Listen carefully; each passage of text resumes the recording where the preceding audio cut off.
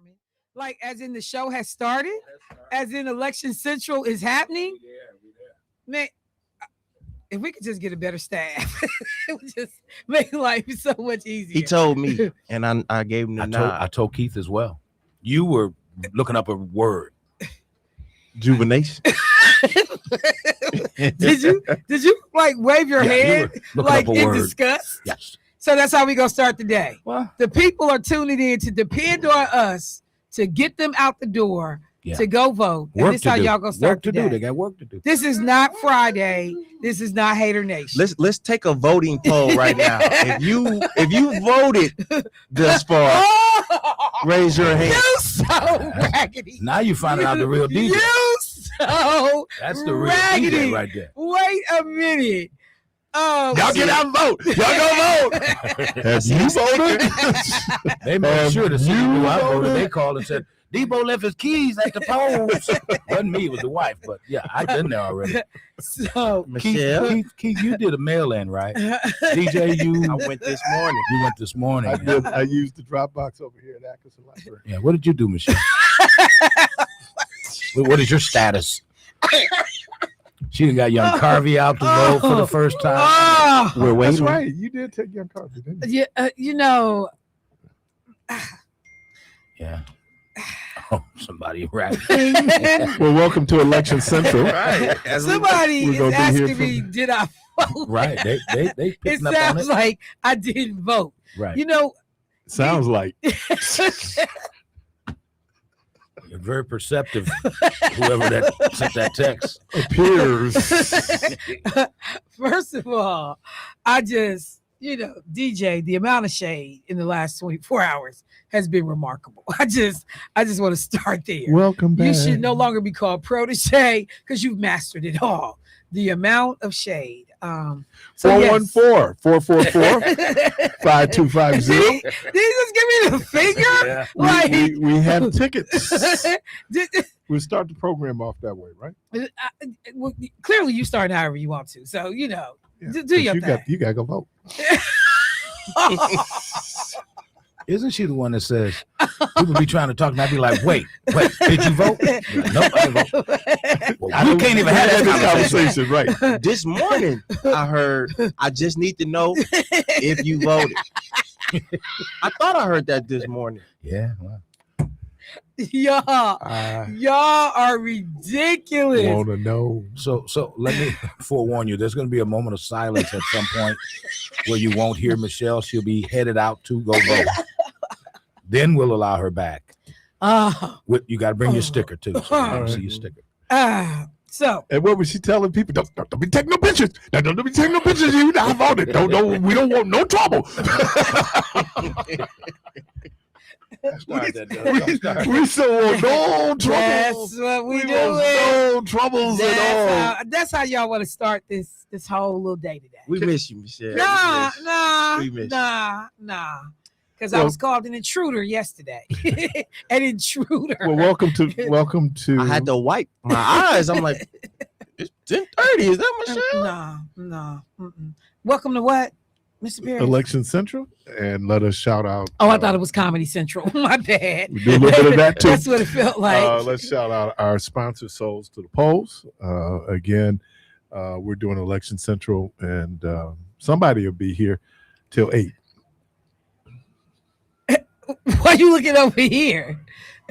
What is all of that about? So I don't like none of this. I don't like the way any of this is going. I feel targeted. So let me just say to people that have picked up on the innuendo, the outright Michelle may not have voted. Implied. I'm May sorry. not. Imply in the window. Suggestion. So Clark Kent was making sure that he adjusted his his vote sticker. And it made me realize that I had not voted yet. Well, I was questioning it because I thought, well, did I early vote? But then I realized I've been gone for 2 weeks.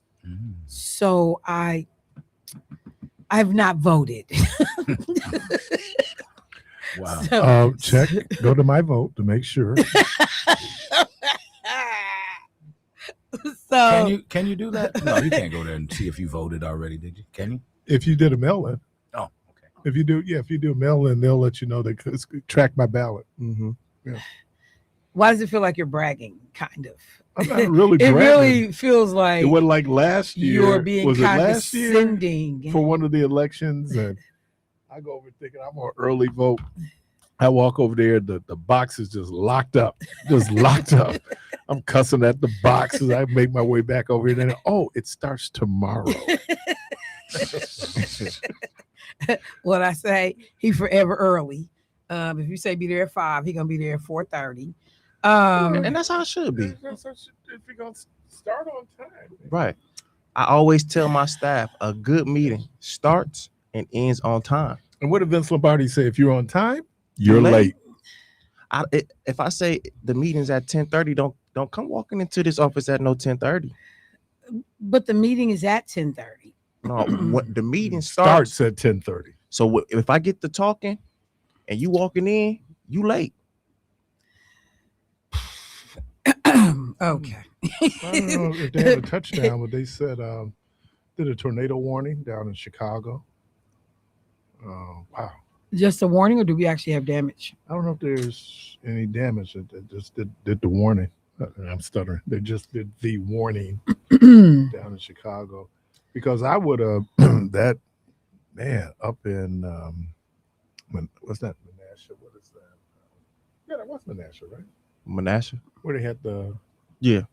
yeah. That's like a couple weeks ago, right? Yeah, that was crazy, man. It looked like a bomb had gone through there. Yeah. So we would like to welcome you all to this iteration of Election Central. We are in the studio, Michelle Bryant. Who are you, sir? Keith Paris. And troublemaker on the end. Devon Jones. Divide, y'all know me. All my friends call me Sweetness. This Divide Jones. So a lot to cover, a lot of ground to cover. We have a ton of folks lined up throughout the course of the day that will be rolling in. The team is right. We tell people all the time, make a plan to vote, make a plan to vote. I remember I did have a plan to vote. I was supposed to get back in early enough on Sunday to be able to go catch the last early polling location. And I got back late and I didn't get to vote. And so, but I swear to God, I completely have forgot today that I had not voted yet. And had I not seen Clark with his I voted sticker, I would have sat here all day and did this show. The only other time I have not voted is when I worked on Mary Burke's campaign for governor. And I had went hard for the whole election period. And later that night around 7:15, I realized that I had not voted. And I was in no position to leave and go vote. Mm-hmm. So, and then the other thing I always think about, Barack Obama, his grandmother, she voted early from her hospital bed. And she had passed away before the election actually occurred, but she got to vote for her grandson to be president. So, and then there's the story that Oprah told about Otis Moss III's grandfather. Tell that. How he was in Georgia. He was going to vote. They said he was at the wrong place. He goes over here to vote. They say he's at the wrong place. They finally get back. So finally, when he gets to the place he needs to vote, the poll had closed.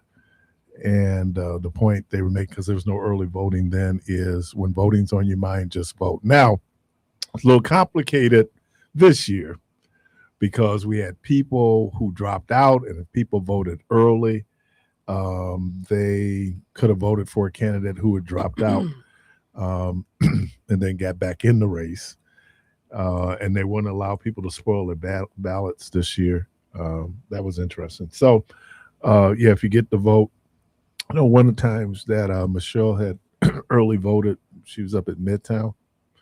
I don't know if that was the first time she ever early voted, but one of the times I remember her early voting, Bryant, and she walks in. Why do you look like you don't know what he's about to say? And she walks up on Tom Barrett. Oh, yeah. And she goes, "Ooh, you're not supposed to be here. Ooh."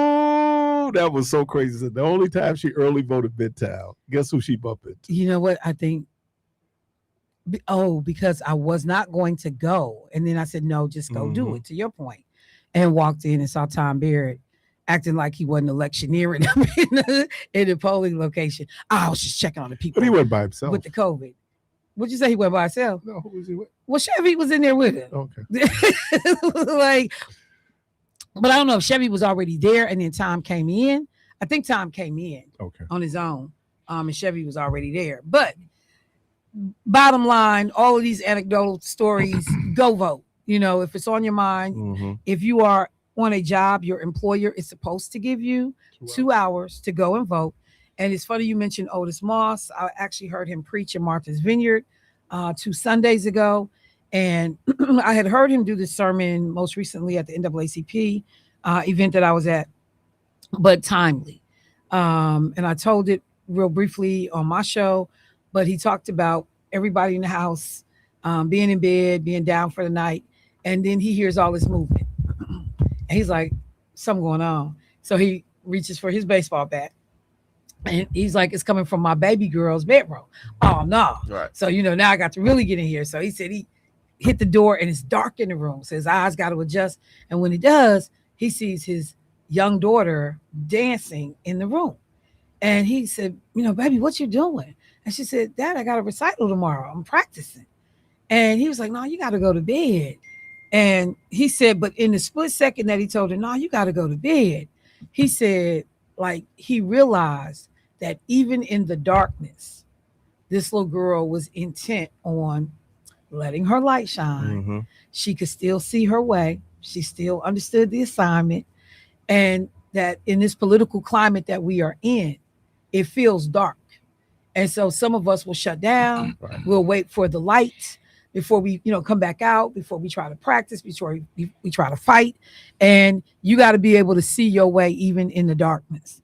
And so even though that was my second time hearing that sermon, it still landed. Mm-hmm. I appreciate it because many of us are battling with people right now who will stay home because they don't like what they see.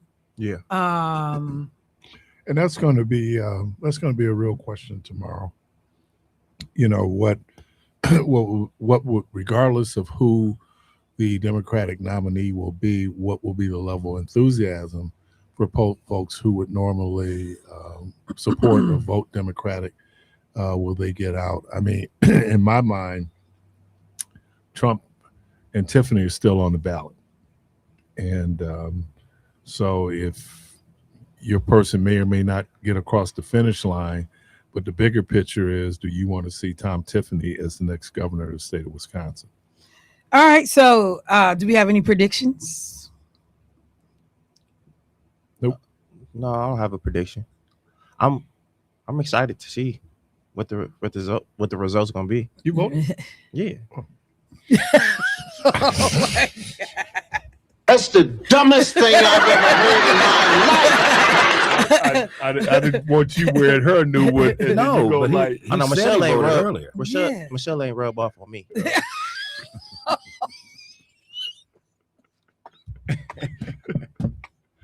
Wow.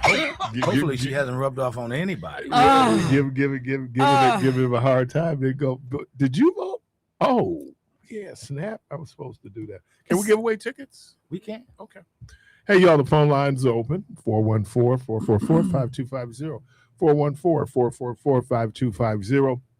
If you want to win a set of tickets to the Harvest Blues R&B Jazz Festival. Harbor? Harbor. Yep. I used to say Harbor Fest, but it's not Harbor Fest, is it? Yeah, help yourself, child. Harbor.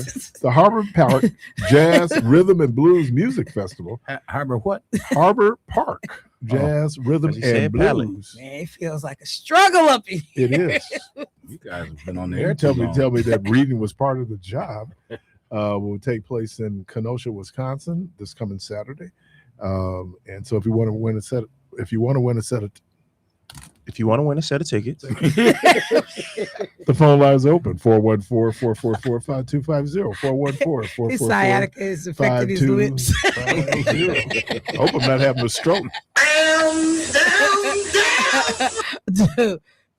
Well, at least somebody heard it. The phone rang. Right, How you are, know, like, how are they winning? Just call. And yeah, what do they have to win, do? or Do they have to do put them anything? on the air. Or to win ask them a tickets? question. What do you all want to do? Just ask him a question. Okay. Well, you just ask him a question, and he said okay. So you're gonna just make up a question on the spot? Welcome to the program. How are you? Yeah, he finally got it out. He finally got it out. He got all tongued. Tongue did it. Tied tongue. Wait, ho. Let me get this straight. You gonna take a shot before you get the tickets? Is that how we operating? No, hey man, the way you crack jokes, I know you ain't getting all. Look, Yeah, but right now I'm in the driver's seat because I got the tickets you want. that's all right. You gonna take a shot? Stand on yours, You gonna take bro. a shot Stand on on here, yours. take the ticket. Sound like Jermaine, don't it? Hey, Michelle, he talking to the right one right now. There you go, player. Stand on it. Nobody care if he holding the tickets or not. Stand on it. Right, that ain't nothing. I got money. I'll pay my way in. Come on with it, boy. I appreciate you. No, go ahead. Oh, I thought you wanted me to hang up. I had my finger on the button. No, he got the money. Let him go buy the I'm ticket. just saying. Come on with it, boy. What's happening, man? Did you vote already? Tickets. Yes, I did. I early voted. Oh, excellent. Is that the I question? early voted. You said you had a question. Did you vote already? That can't be the Yes. question. Why can't that be the question? Because you get into a gray area like, oh, So this whole the production question meeting we is had contingent just went upon right out the getting window. a ticket. So we can't ask that as a question. Hey, Michelle, I done answered his question, so I mean it's over. You know what? For you, Oh, he sound like he. it won't be over for us. I'm trying to Oh, keep well. him out of jail. Welcome to the Talk Trash Hour. I'm not. You say a little something, something. I say a little something, something. I'm just saying.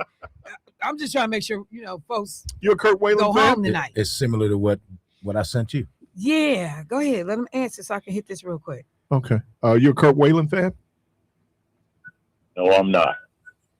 Oh, What? you should hang up then. No. All right. No, I appreciate I got in for the call. No, he's a headliner for the concert For the for the concert. tickets you just won. So if you're So- not gonna go, Did you? Well, I'm gonna go. No, I'm You gonna go. gonna go. But I mean, hey, he ain't the only one singing, is it? No, Nah, as a matter of fact, that's a great segue. At 2 p.m., Mr. Jerome, the Jerome Porter Quintet. At 3:30, Miss Nora Jean Brousseau, the blues band. And then the Corey Wilkes Quartet. And then they said, then of course, the main event, the man himself, Mr. Kurt Whalen.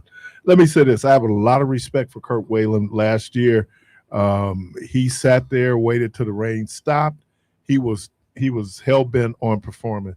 He started performing about 25 minutes into the set. It started raining again. So the fact that he's even coming back this year says a whole lot that he really, really wanted to do that show last year. All right, man. So let me, Debo, get your information. Thank you, man. And thank you for calling. Thank you for listening. if I All the time. if I accidentally pushed the wrong button like Jermaine did this morning, just call back. Hey, Debo, you know you've been around that place too long. You don't make mistakes. No, that's not true. Hold the line, please. Click. What up, Byron? Hey, man, you, bro. You can't forget B. Ryan over there, man. What's happening? So if I could for just a moment, I'd like to do a public service announcement.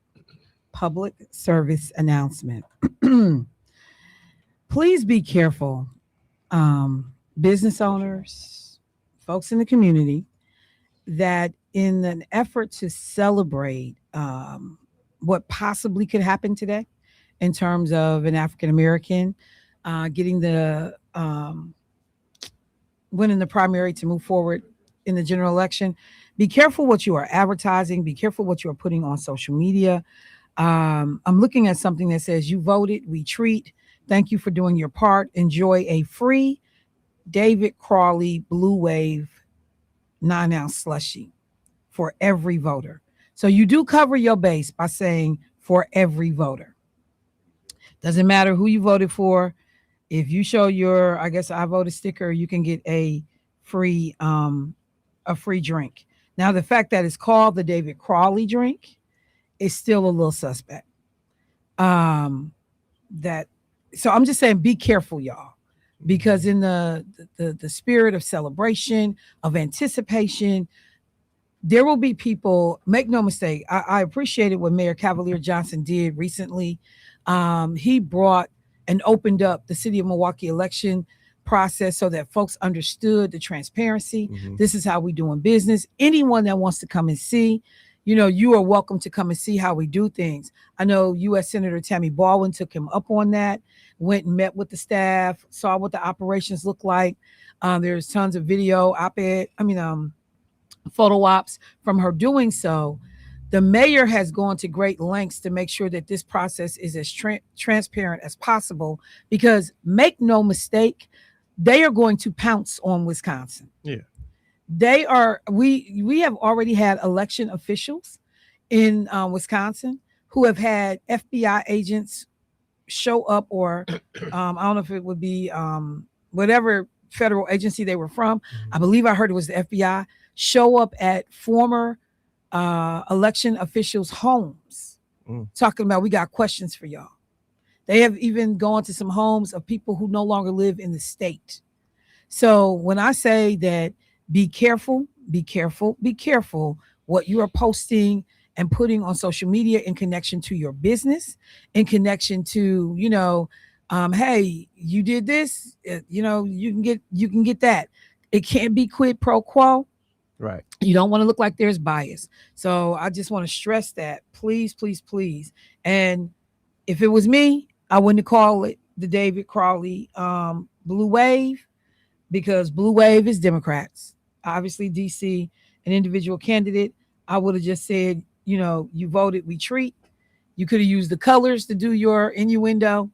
But just be careful, y'all. Be careful. And Michelle, I did go Tips on cheating. on this. I did go on their That's their what you site, heard. and I messaged That's them. what you I heard. attempted to call. I asked them to please take it down. We certainly appreciate the engagement, but we don't want to, have any foul play or nothing. Not foul play in the sense of that, but just be careful how you put that out there. So when it was brought to my attention, so go. Yeah, we have a president that is on the vindictive tour. I'm going after my enemies tour, and we now have an attorney general who is more than willing to help move that agenda along. Speaking of that dude, did you hear what happened No. in Turkey? The airplanes, yes, we did. So but- just in case you're not familiar ahead. with the story, first of all, remember that jet that was given by the Qatari government. It was didn't have the same bell and whistles that the Air Force Ones they're currently using now, anti missiles, all these things, like the technology on that plane in terms of its defense. And let me just say this, because I just want to make it a little bit stronger point. Not just about the bells and whistles, and you did go on to say the missile defense systems. Like, it didn't have the security apparatus that is required to be moving around the president of the United States. Okay. I mean, because bells and whistles sounds like some extras. No, it didn't have the necessities. Go ahead. Yes, in terms of security. Right. Now, it had other amenities. Yes. It's supposed to be very luxurious, but Oh, yeah. it could be shot down. So So they go in style. so much for comfort. Yeah. So we know the story that we heard was the reason why he did not fly back on the Qatari gift was because of, he said, they flew it to England. So because the troops really wanted to see that plane. Okay. Then we began to find out, that there was a threat made by the Iranian government on his life. And Americans are not very good at geography, even our local geography, certainly international geography. I did not know that Turkey and Iran shares a border. So that means that Iran really could, based on proximity, have a real shot at, shooting that plane down. So we thought, okay, he just got on the other Air Force One. Anytime the president gets in a one of these military vehicles, it becomes one, right? Right. So like Marine One, the helicopter, that's Marine One when the president is in Marine One. So this dude ain't. So what we find out today or yesterday, and thank you to Washington Post for breaking this story, was that he gave the illusion that he was on that Air Force One, but in fact he wasn't. They showed him going up the stairs. Some kind of way he gets down. He gets in a catering truck, and then they put him Egyptian in another catering truck. Okay, and they put him in another plane. Air Force One flies off with staff and press. They're the decoy, right? And then that's how he returns home. And then they get it there where they don't see people show him getting on the plane, and then he walks off the plane. This dude. But you know, I wouldn't be getting on that plane. Yeah, and if you the press, but just think, he left press and staff right on that plane. They had no that clue. Was ultimately being used as a decoy. Right. And these people, they were told to keep your shades down. But they have no idea that their lives are potentially in danger. And the threat was found to be so credible that you got, you know, our federal government making all of these moves. Something had to raise an alarm, though. I'm getting on Air Force One without the president. No, he got on the plane. He got on, but then was taken off. It was taken off. And I don't know that everybody saw him be taken off. Because there's two ways that you can get on the plane. Yeah, you can get on the front of the plane, or you get on the back of the plane. And they were able to get him off. I don't know how no one saw it on the ground. So here it is. Mr. Trump boarded the older plane from the left side door in view of cameras, news organizations, including the New York Times. Reported that he had traveled on it to Britain, where he switched back to the newer plane. They then reported that there was a decision made because of security, not being equipped with all of the defense capabilities that they needed. So instead of flying out aboard the older powder blue modified 747, he was whisked off the plane via a catering container. A catering container that had been lifted to the opposite side of the plane from where the journalist traveling with him had boarded. So they couldn't see it. Rolled him to the other. And again. And even your staff, man, because you don't like the journal. You don't really care for most journalists. Right. So you don't care if they die. But even the people working for you, many of these folks were just left sitting ducks. This is the most despicable thing ever. And that was a credible threat. And again, just the proximity to the Iranian border. Oh, yeah, they got to take that seriously. And then so nobody saw them like taking diapers off the plane either. They had to transport some of the materials. Oh, okay. But just the idea also that then you get moved back to the Qatari plane for no other reason than appearances, and you don't want the world to know you dumb and you wrong for having how much money has been invested in this plane? Like $1 billion in retrofits, and it's still not actually ready. That's why it's taken so long for them to build the new Air Force Ones, because of the sophistication of that plane and the intricacies of that plane. But he's more concerned with luxury than he is with, practicality. Well, what did he say about the Beast when he first came in? Right. Well, and he shunned the vehicle that Barack Obama had done. Oh, mine's going to be bigger, better, faster. And he ended up having to use the one that Barack had designed in his team. Okay. All right. Let me stop, because I'm going to go down a rabbit hole. I understand that we have our first guest of the show has joined us, the chair of the Democratic Party of Wisconsin, Devin Remiker. Devin, are you with us? I am with you. Thanks for having me. Hey, how are you today? I am doing well. I am eager and waiting for the results so we know who our nominee is to beat Tom Tiffany and help usher in a Democratic trifecta after November. So look, I was getting ready to say, really, are you doing well? Because I think I would be exhausted and energized and crazy and all over the place at the same time. This election is historic no matter what happens today. What happened that he would be here, there, and everywhere? Well, I don't know. That I'm aware of. Look, Devin, have you been here, there, and everywhere? I have been traveling the state, and we will be doing a lot more after the primary is over. We have an entire tour planned for our nominee to help ensure that they are ready to go on day one, whoever it is. But I mean, to answer your question, I actually am doing well. I'm excited. I mean, these primaries, the state party is neutral in. So, we just get things ready. We prepare the sort of runway that our candidate's going to be able to take off from. But tomorrow we get to really engage and get behind somebody and help make them the next governor of the state of Wisconsin. And that to me is when the real work starts and the real fun begins. Do you think this election cycle has really shown that will show or won't show how big the tent is for the Democratic Party?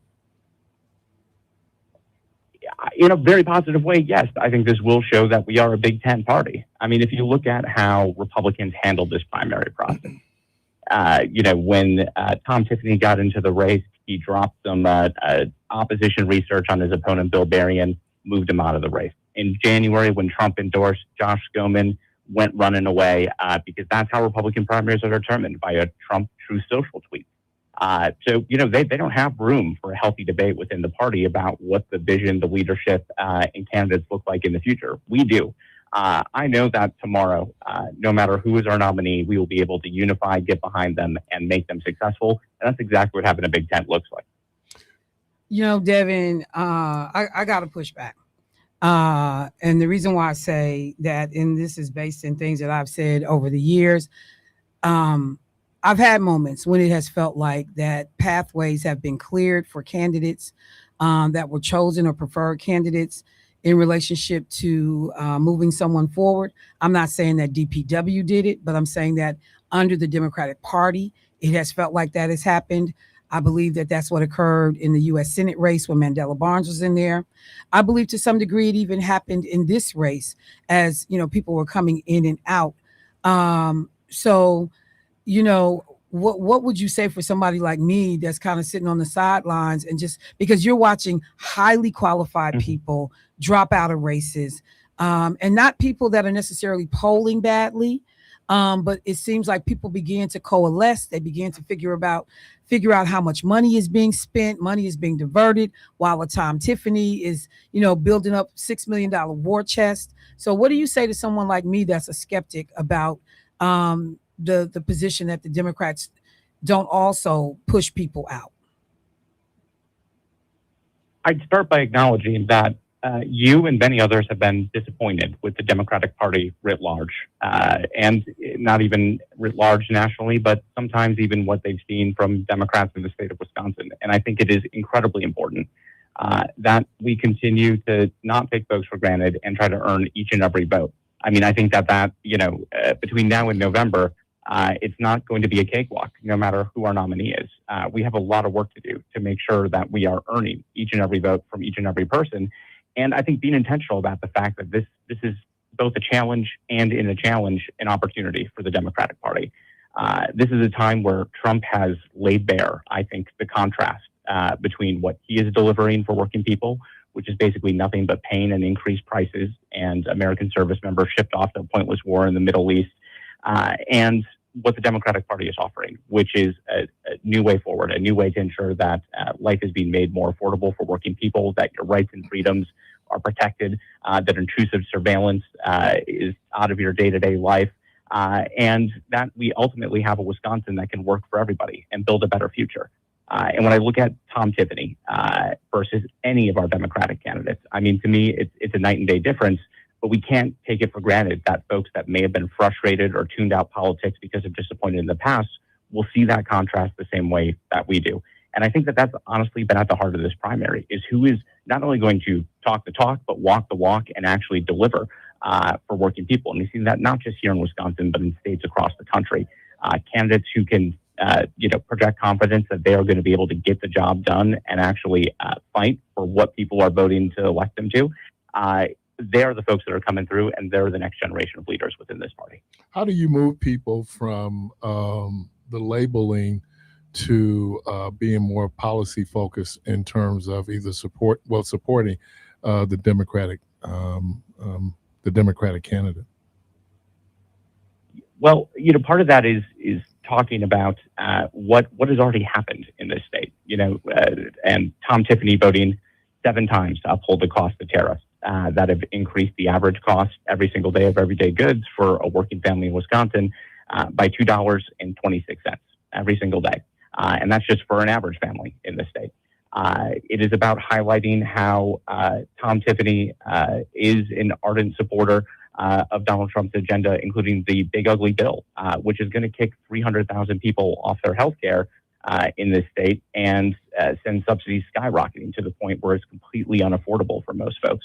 But what I would say is, there's ultimately a real need for the Democratic Party to be very clear about what this means, right? Like I say, 300,000 folks are losing their health care. Honestly, sometimes that's too big of a number for people to grapple with. It is the specific stories that folks have, heartbreaking examples like a cancer survivor in Western Wisconsin who was just talking about how their subsidies are now $20,000 a year just to get the care that they need with that support gone. There are people like that all over Wisconsin that are going to be impacted now and within the next year as a result of the big ugly bill. And when I look at Democratic candidates, what I see are proposals that are all about different ways to actually help these problems instead of handing tax cuts to billionaires. Ultimately, I heard a little bit of the segment before I came in, but right now Republicans have been focused on luxuries for those that already have luxury in their life, who already have billions upon billions of dollars, so much so they can spend $60 million to try to buy an election in Wisconsin, like Elon Musk. That's fun money for them. That is who they are focused on. We are focused on working people and making life better for them. And I think that, what folks are experiencing right now is making that contrast crystal clear. Voter turnout in primaries are usually traditionally lower than the general election. What processes and ideas have you all brought forward to kind of uplift voter turnout in the primaries and then continue that momentum going into November? Well, number one, I think our neutrality is part of that, right?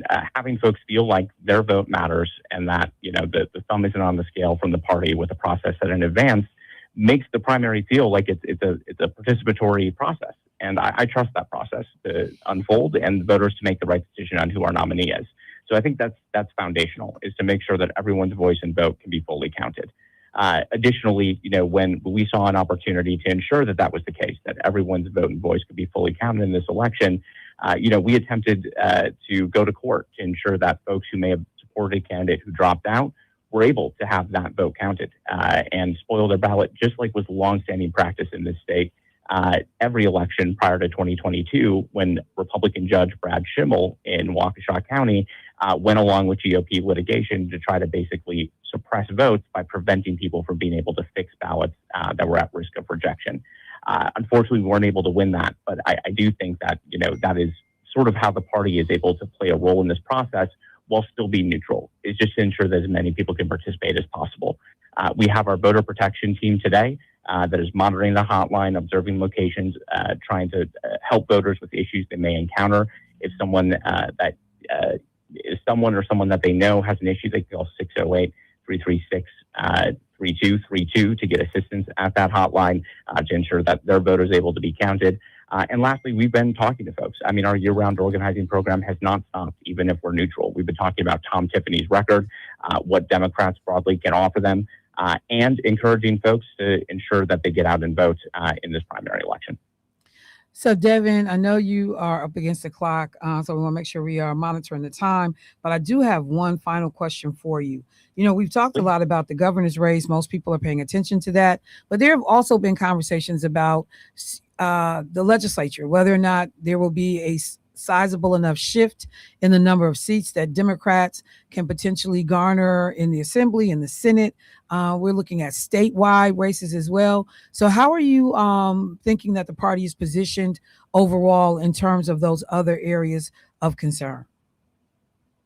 We have a ton of fantastic candidates running for state legislative races, and there's so many around the state. There's almost too many to name, but I feel that we have incredibly good odds for the first time in almost 20 years to win a Democratic trifecta of not just the governorship, but also the state assembly and the state senate. And that is ultimately the key that will unlock tremendous change in this state.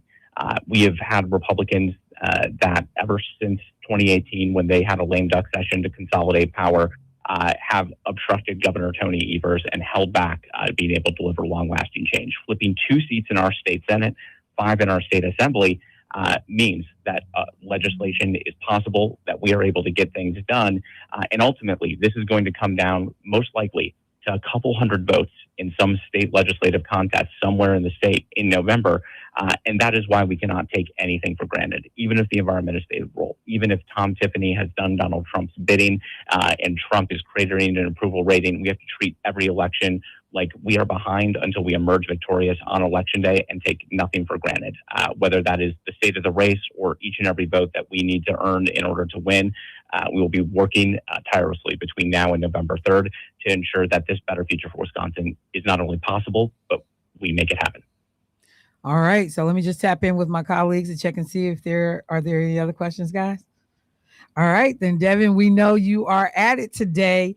I can only imagine. So where are you going to be based, in Madison to watch results come in, or are you somewhere else in the state? Well, I'm going to be voting at my voting location in the township of Excelsior, and then I'll be heading down to Madison with my team here at the headquarters to eagerly await the results along with everybody else. Well, thank you for the hard work. Thank you for making time to check in with us, and thank your team, Daryl Gibson and folks, for helping to make this possible. And we will see you on the other side of this election and talk about what the future holds. Fantastic. Thank you so much for having me. Really appreciate it. And Daryl's the best, isn't he? Yeah, he is. He answers the phone. I appreciate that. Thanks a lot, Devin. All right. Thank you. I'll take care. All right, y'all. That was none other than Devin Remiker, the chair of the Democratic Party of Wisconsin.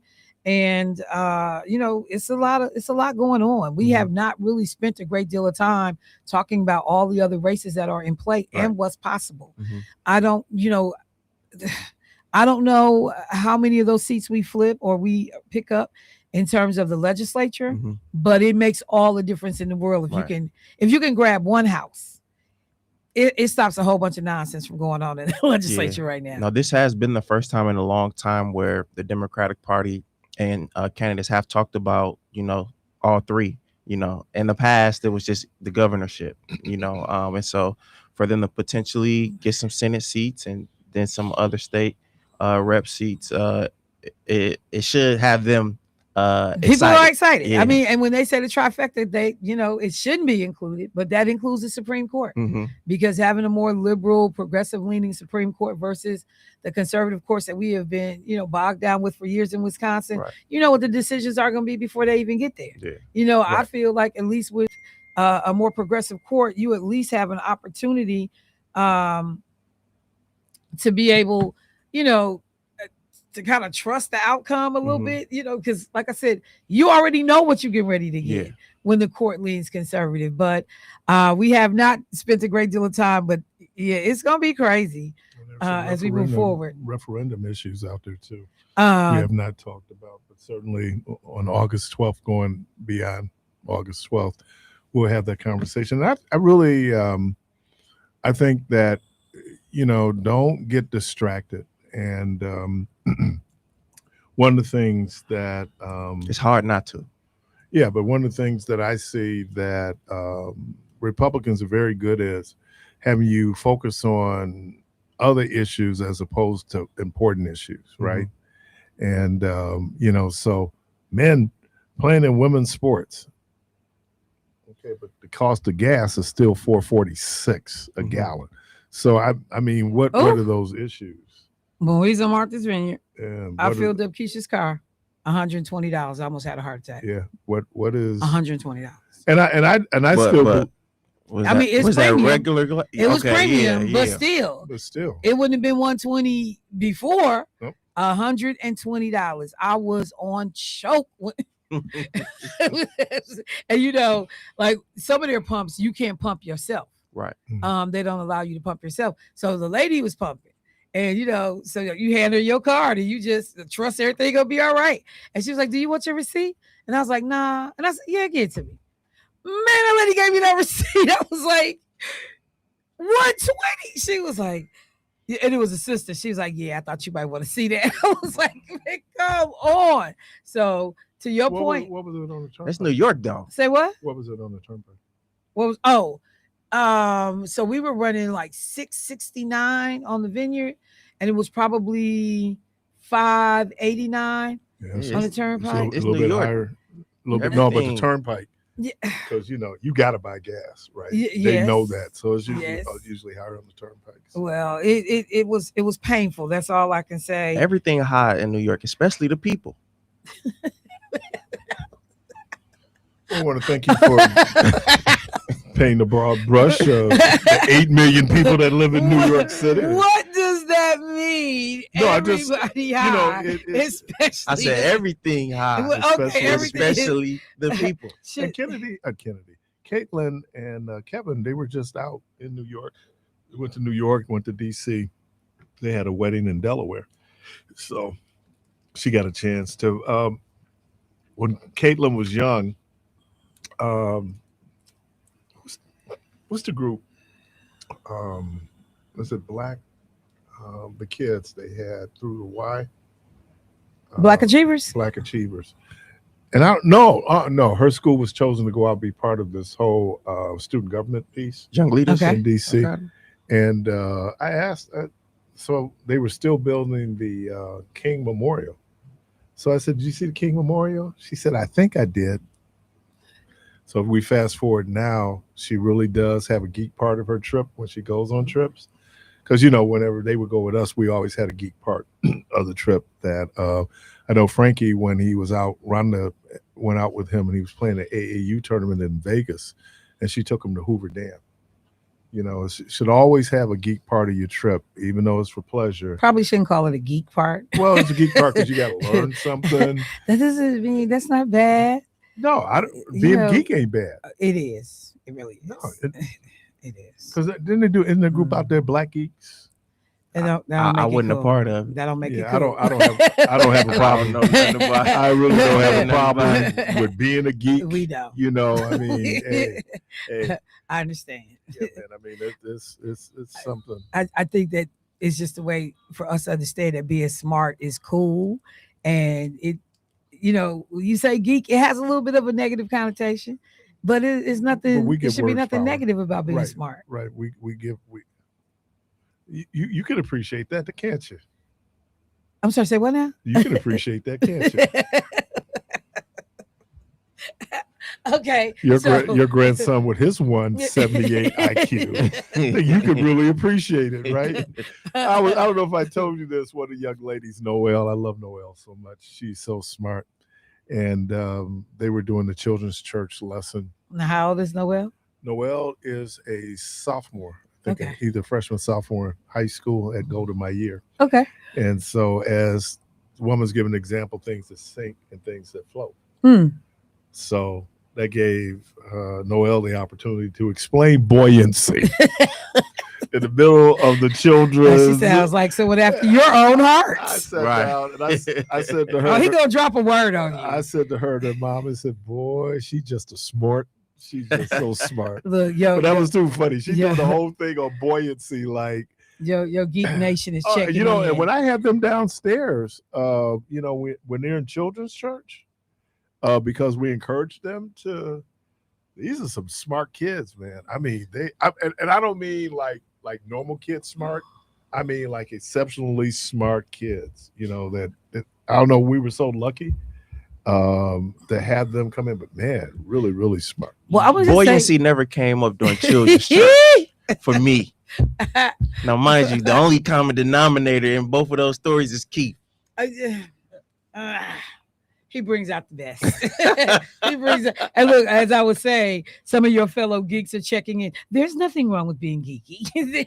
They're checking in to support Nothing you. at all. Nothing say that? Oh. I'm sorry. Byron, did you laugh over there? No, that's Oh, Clark. that's Clark Clark. came back in. Yeah, the sadness of it all. Yeah, I Well, mean, I think No, I was just gonna say the one thing I just trip out is the access to things that they have at an earlier age than we do. Mhm. So there is this website, and parents and even adults. Let me put you on if you didn't know this and you're not proficient in terms of typing. There is a website called typing.com, and it literally teaches you how to type, no matter your age, or at least you're old enough to read and understand, but your skill level. And I'm watching Atlas, who went from just being able to take one finger and do 2 letters to now fully using his hand, typing 35 words a minute. It is free. It is free. It is free. It is free. So if you run a summer camp, if you have children at home, you want to give them something to do that also will give them a leg up, go to that website and just, because the way they text is not the way you type. Right. God. And when they go to college, for those that will, and you may have to use a laptop and type, you need to learn how to do it. And this will do it for free. And that's the thing about texting, because the protocol is that you don't use punctuations, right? You can Shorthand. Not use me. it, huh? And I'm terrible. I use paragraphs. I don't have one long run-on sentence or run-on sentences. I can't stand it. Like people that text with me, they get mad because I take up a whole bunch of space because there's a space in between when I'm making a What does it transition. sound like to you? I'm a part of the group of men that just summarize that as I'm not reading all that. Yeah, but I'm No, but it's easier to read. Like Hey, where's If you sending me Are paragraphs, geeks more likely to text in complete sentences and paragraphs? oh yeah. Wait a minute, because it sounds like. No, you felt that. You check that box on your own. I'm just saying. No, You did that, Michelle. no, I didn't. I just believe that there should be clean ways to communicate. I agree. And just this big blob of information, just 12, 15, 25 sentences. That's madness. Send a separate text. 3-4 sentences. Boom. Why? Then I could another just do it in one text box. And remember when we used A to be space. limited to characters in text messages? Depending on your plan, boo. Yeah, that world has changed. Depending on your plan. Look at the cell phone guy looking away. Free That y'all used to rob Americans. free calls after 7. Oh, Don't deal with that no more. Roman. Right. Oh, it's still a racket though, because they kept switching me to satellite while I was in the vineyard, and I'm like, you can't call, but they'll let you text. Yep. So with the Madness.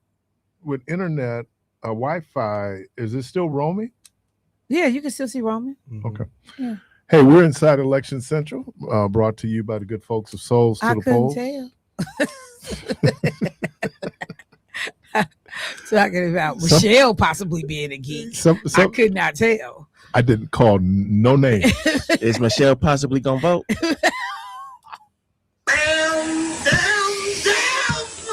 For real, Clark?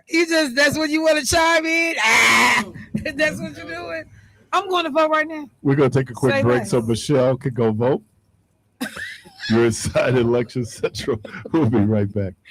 Y'all are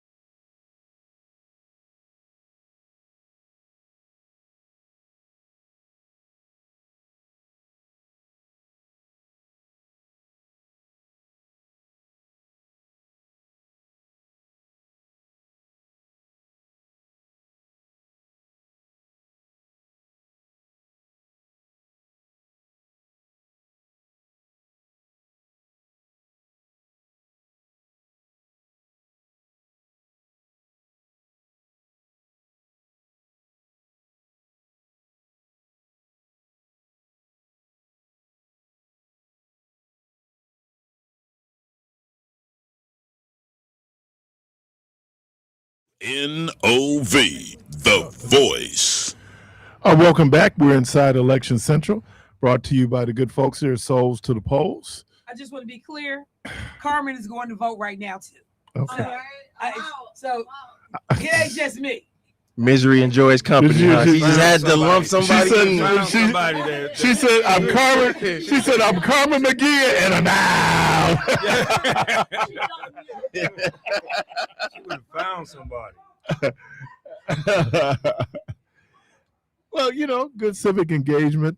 Just those of you who are listening to us and those who are watching us were joined in studio by Mr. Terrence Ray. What's up, T? Hey, man. How you doing? I'm good, man. How you doing? I'm better, Debo? man. Great. I'm doing good, man. And I always forget my man's name on the end, though, man. DJ. But DJ, yeah. How you doing, bro? I'm all right. Yourself? I'm getting better and better every day. On the other side over there. Huh? Just say what's happening, Clark. What's happening, Clark? Just say that. What's that, Clark? Yeah. What's happening, Clark? That's terrible, man. I'm trying to get him broke It sounds in, man. so much better on YouTube, though. He got a mouthful of pizza right now. That's what's wrong with him. It sounds so much better. Hey, Clark.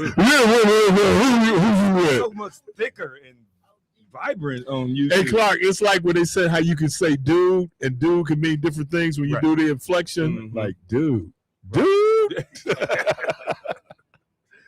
So anyway, we're inside Election Central. Again, brought to you by the good folks of Souls to the Polls. You still have time, obviously, to get and vote. And let me suggest again, before you go vote, go to My Vote, WI, to make sure that you're going to the right polling place. And stop raining, which is a good thing.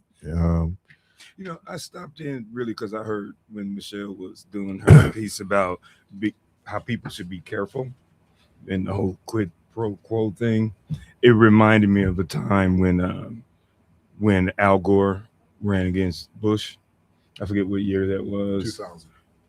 Me, Roberta Harris, Brad Pruitt, and Roberta Craig Harris. Berry. We Okay. did a concert at the Matrix Okay. on Capitol. And we said, if you have your I voted sticker, you can get in free. We brought in Next and Too Short. And during that time, Tommy Thompson was governor.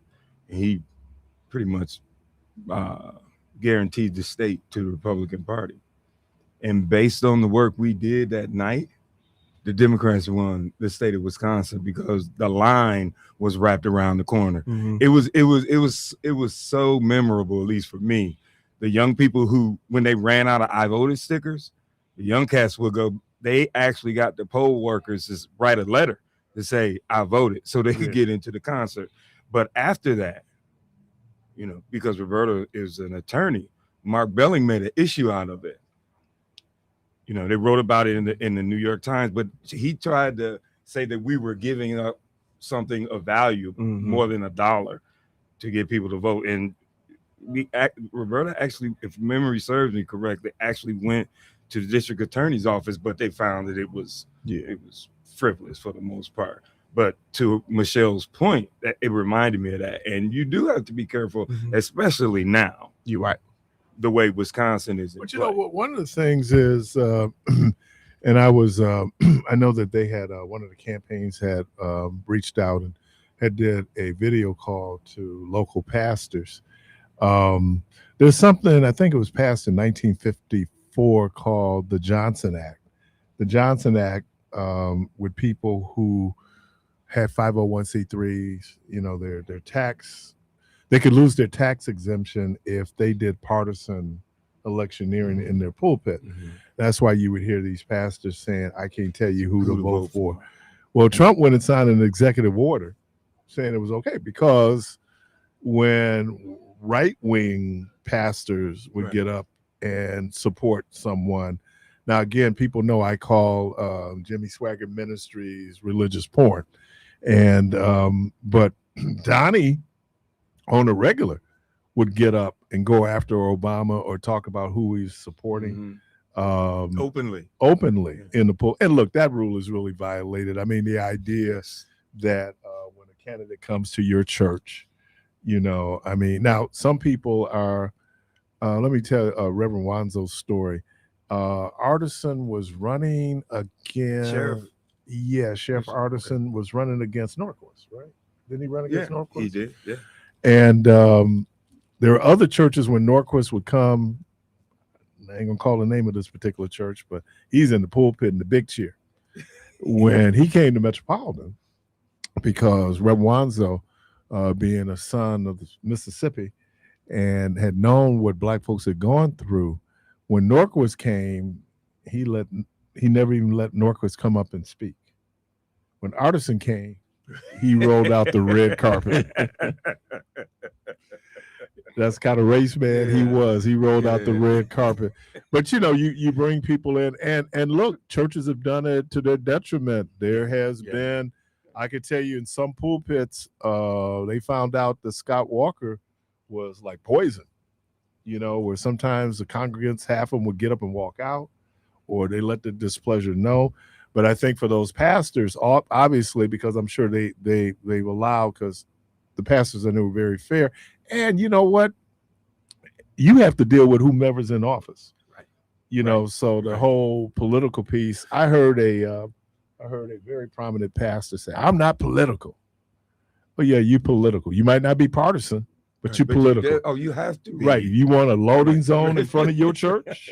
That's political. Building permits. Yeah. Right. Yeah. Zone variances, that's politics. But I've always been fascinated by that thing about giving away something of value, you know, because they placed the value on it. Like, was it during COVID when folks was waiting in line and they got in trouble for handing out bottles of water in Atlanta, wasn't it? Yeah, that was when they passed the law. Yeah. After that? No, they passed the law. That's why that you couldn't. That you couldn't, right? Yeah. And that's the point. It's like, I mean, I believe that was around COVID, wasn't it? that was around COVID. Yeah, because during those COVID. lines was extremely long. And And the obviously, heat. it was unprecedented at the time because we were going through the COVID. pandemic. Yep. No, I remember that. Well, that's funny because I remember Keon over at Riverside, because we only had 5 voting locations in I in the heard. spring election. Right, exactly. And Keon was over Exactly. giving out masks. Mhm. And that was a crazy day, though. I called in the You station did. that day. Yeah. I was with from him Riverside. I was with him earlier that day, and I didn't go do that. But I remember he told He me was over at Riverside. yes. And then the crazy thing was when I got to Riverside, because I went to, where did I go? I went to Washington, I went to Marshall, Okay. and then in the evening I went to Riverside. And man, it was 70-something degrees Yes. when I got over there, Yes. and that temperature dropped. Yeah. And you could just see it, you know, because they do the what is that, thermostat right there on the marquee, and watch. But those people stayed in Yes, line. they did. And here's the other did. thing. I don't know if y'all remember, the National Guard was there They But- were in khakis they were and posted polos. up Yeah, they were. everywhere because they were doing. You could see them doing their training Mhm. Right. all over the city. Well, no, but they were in khakis and polos. Right. They weren't in uniform, and they were there to and to see people get out every now and then. You know, until this election cycle, I thought that was one of the wildest election cycles I'd ever been involved in. And like DJ was saying, you couple that with COVID, Right. and it's just it's I mean, crazy. That's the reason why the lines were so long and it was so chaotic because people you want know to come outside. you know out the people house. gave Milwaukee a lot of the Milwaukee Commission a lot of blues because Madison had more polling places available than Milwaukee during that particular Chicago time. only had 12. Mhm. But to your point, Keith, Wait a minute, hold on. But I want you to understand magnitude and scale. Chicago had only 12 in the whole city. in the whole city. Chicago had 3 million people. And you know, when I heard people, because I know that it was some real, it was a tense moment. Let me Right. put it that It way. was. And people, we had 3 locations on the north side. Mhm. You know, but could you imagine you would have poll workers going in there working, elderly folks, Right. get sick and die, Right. and then people go, "Well, why you had the polls open? But to your point about scale, You couldn't win." you go from over 100 sites to what, 5? Mhm. Right. And what I actually got frustrated about, and I think I did a Facebook post about it. Nobody said anything. Yeah. You know, and having worked, What do you mean nobody said anything? I'm getting ready to explain exactly what I meant. Having worked for a U.S. congressman and 2 state legislators, one of the things that used to irritate me, and I understood because the legislators that I worked for were very visible and accessible. Mhm. Barrett was accessible. Spencer Cox was accessible. Gary George, not so much, but people knew who Gary was. And the people will call Barrett's office, the congressional office, for stuff that your alderperson is supposed to be taking care of. Right. And I understand, you know, you call the person you remember, Mm-hmm. but to have that kind of stuff going on and understanding that that's a local political issue, that's on the ground. Yeah. You know, and your aldermanic district has been directly impacted. Don't nobody know where they're going. Mm-hmm. Nobody, you know, you go to polling places or sites that ain't open. You didn't know they were closing. Right. It was chaotic. Yeah, it was. And when I say nobody, I'm specifically referring to alder people who I didn't hear them say anything. And I was on the ground during that time. That's what I meant when I said not saying anything. And I think it was an issue that was big enough to, you could even prepare a statement that would cover yourself to make sure you didn't say anything. It also highlighted just, you know, the differences from a generational standpoint, because if you, to your point, you probably talking about probably word of mouth or maybe some literature, but majority of the information that we had to figure out was online. And I know for me, it was a website that I had to look up because obviously today I'm able to go where I was always able to vote, which is Marvin Pratt Elementary School. But at that time, we had to actually look up, you know, I had to go to Riverside. You know, some people had to go to Washington, and a lot of our elderly individuals, they didn't have that technological savviness to be able to understand this is what I do in order to know where to go vote. But I think we have to think about this. We shut America down on March 14th. That election during COVID, Mm-hmm. the world was shut down on March 14th. Okay. The election was held like that first Tuesday in April. Okay. There was uncertainty. There was Supreme Court. Can we accept ballots? They overwhelmed the mail-in ballot system, making requests. So there was no way that they could get all the ballots out for people. That was such a Michelle. Yeah, Michelle always said there's an asterisk there because of what we were dealing with. Mm-hmm. You know, at that point, and I don't know who would have been the winner. This was a hotly contested race. Mm-hmm. You know, that actually initiated, you know, my mom doing absentee voting, because I was always like my mom. Obviously, like I just said, she lived literally up the street, so she could walk to and vote. But during this time, it changed everything, and with everyone getting, you know, older in age, she said, you know what, I'm gonna do the absentee vote. With Keith, it was profoundly different compared to anything we had ever, and that's why whenever I talk about COVID, I don't just talk about America. That was the first time in my life, and I'll be 65 in November, that I saw the world. I mean, nothing was moving. And then in America, when you stop sports in America, when you can see entertainment venues literally shut down, stadiums were shut down.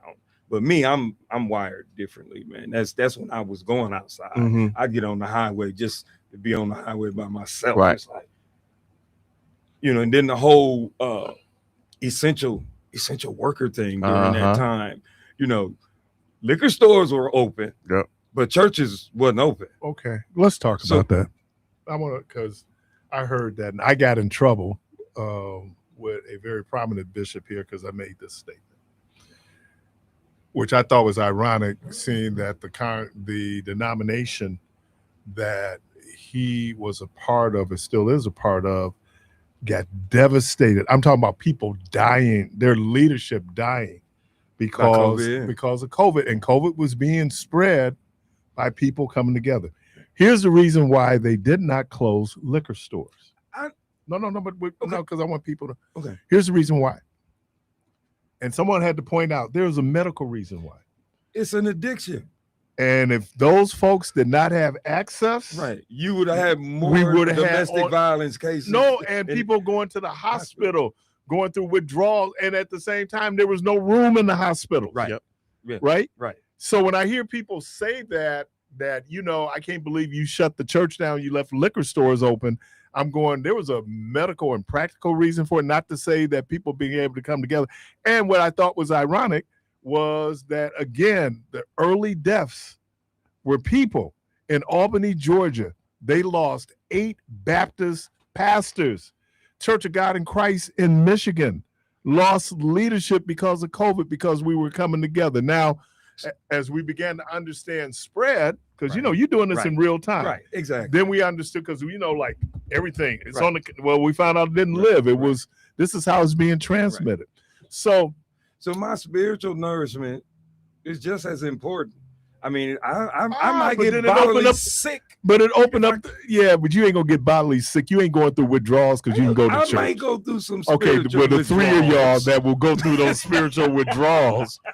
And here's the other thing I said to people: we had holes before COVID. You People right, weren't you coming right. to church You right. before COVID. Mhm. And then here, That's a good point. and then let me say this. That's a good point. We wasn't going to church then. You think church contributions dropped? They did not. Yeah, because now we in the comfort at the There were people were saying that in some instances their church contributions went up. Yeah. So when people are kind of getting into it, Ain't then that when much it money, also, ain't that much stuff you can spend your money on then, Right. you know? And admittedly, when I use that I do it for dramatic effect. I will admit that. look, dude, I will admit I'm that. telling you, they was But I- wearing me out. They will still wear you out, Yeah, I was like, especially since he pleaded the fifth. But I understand in people's lives, in all candor, having been an addict, I understand addictive personalities and the impact that the addiction can physically have on you. So I mean, the whole, because I can still go by my OE, but I can't go to church. That's where I'm at. okay. That's no issue. But who gonna go through withdrawals? I'm talking about physical withdrawals. And But you then- know that is sick. That you are sick. Yeah. Your I'm little soul being sick. It hurts. And Jesus said, "Go in your closet." No disrespect. No, I'm just saying I get it. that sometimes some of the things. It's a different perspective. 'Cause And I then didn't what think it about did, like, honestly. and then when you think about what it also did, was it introduced technology to Right. churches, Yes, which kind of moved them from. it did. It did. Now I hear people talking about people need to come back to church. Now that's on you. Now let me Right. because I'm like you. I really, really wanted to go to church. I really missed that in-person worship experience. That's what COVID to me took away So you know what I ended up from doing? us. I mean, me and you. I mean, I'm old school. SKOOL. Mhm. Well, I'm. Don't text me. I want to. I mean, don't get me wrong. I do utilize technology, but I would prefer to pick up the phone and holler at Keith. I want to talk to you. I Mhm. want to be engaged. That way, I can see. I watch body language. But then I'm new school because text me. See?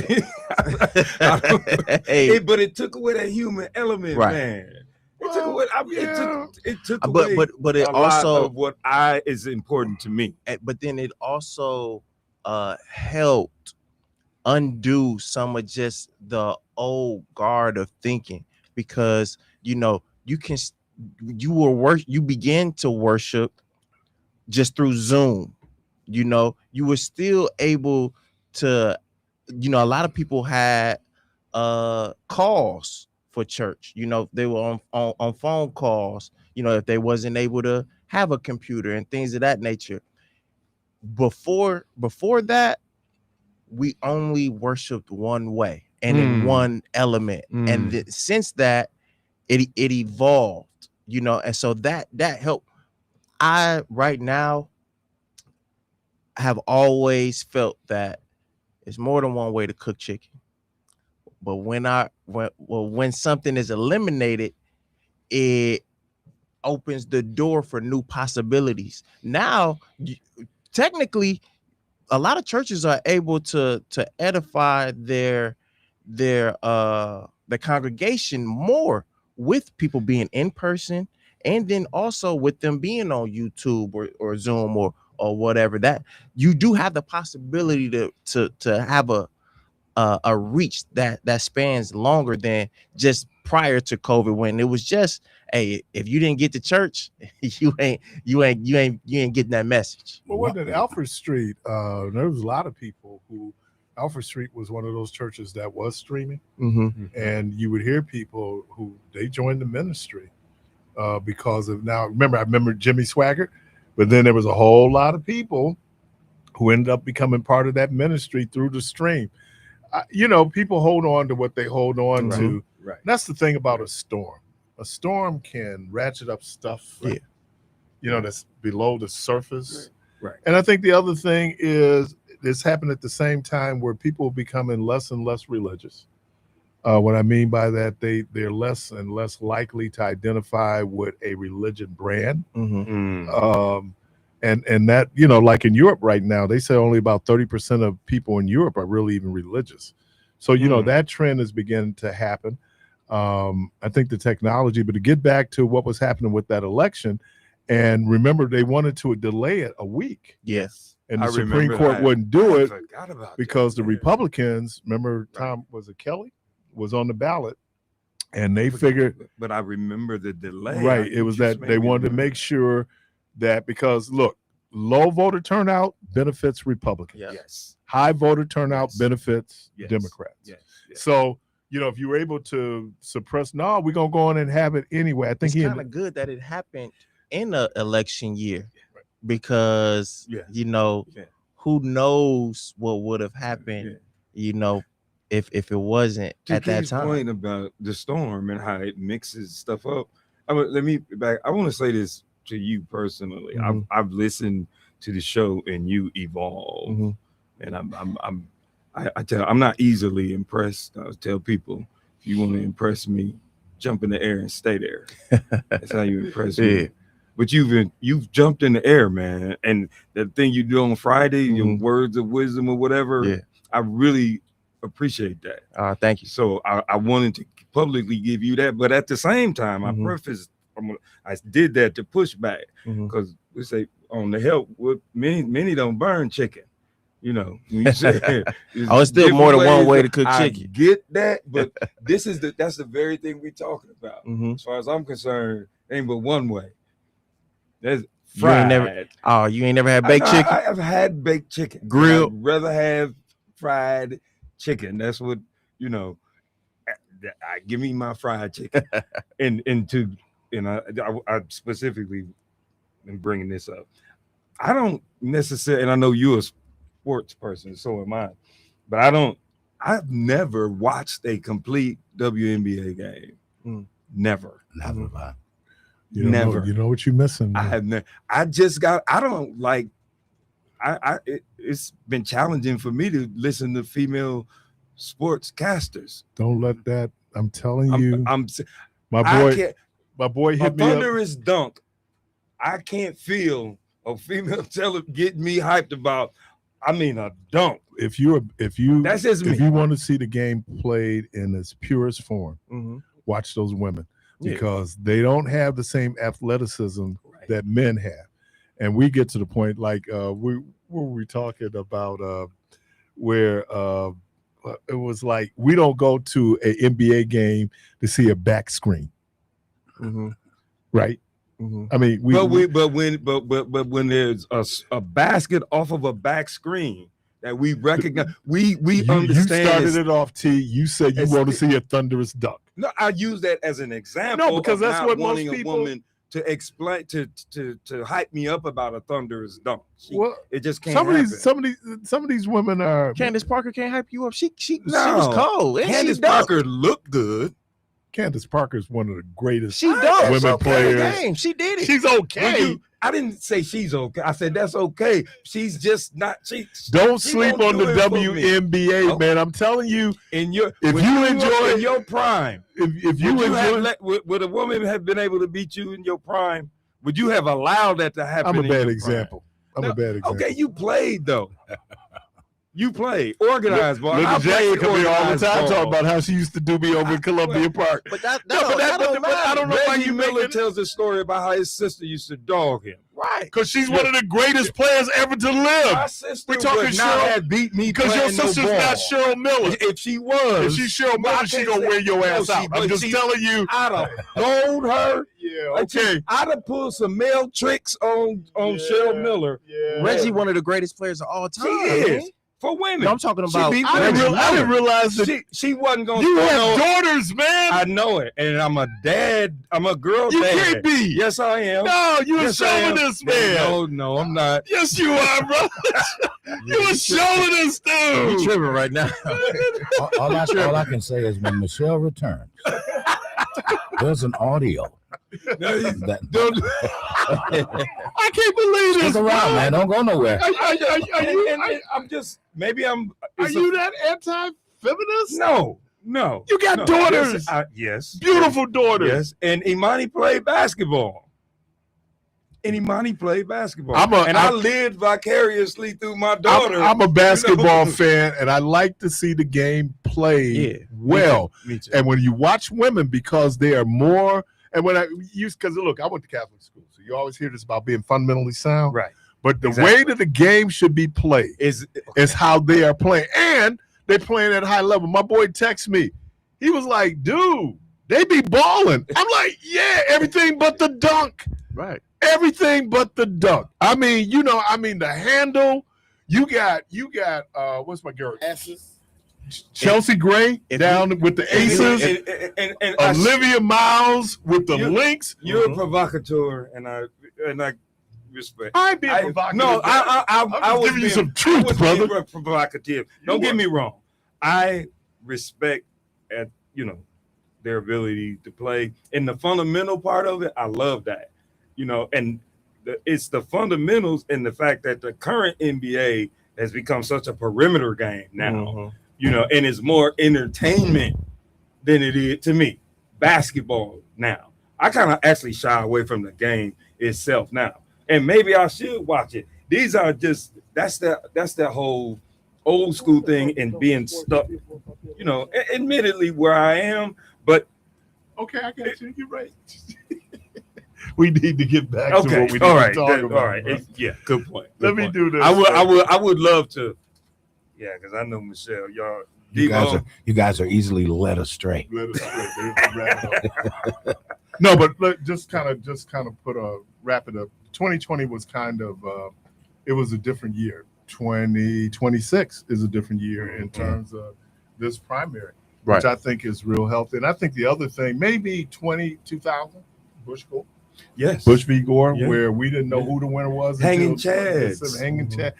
I think it's democracy. And Yes. and I think that Yes. sometimes, now look, the thing about democracy is that you line up with your people. Yes. You line up with your party. Yes. But then what is the bigger piece? And the four candidates that I had an opportunity to have a conversation with, second to the last question was what happens on August 12th?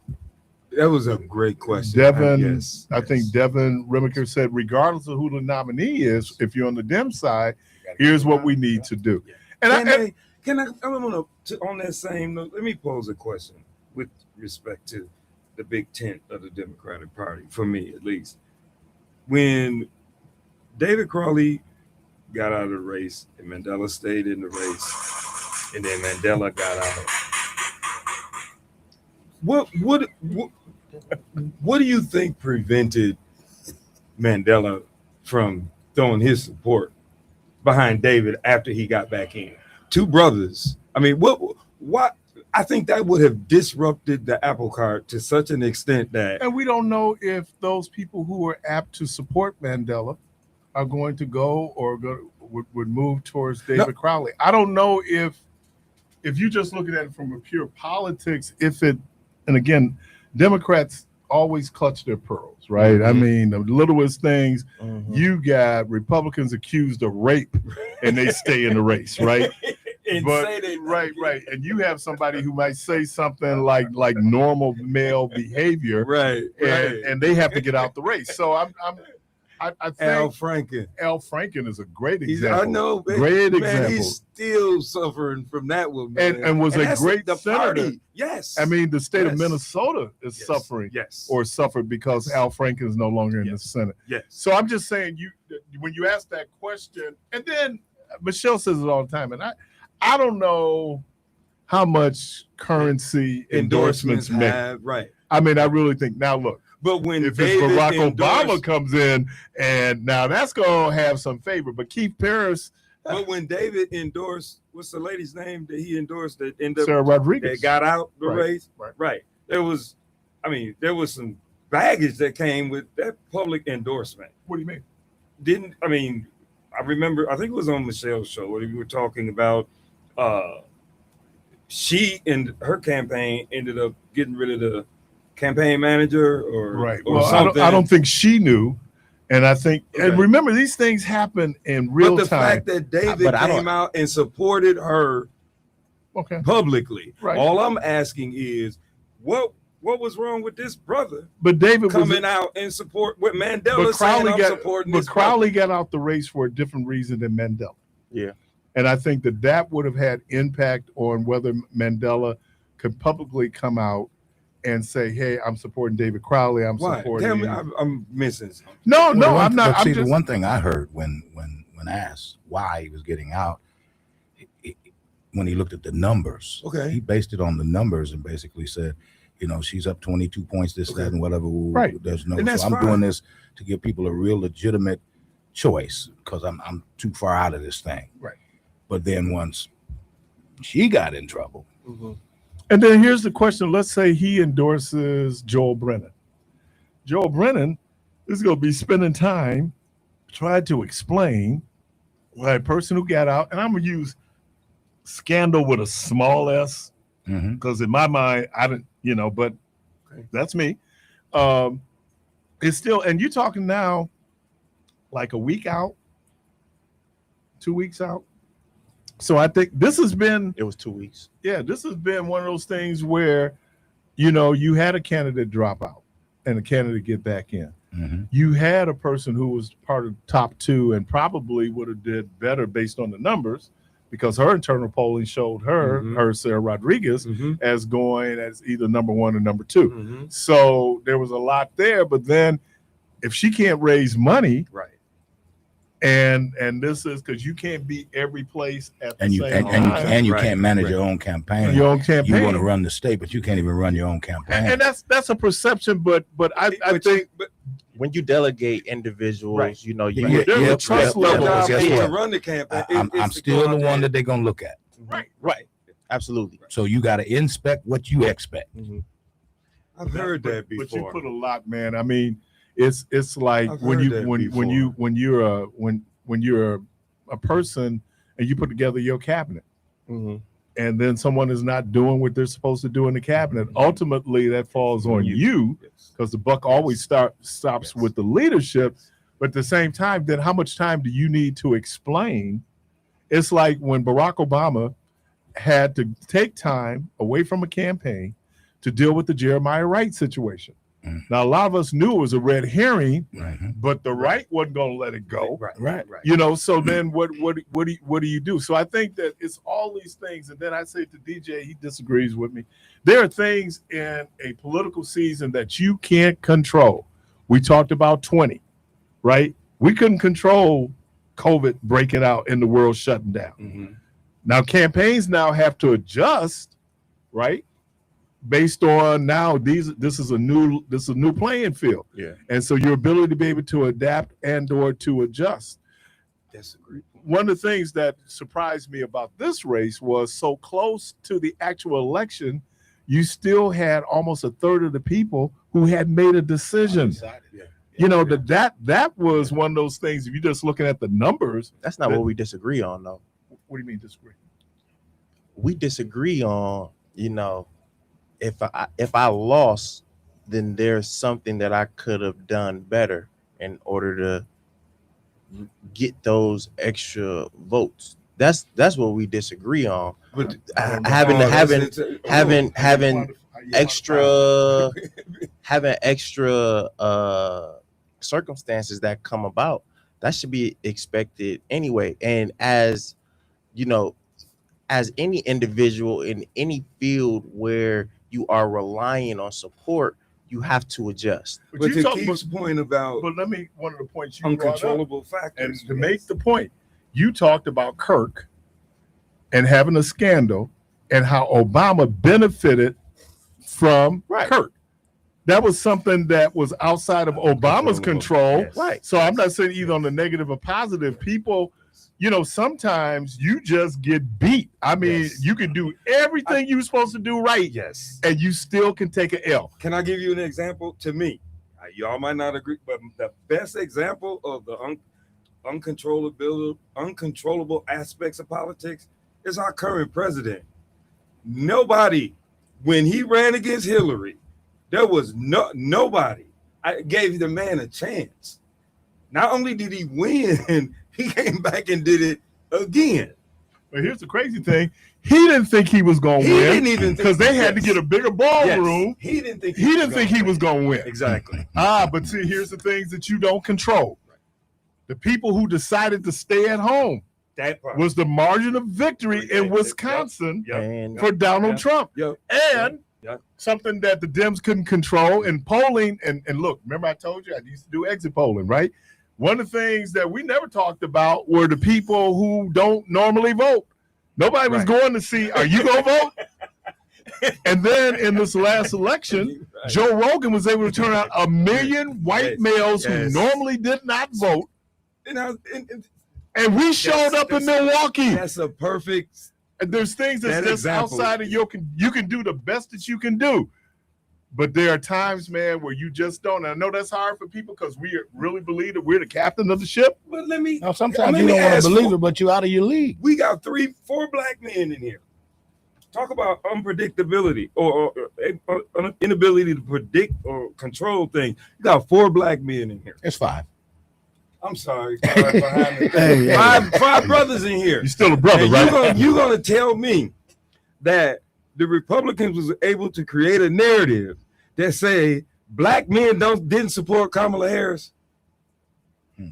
Come on, man. Well, wait a minute. But, no, But there were some of us who were also. that's fine. But I bet you the actual I the haven't seen the overwhelming numbers. majority supported her. Yes, you can't tell me But in a margin election, that them percentage in a points- margin election, that makes a real That's all difference. it- that's what they And- bet and- on. and- when she Especially when you factor in, as you spoke earlier, them that didn't come out.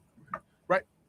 They didn't vote. And let me say something, man. And this is politics. If she got 70%, and let's just say 30%, which we know it wasn't 30%, Right. 70% is still majority, and that's Yes, a lot of votes. That's But a lot to of be support. able to run and carry a narrative that says she's having problems within the black male population. Yeah. I mean to carry it through. But let's the be election. honest, we were catching, because again, they call in. There were people who had issues with her. There were people who brought up what she did when as she was a Attorney prosecutor General in California, right? Right. Because they were looking to for speak out on Some the of them Israel cats piece. probably needed to go to the penitentiary. what I mean, that's her job. many of them probably Hey, did. yes, that That's was her her job. job. Her job. And then the other piece is, and thank you, Debo, people in Dearborn, Michigan, where they had the highest air population in the country, Okay. didn't think that the Biden Harris was tough enough on Israel when it came to Gaza. Mhm. Okay, well, are you Where feeling it they at now? now, right? Yeah. Are you feeling Right, it now? Because right. in that moment, because sometimes Right. we have to look at the big picture, even Yes. and And the you spoke about, in the past, you spoke about politics being emotional, and that's what it did. It played into people's emotion. People, Keith always uses this again. You're not voting for a boyfriend or girlfriend, and even then, if people gonna keep it real, the boyfriends and the girlfriends that they did pick, you didn't agree with everything. Y'all argue every day. So why now is your perspective different for this political figure? You know, just because a couple things you disagree on. You and your wife argue. Yeah, and so that just comes But to it's more personality political than maturity. anything with us. But if you don't think that is what the situation is, we do. We look at these things. We project ourselves. Yes. You know, we see ourselves. I think one of the things that resonated with black folks with Barack Obama was, one, he could possibly win. Now, let's do the history on this. Because when he first announced, half of the black people wasn't voting. Right? That's when they came up with that famous T-shirt. Once he began to get some momentum, don't tell mama I'm voting for Obama. Because for black folks in the Democratic Party, you know, the Clintons, they were special to folks. People loved the Clintons. He was the first black president. That's so odd. That is such an irritant. I don't finish your point. I'm just saying. No, I'm saying that's what people said. That's what they said. But when perception, he played the saxophone on Arsenio show. Well, they never had that before.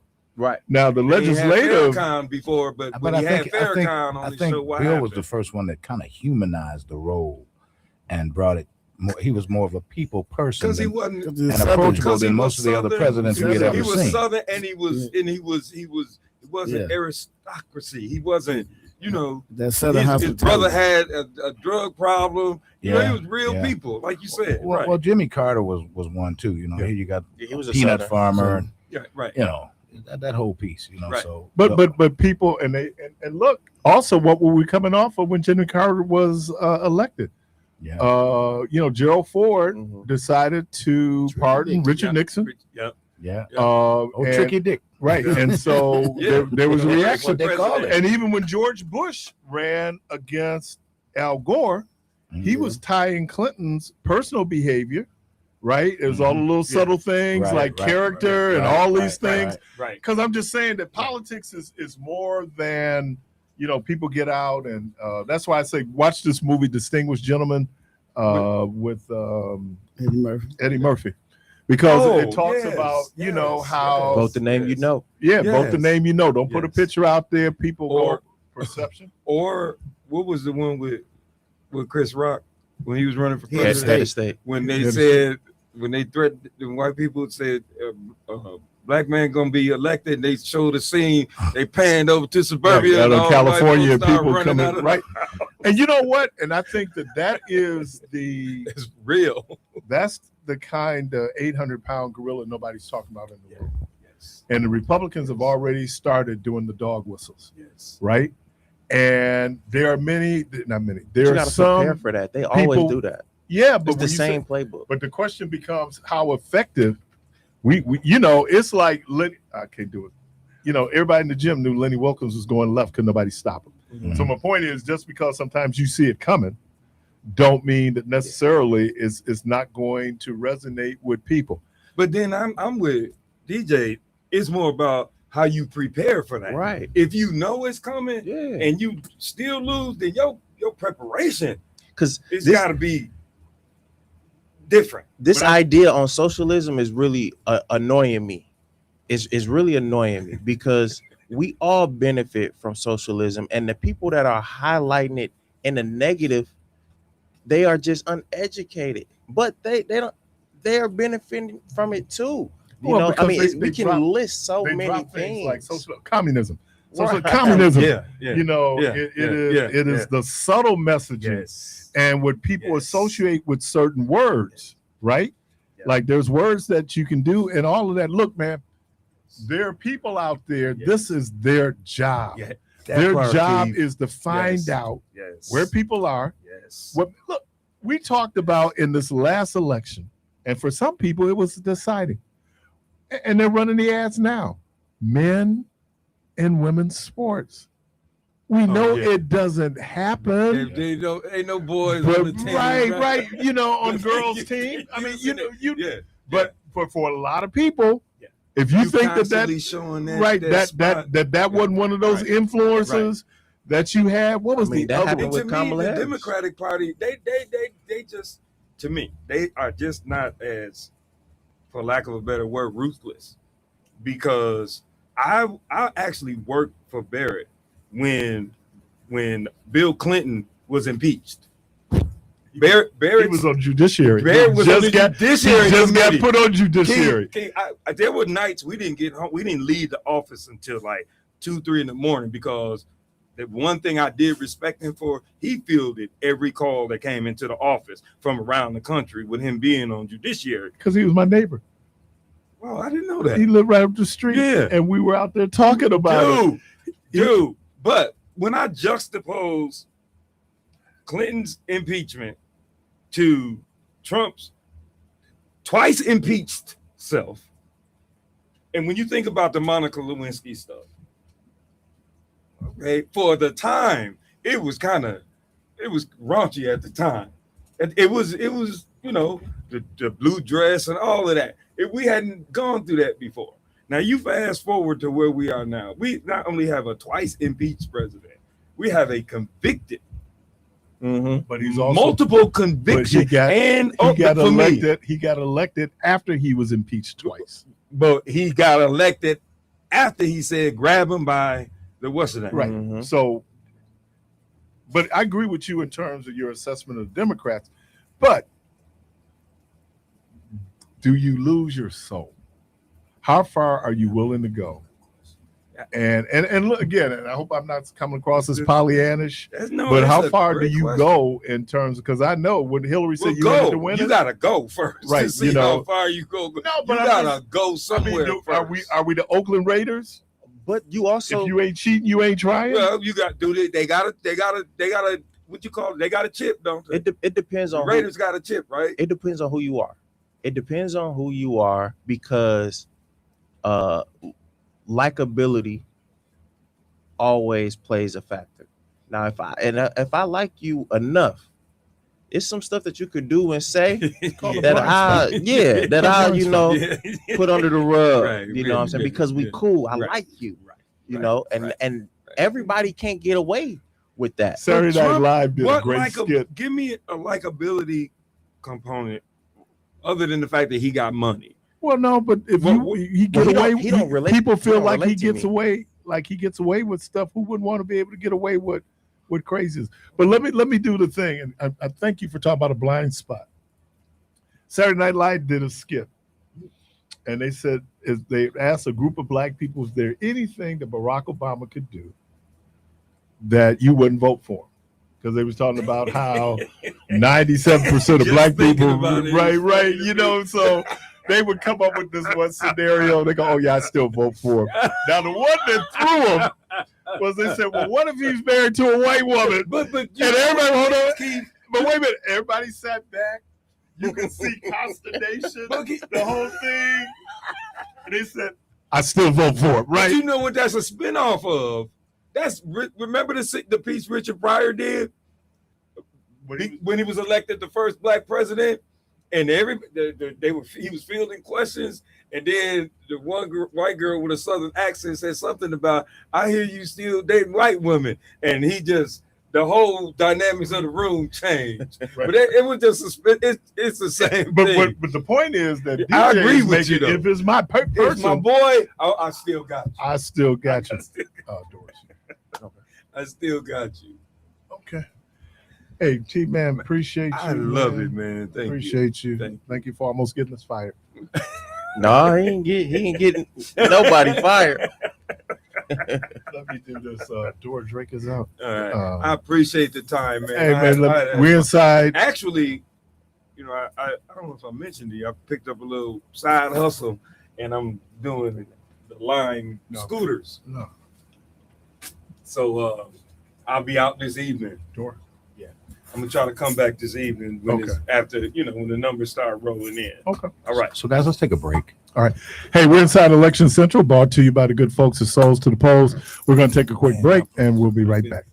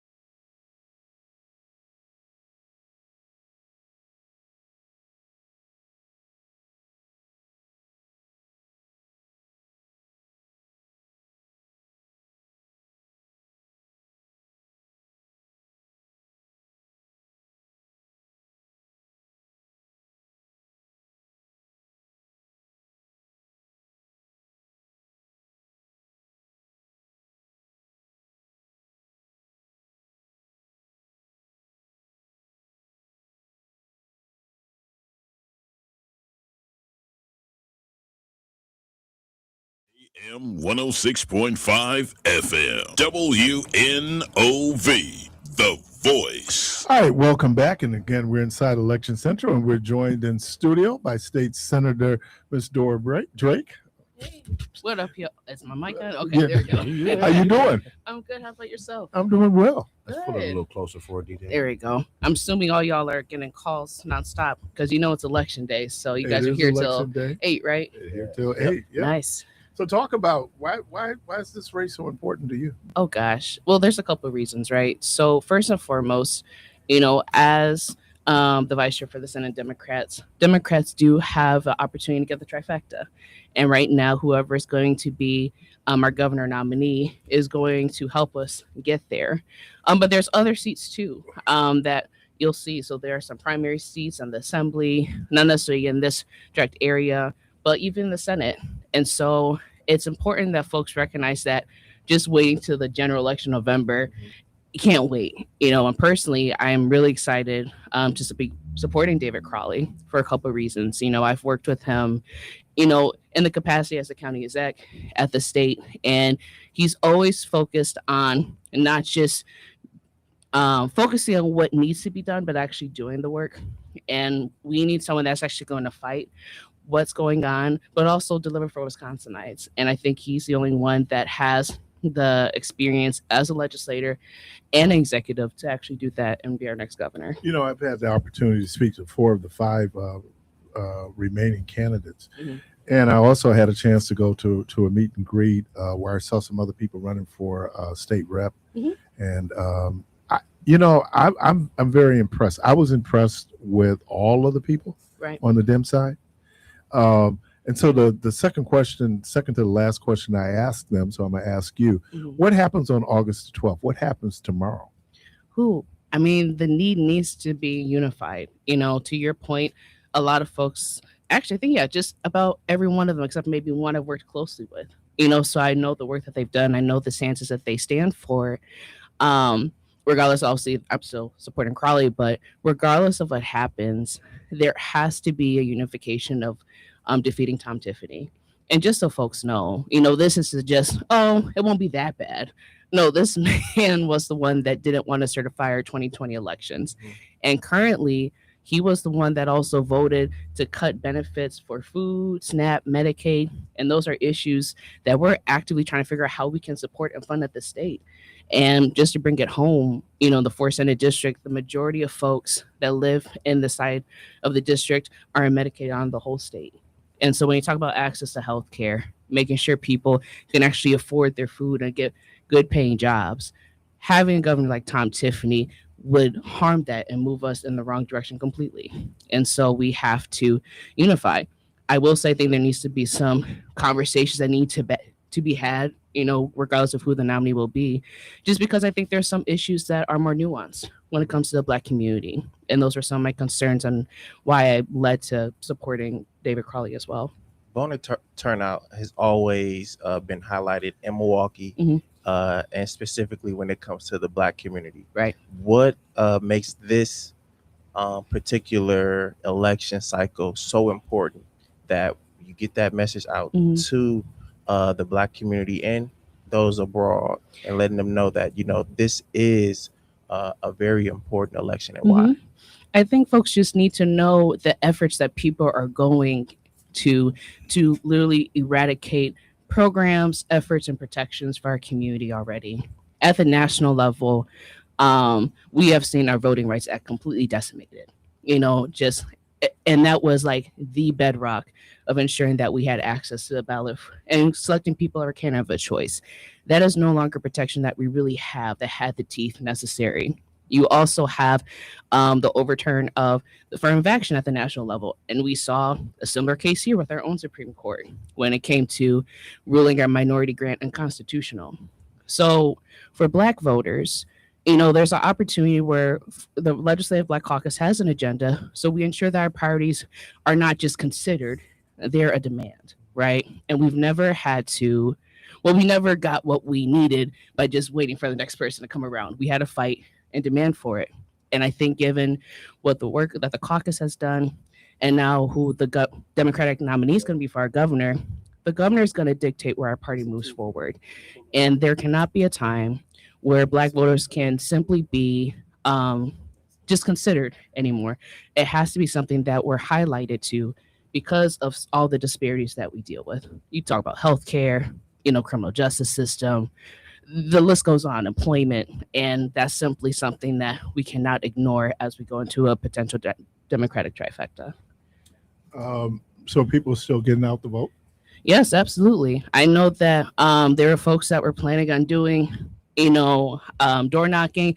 I know it's raining, y'all, but it's not raining anymore. No, so yeah, there is no stop. excuse why you cannot go to the polls, because as long as you're in line by 8 p.m., you can still vote.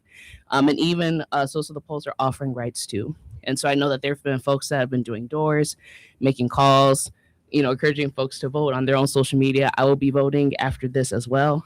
And so there's efforts just to ensure that we're doing all that we can to ensure that we drive out voter turnout, because we know historically primaries don't have the highest turnout. But I encourage folks to recognize that the times that we're in are not normal at all. And it would be poor on us if we don't do our part in at least using our voice to vote who we believe our Democratic nominee would be for governor. Which do you prefer, the early voting or same day voting? So I've always preferred early voting, because obviously if you need a plan, something comes up, then you have the time to vote in person.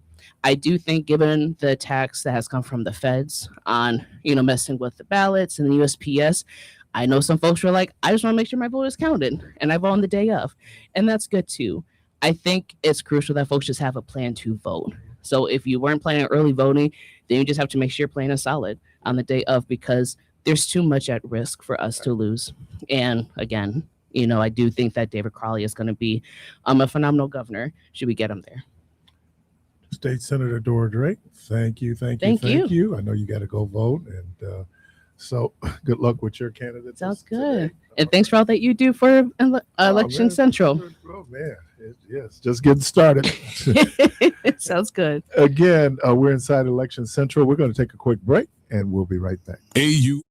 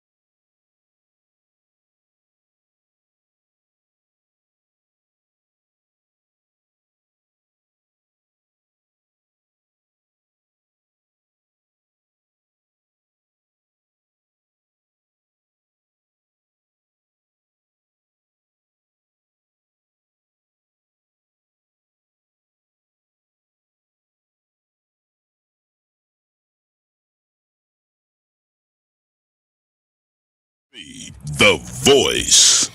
All right, welcome back. We're inside Election Central here, brought to you by the good folks at Souls to the Polls. And we're waiting on our guests to get situated here. Mr. Tavis Smiley, the host of the Tavis Smiley Show, heard here on WNOV Mondays through Thursdays, 5 to 8. And one of the more insightful, if not the most insightful people that I've never personally met, but certainly admire. How are you, sir? Hold on just a moment. We're trying to get your audio. Yeah, man, we can't hear you. You got the audio? Can you hear me now? Can you hear me now? Yeah, we can. We Yeah, hear there you. you go. We man. hear you good. I apologize for that. You pay these folk all this money around here, and they can't undo I mute know. buttons. Hey, man, I tell them I'm the talent. I just show up, man. That's man? what I do. And sometimes calling me talent is questionable. But I'm here anyway. We didn't know that Wisconsin kind of back on the map. We thought we were just going to have a very uneventful kind of primary and make a decision on who it is. Have you been following what's going on here in Wisconsin right now? Oh, have I been following it every day? As a matter of fact, I just just wrapped my show for today. Let me just start by saying how grateful I am to be broadcast every day on WNOV. It means a great deal to me and to my team that Milwaukee gets a chance to hear us, courtesy of this great station with this long history. And so thank you for carrying us every day. So I record that program early in the morning, LA time. I do it 9 to 12 every day, LA time. Then we feed it out to stations like NOV all across the country every day. So you guys hear it a bit after we record it. So today we spent the first hour talking basically about Wisconsin. Our guest was John Nichols, who is the one of the editors, the lead editor, executive editor at The Nation magazine, but he lives in Wisconsin and he's in Madison. So John not only lives in the state, but obviously covers these issues for The Nation magazine, and he's my go-to on all things Wisconsin. I've been talking to John. We've been friends for many decades. So anyway, we talked in the first hour, and there were 2 or 3 things very quickly that got my attention and the attention, I think, of our audience. Our syndicated show is heard in 40, 50 markets across the country every day in all the major markets. So these are questions that I've been hearing from our listeners. In no particular order, many of us, I must say, in the national Black community, were disappointed when Mandela Barnes had to get out of the race. I think it was an honorable thing for him to do. I certainly respect his agency to make his own decision about what his reasons were for getting out of the race. But we were all excited with the prospect, at least, of Mandela Barnes, who I've known for a while, being the first Black governor of Wisconsin. As you likely know, there are a lot of African Americans in this cycle, more than any cycle of my life. I think, frankly, the research will support this more than any cycle in any political season in this country. We have more Black people running for governors, many of them, of course, winning primaries. So many Black people running for governors in states all across the country. We've never seen this many Black folk run for chief executive of their state in any election cycle. And so our hopes were high that Mandela Barnes would do better in this race. That's number one. So that's been a national conversation. Number two, we've been watching this race in terms of Ms. Hong and the way that she's run her campaign as a Democratic socialist.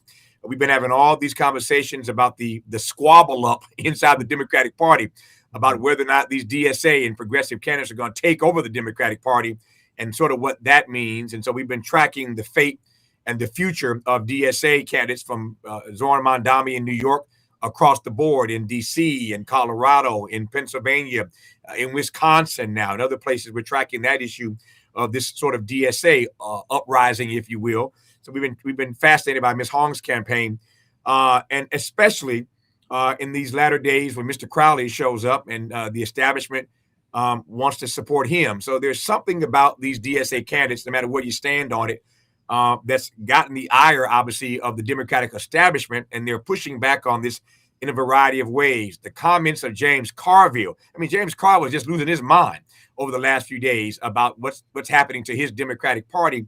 So there have been a number of different issues, a number of different ways that we're leaning in. Of course, Wisconsin is always a bellwether state. We followed your Supreme Court contest there in that state recently.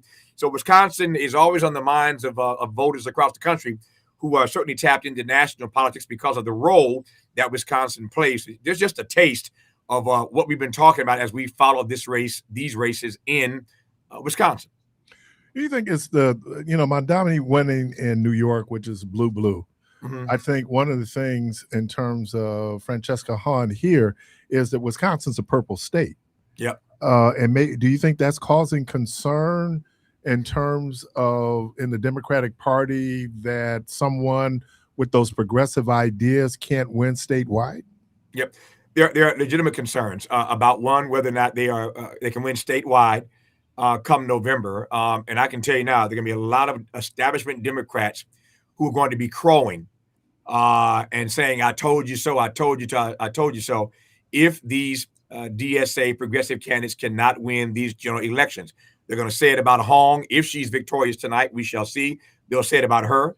They're going to say it about Abdul El Sayed in Michigan. They're going to say it about races all across the country where these DSA candidates, these progressives, and I should be clear, El Sayed is not a member of the DSA, but he certainly is a progressive candidate in that ilk, endorsed by Bernie and AOC, Bernie Sanders and AOC. So there's going to be a lot of crowing come November if they can't win statewide. And so that is the concern that people have about Ms. Hong in Wisconsin and others in other places. We talked on our show today about AOC being asked to endorse Ms. Hong, as you know, and she refused to do so. Her comment was that I'm focused on these congressional races and I don't want to get involved in governor races. Now, it is true that for the most part, she and Bernie Sanders have leaned, and they do a lot of stuff together, as you know. They've leaned in more on the congressional side, the House and Senate side, than they have in governor races. But there's some people that found that comment of AOC refusing to endorse her as a bit hollow. So again, there's all this conversation about the future of the Democratic Party. I just literally got off the air asking a guest in our final hour how he respond to people who say that the DSA may do the same kind of damage to the Democratic Party that MAGA has done to the Republican Party. Now we know that's extreme. I just pose it as a question, just being ornery, because I can be ornery sometimes in my questioning. It's a false equivalency, to be sure, no doubt about that. But there are concerns that people have all across this country about whether or not these Democratic socialists, these progressive candidates, can win come November. And obviously, we have to wait and see, won't we? Yeah, but I think populism has always been a reaction to whatever, either on the right or left, what people perceive is going on in the country right now.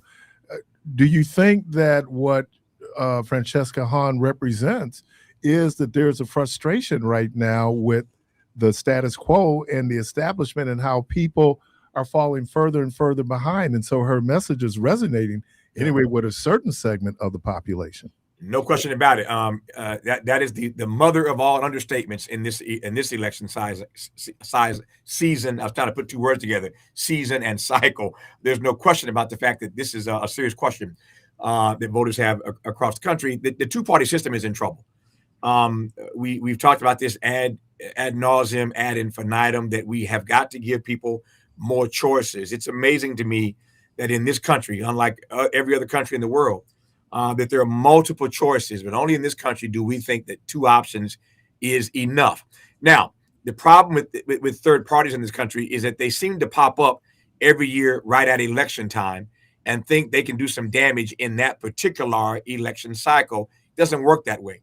I want to see, some real effort applied toward building some other political options, but it's got to be sustained, and it can't start in the election year in which we're in. And so I think that's the prescription for how we do this. We have to drill down and to do the hard work of building other political options for voters in this country. But there's no doubt in my mind that people think that both parties are bought and bossed by big money and big business, especially in Washington. And people are frustrated by that, to say nothing of the Democratic Party and frustrations people have with it for being, the other party, but not really the opposition party, for being, not being a party that's really willing to draw some lines and fight. And there are a number of issues that people are being frustrated around, particularly the issue of Israel and Gaza, and the Democratic Party in some ways being divided on that issue. Even though the narrative is shifting, the narrative is changing in that regard. But yes, to answer your question in a simple way, people are frustrated by this two-party system. Again, they think both parties are failing them, and they really want some fight back. And if Democrats can win back the House and the Senate come November. And I'm warning people against what I call irrational exuberance. We thought there was going to be a red wave during the Biden era. That did not materialize. And now folk are expecting and predicting this blue wave, which may or may not materialize in November. I ain't got a problem if it does. I would not be mad at Hakeem Jeffries being the first Black person to be the Speaker of the House, although I also believe that symbolism is not nearly as important as substance. And there are times I have to push even Hakeem, my Kappa Alpha Psi fraternity brother, to be stronger and to do better on particular issues. But at the end of the day, people want a party that's going to fight back. And so if Democrats can win back the House and the Senate come November, I can assure you it will not be because of their brilliance, because of their excellent strategy. It will be because the people have had enough and they are ready to fight back. And that's an indictment, I think, on the Democratic Party. Well, real quickly, so what do you think about like Joe Manchin, who's talking about putting together people like Kasich, who would be the so-called middle of the ground people? I mean, we campaign in the extremes, but we have to govern somewhere in the middle. Mm-hmm. You were saying how people wanted to fight. Do you think that message will resonate? Well, we're neither Democrat nor Republican. Yeah. Because when I heard Joe Manchin coming out and talking about that, I know Kasich is, I don't know if he's talking about being part of that movement, but he's always talking about his independence. Is there such a thing as an independent in American politics? I'll say two things. First of all, any party that calls itself No Labels has just lost my vote. I ain't supporting nobody for anything if your moniker is No Labels. I don't believe that. You got to believe in something. You got to stand for something. So telling me no labels, that just don't work for me, number one. But number two, to quote my friend Jim Hightower said years ago down in Texas, and this is certainly a Texas-ism. Hightower said years ago, the only thing you find in the middle of the road is a dead armadillo. So I'm speaking for Tavis now. I am not interested in anybody who's trying to suggest to me that the place to be in this America is in the middle of the road. You got to pick a side. You got to stand strong. You got to have some principles. And being in the middle of the road, having a party that's called No Labels just doesn't work for me. So, I mean, more power to them. Anybody, can do anything they want to do. They have agency to jump out there if they want.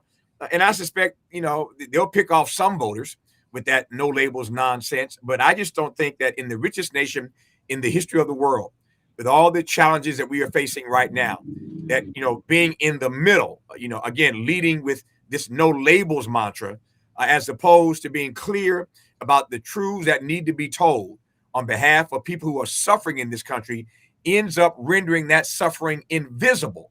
If you think the answer is to split the difference, that's not the answer as far as I'm concerned. So what message do you think, if you're Francesca Hahn and you become the eventual nominee, is there something she can do to broaden her appeal? Yep.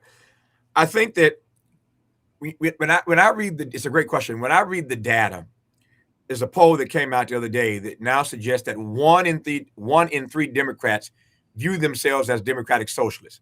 Now, when I read that, I literally started laughing, almost fell out of my chair. 2 years ago, 5 years ago, 10 years ago, 20 years ago, the term democratic socialist was like a four-letter word, right? A dirty word. And nobody wanted to hear it. James Carville don't want to hear it now in real time. And so to see a poll that suggested 1 in 3 Democrats now see themselves or view themselves as democratic socialists sort of took me aback.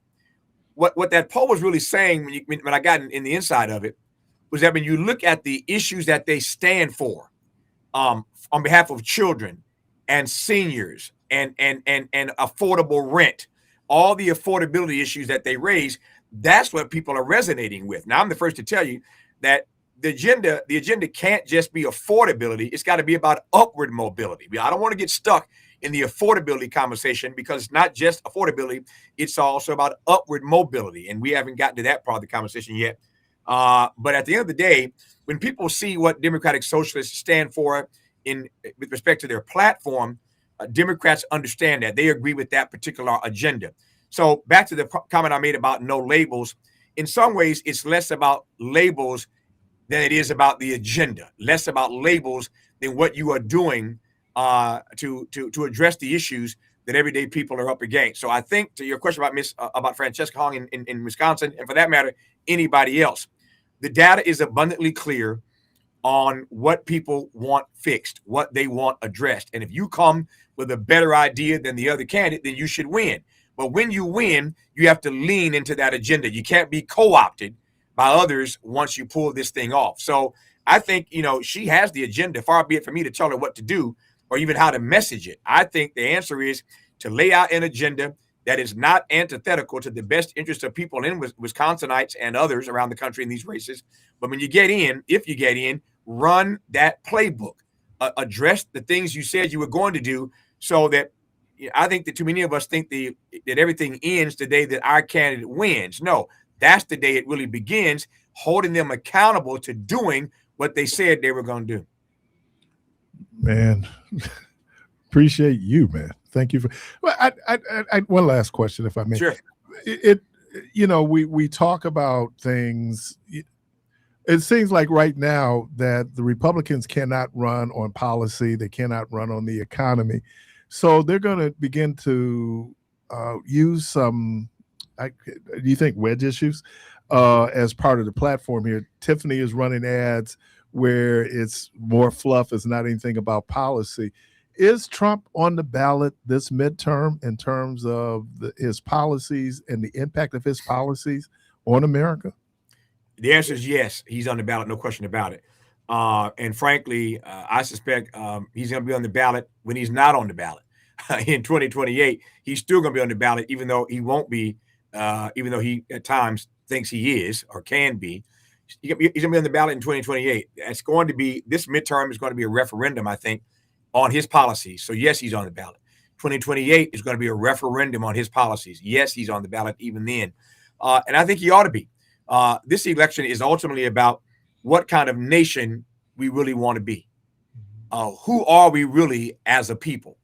Not the ideals, the ideals that we profess. American ideals are all that and then some. But these crazy ideas that we're embracing, that Trump is advancing, that's the problem with America right now. Not the ideals, but the ideas. So the question for me is, who are we really? What kind of nation do we really want to be? Are we headed in the right direction? And if not, how do we make a pivot? How do we detour? How do we make a U-turn?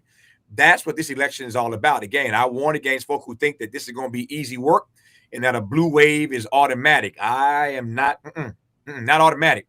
The work has got to be done. It's all about turnout today in Wisconsin and everywhere else in these primary states. It'll be about turnout come 2028. So this is not a foregone conclusion. We are witnessing and experiencing what I call the night side of America right about now. The Bible that I read says that weeping endures for a night, but joy comes in the morning. But that's a biblical edict. We got to do some work to make that a reality. And so at the end of the day, again, nothing is etched in stone.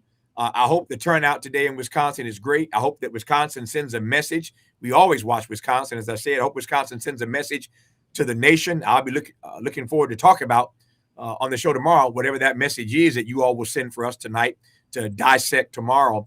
But yes, to answer your question, Trump is on the ballot, no question about it. That's why he's been endorsing in so many of these races. In some ways, he's run the table for the most part on the Republican side. But again, I'm anxious to see what happens tonight in Wisconsin and beyond. And we'll be talking about it tomorrow and in the days to come on Tavis Smiley right here on WNOV. Mr. Tavis Smiley, host of the Tavis Smiley Show, heard here on WNOV Mondays through Thursdays, 5 to 8. We appreciate you, man. I appreciate you. Thanks for carrying our program, and thanks for this opportunity to talk to you today. And you don't need my encouragement, but the polls ain't closed yet. Your voice is your vote. If you haven't voted yet, get out and cast your vote. We'll be talking about it on our program tomorrow. Thank you both. I appreciate it. Mr. Tavis Smiley, again, the host of the Tavis Smiley Show, heard here on WNOV Mondays through Thursdays from 5 to 8. You're inside Election Central. We're going to take a quick break, and we'll be right back.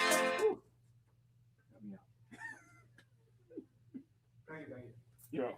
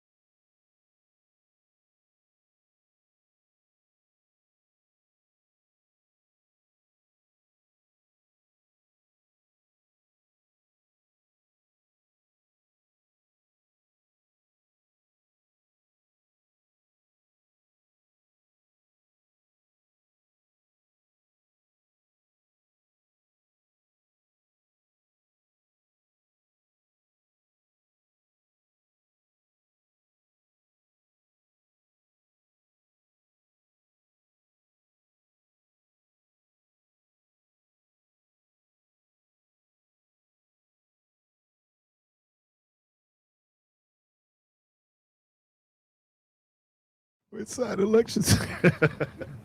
Oh, you Really, Keith? Oh, you folks out there listening on terrestrial, you got a chance to hear Sam Cooke do his signature. A change is going to come. Again, we're inside Election Central, brought to you by the good folks of Souls to the Polls. You still have how much time we got, DJ? About 4.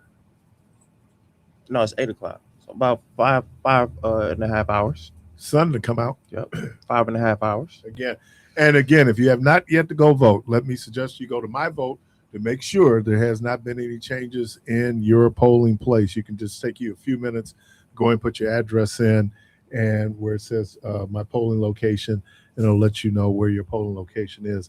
Because I do know that there was one change there. 21st Street is moved to Center Street Library. Yeah, due to construction. Construction, yeah. right? I was so that kind of made sense. And you don't be. I went over there. Check before you go. Yep. Check before you go. It's Definitely. one of these things I do, and my wife is beginning to understand it. You know, I go on the weather app when we're traveling to see what that weather is going to be. Now, it might not be, but at least you're prepared when you go, because then the weather is like. And you gotta know what to wear. Yeah, I mean that's part of it. Vanity. You know where you can. Hey, y'all, you want to look like you not visiting, right?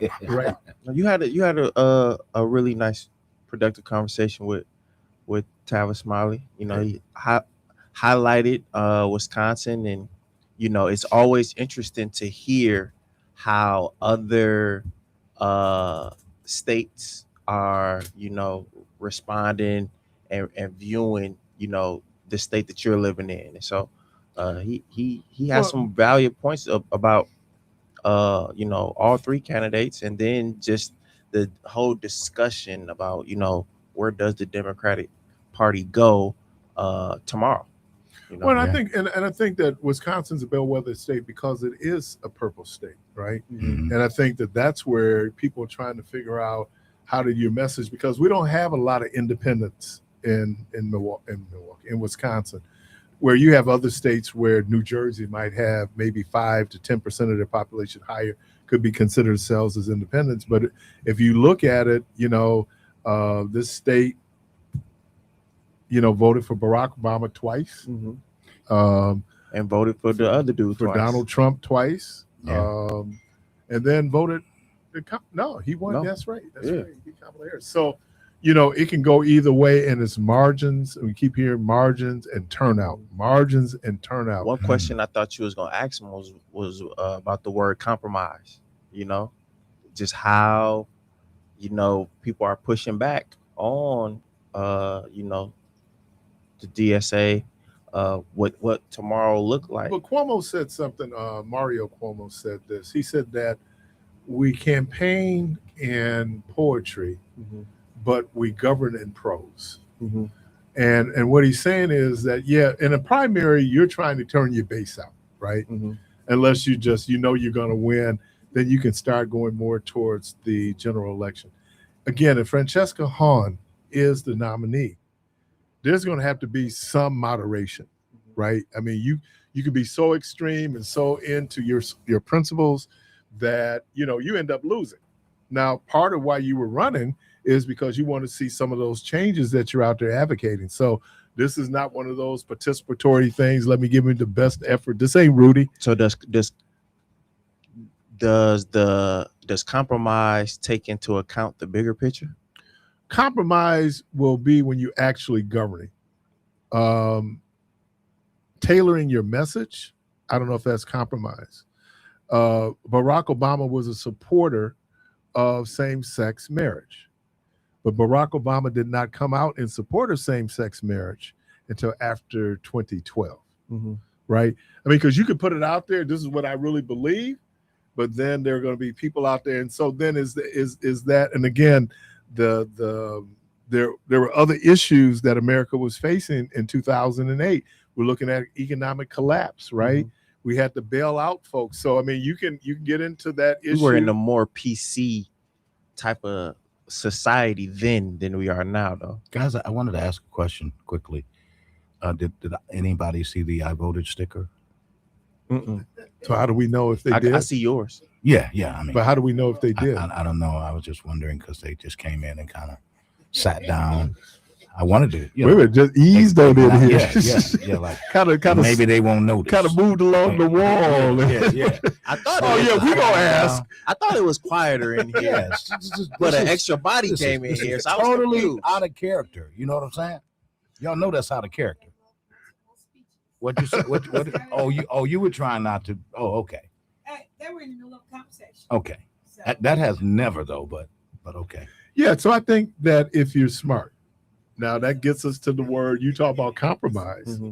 That gets us to the word electability, and I know that word is toxic to some folks. Mm-hmm.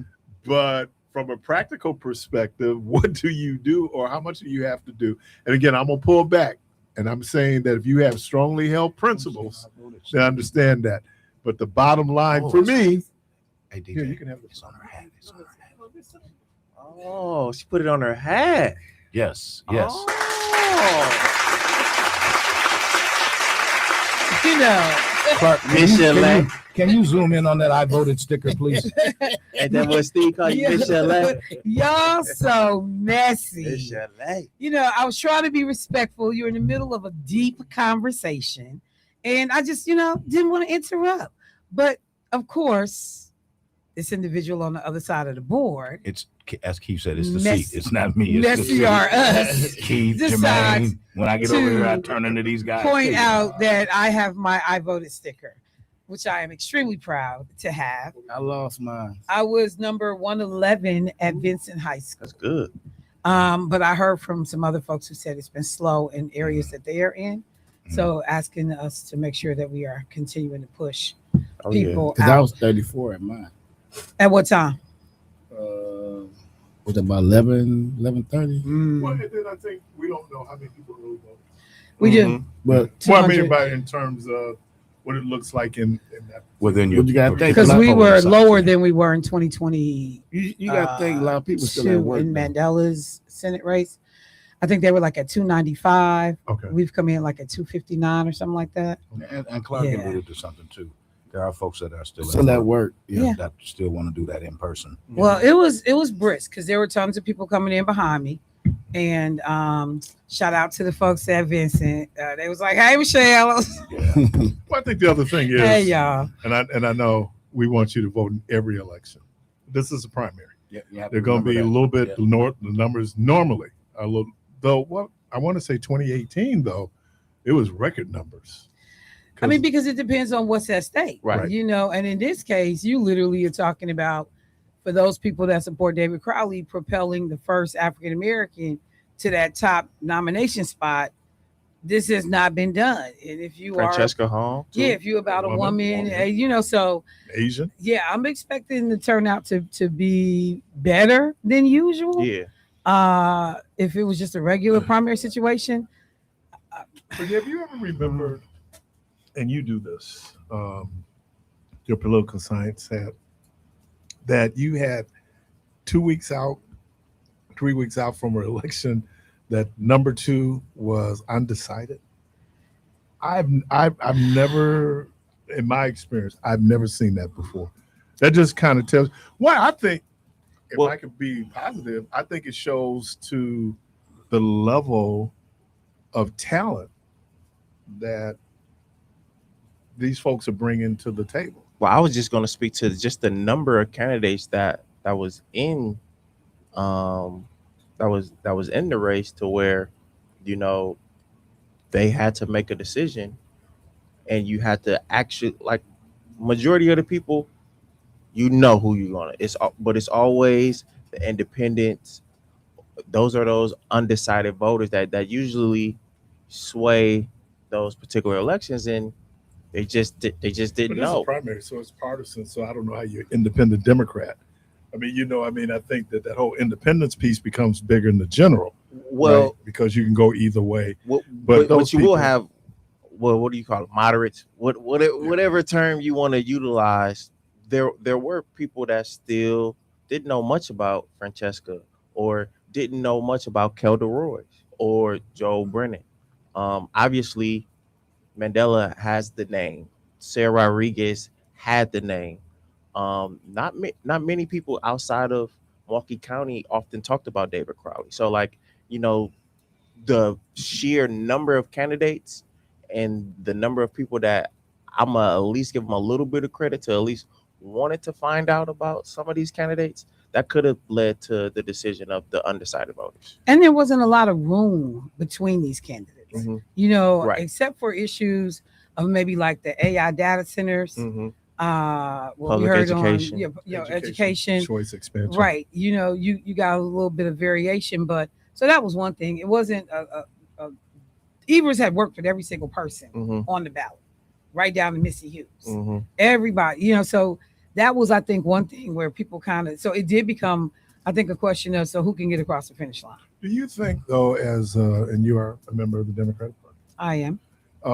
that the Democratic Party put so much emphasis on the middle class that, you know, people in working class, poor people felt neglected.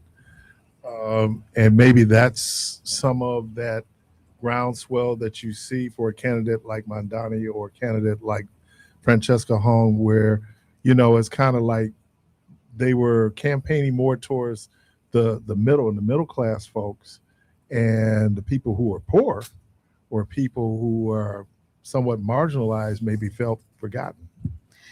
There certainly is a element of truth to what you're saying. I think there's been a lot of folks trying to, and I've said it before, I've listened to campaign speeches and I've frequently walked away, was like, look, you got to call it what it is. Everybody is not middle class. And I think before you and I have had this conversation, but a lot of people aspire to middle class. A lot of people sometimes are not even realistic about their own level of poverty. And so, yeah, I can put myself in that category too. Realistically, you're not in that category. And frequently they don't say, you know, because how do you say, you know, I'm going to fight for the poor people? Because so many people don't want to be called poor people. That's right. Think about, so that, you know, you get tripped up on messaging. That's a good, because the thought that just came to my mind was, has the middle class evolved as far as what that number is? Because when I was a kid, They lost ground.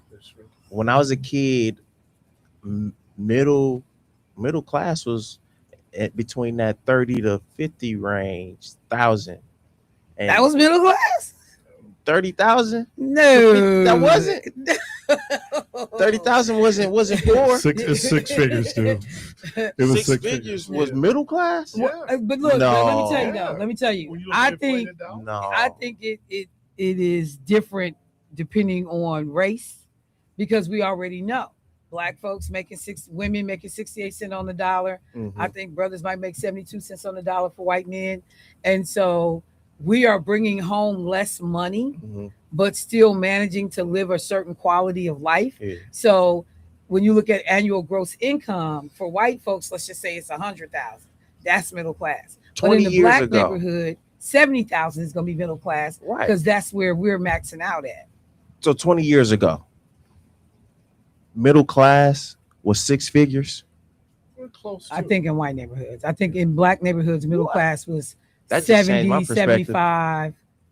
Right. I think it was somewhere in that ballpark, you know, because you talk about a lot of these factory workers who actually had ascended into middle class because of the number of years on the job, you know, what they were making. Yep. So one of the things that Lakeisha talks about all the time, she has a home in Prince George's County. Prince George's County is the wealthiest Black county in America. Yep. But one of the things she will always point out, because she was a public school teacher in that system, and she was like, these kids' parents are either blue collar workers or they're government workers. And many of them don't have college degrees. Right. But they've, you know, risen through the ranks, and you making six figures. And I think you also have to take in the local economy. Right. Right. You know, like $100,000 living in New York City is not the same as $100,000 living in Milwaukee. And I was just taking into context the cost of living. You know, it was different then than it is now. And that's why I was thinking that maybe the middle class numbers have Could changed be. just because cost of living ain't But the I've same even no seen more. something interesting with pay. So I've been seeing employers that are paying differently based on where you live. Same job, but if you live in New York, you're making $110,000. If you live in Milwaukee, you're making 90,000. And if you live in Mississippi, you make 15,000. I mean, like, and I was tripping off of that. How can you justify paying somebody a different salary for the exact same job, but they were factoring in what it costs to live in those respective cities? Right. So, you know, to your point, things the benchmarks are moving, and but the poverty threshold isn't. No, yeah, the index is going. They index. That's that's amazing thing about the poverty level. They do index. They don't index for public assistance. Nope.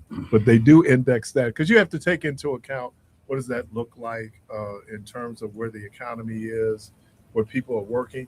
You know, the other thing is, and you America is becoming more and more a consumer-based economy, right? Consumer service-based economy. So when we look at it, think about the amenities that we have. My friend used to say, he said, you know what, Keith, your luxuries will become necessities. So let's give an example. I don't know how many TVs you had in your home when you were a kid. I don't know how many you had in your home. There's 2 of us, and we got 5 TVs. There used to be 4 of us, and we had 1 TV, right? True. You know what I mean? So when you look at the relative, I use this term, and I don't know if you guys correct me, relative prosperity, what people are able to do is a little bit different than when we came along. Again, but think about though, how much a TV costs. Right. Think about a TV for $99, $79 if you can live with a 13-inch. But you can buy and a TV. You could. I'm just saying, it's rough. Yeah. It's rough. A lot of houses in Martha's Vineyard don't have TV. Say what? You had a color TV growing up. Yeah. I was like, you bougie. Like, you the no, I'm class. trying to figure out like what is he Well, like, no, that's not a trick question. Class. Did you have a color TV? Didn't everybody? No. Come on, man. If you My have a mother certain age, my mother didn't get a color TV until I was 20 years old. boy, stop playing. What are you talking about? I'm telling you. What? Bougie. That is not bougie. Bougie. That's what Miss Cliffy just was on. She had to pay for private school.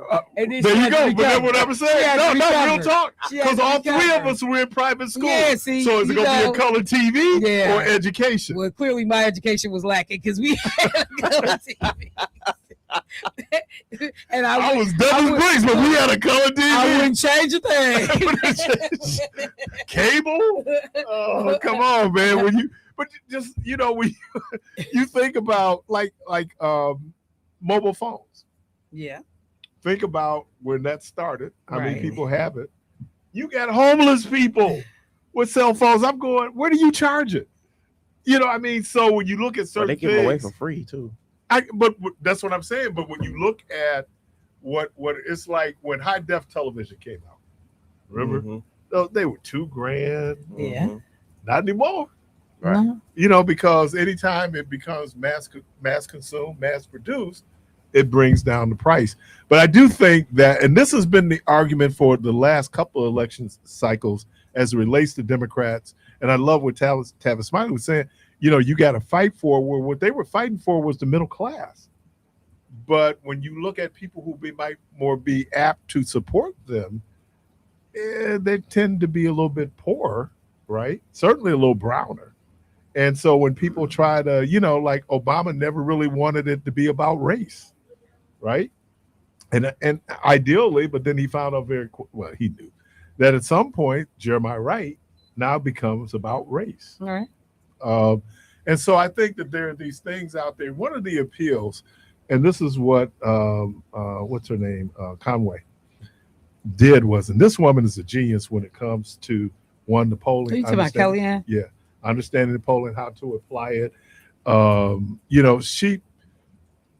Republicans figured out that certain white people have a fear of losing something, right?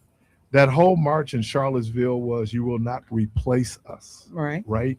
So what they did was they played on a fear, right? The Dems get in, they're going to make you pay more taxes. You're going to, they're going to take from you.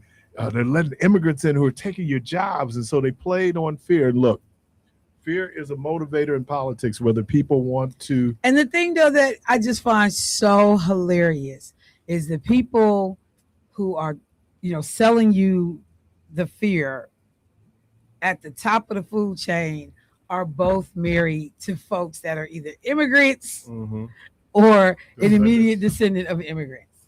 Like, so you don't see that brown skinned woman standing next to JD Vance, and you think she from where? You don't see Miss My Word is My Bond. You don't see who had overstayed her visa when she first came to this country. Like, that's the thing I think that is so amazing. What we are willing to overlook when something else suits our purpose. We should do a whole segment called Donald Trump, You So Racist. Remember this last post he put up with him and Melania? This is what an American family looks like. And then puts up El Said's family. That ain't even a whistle. You know, and the reality, your wife is not a birth American and she has an citizen. accent, by the way. And horrible English, by the way. Right. You know, so it's just so frustrating to just listen to the double standards of it all. But Mitch McConnell, his wife is Asian. But you know, you do so much to make people hate other groups. Right? Whatever she is. No. I'm just saying. She's not like mainland Chinese. Yeah. I think she's but I'm gonna just say, did y'all talk about it all? What's going on down in Florida with your boy Byron McDonald? What McDonald? That's what I call him. You want me to call him Donald? No. McDonald. What Byron done did that? What that boy done did that? Because he is a clown. He lost though. Huh? He got smacked though, didn't he? No. He's like getting ready to be the candidate. He's the candidate for the Republican Party for governor in Florida. And now he's finding out that the good old boys don't want to vote for him because he's black. What? Yeah. The good old boy. So now he's trying to figure out how to keep the white men in the fold because they saw, and then you married to their sister. So they salty that the Negro has emerged as the candidate for the Republican side of the ticket. So when he was telling people before, race is not an issue. Anybody that brings up race, you're wrong, blah. Now it's smacking him dead in his face. Caller, you have been so patient. Welcome to the program. You know what? I was enjoying the conversation. So, hello. Hey, take us off the speaker, we man. hear you. All right. I was enjoying the conversation so much, I almost forgot what I was going to say. But Michelle, welcome back to the city. Thank you, JT. And Mr. Keith Paris. JT. Hey, love you back. Mr. Now who's that other person? Double Legend. He's an intruder. He's an intruder. Yeah, don't you have your own show? He's an intruder. That's Legend, DJ. He's a double. He's an intruder. DJ the intruder. Well, only thing I can say, that Double Legend, Mr. Devo, he's been there longer than all of y'all. And Mr. Clark Kent. Who you with? Hey, man. Hey, with you, my brother. You keep on hanging in there. I'm trying. I know. But Michelle. Yes, sir. I just called in. Excuse me for being on the late show. But I was out. I voted at 9 o'clock this morning. Okay. At there used to be a school off of 85th and Brownsville Road called Allen Middle School. I think now it's like a Christian academy or something like that. It used to be down from off of 85th and Brownsville Road across from what was that? What was that used to be? What was that place? W something like that. But anyway, yeah, I went there at 9. I was at 9 o'clock. I was number 11. People was coming. Now, excuse me. Let me back up my truck. When I voted at this Christian Academy, they have 4 wards or something like that. I was in the 3rd ward. They have a 2nd ward and 4th and the 5th ward. Okay, so where I voted at the 3rd ward, I was number 11. But we have other wards at that particular place I was telling you about. WMCA. I'm sorry. YWMCA. I'm sorry, everybody. Oh yeah, I got you. Yeah, after off of 85th and Brownville Road. Yep, down the streets from there, there used to be a middle school. Now it's a Christian Academy, and they have the those wards. I was number 11 at 9 o'clock this morning. JT, did you drop your phone in water? No, I do not. No, I do not. Does it sound like it? Yes. Never learn to swim. You know, I know that the fucker Dallas too.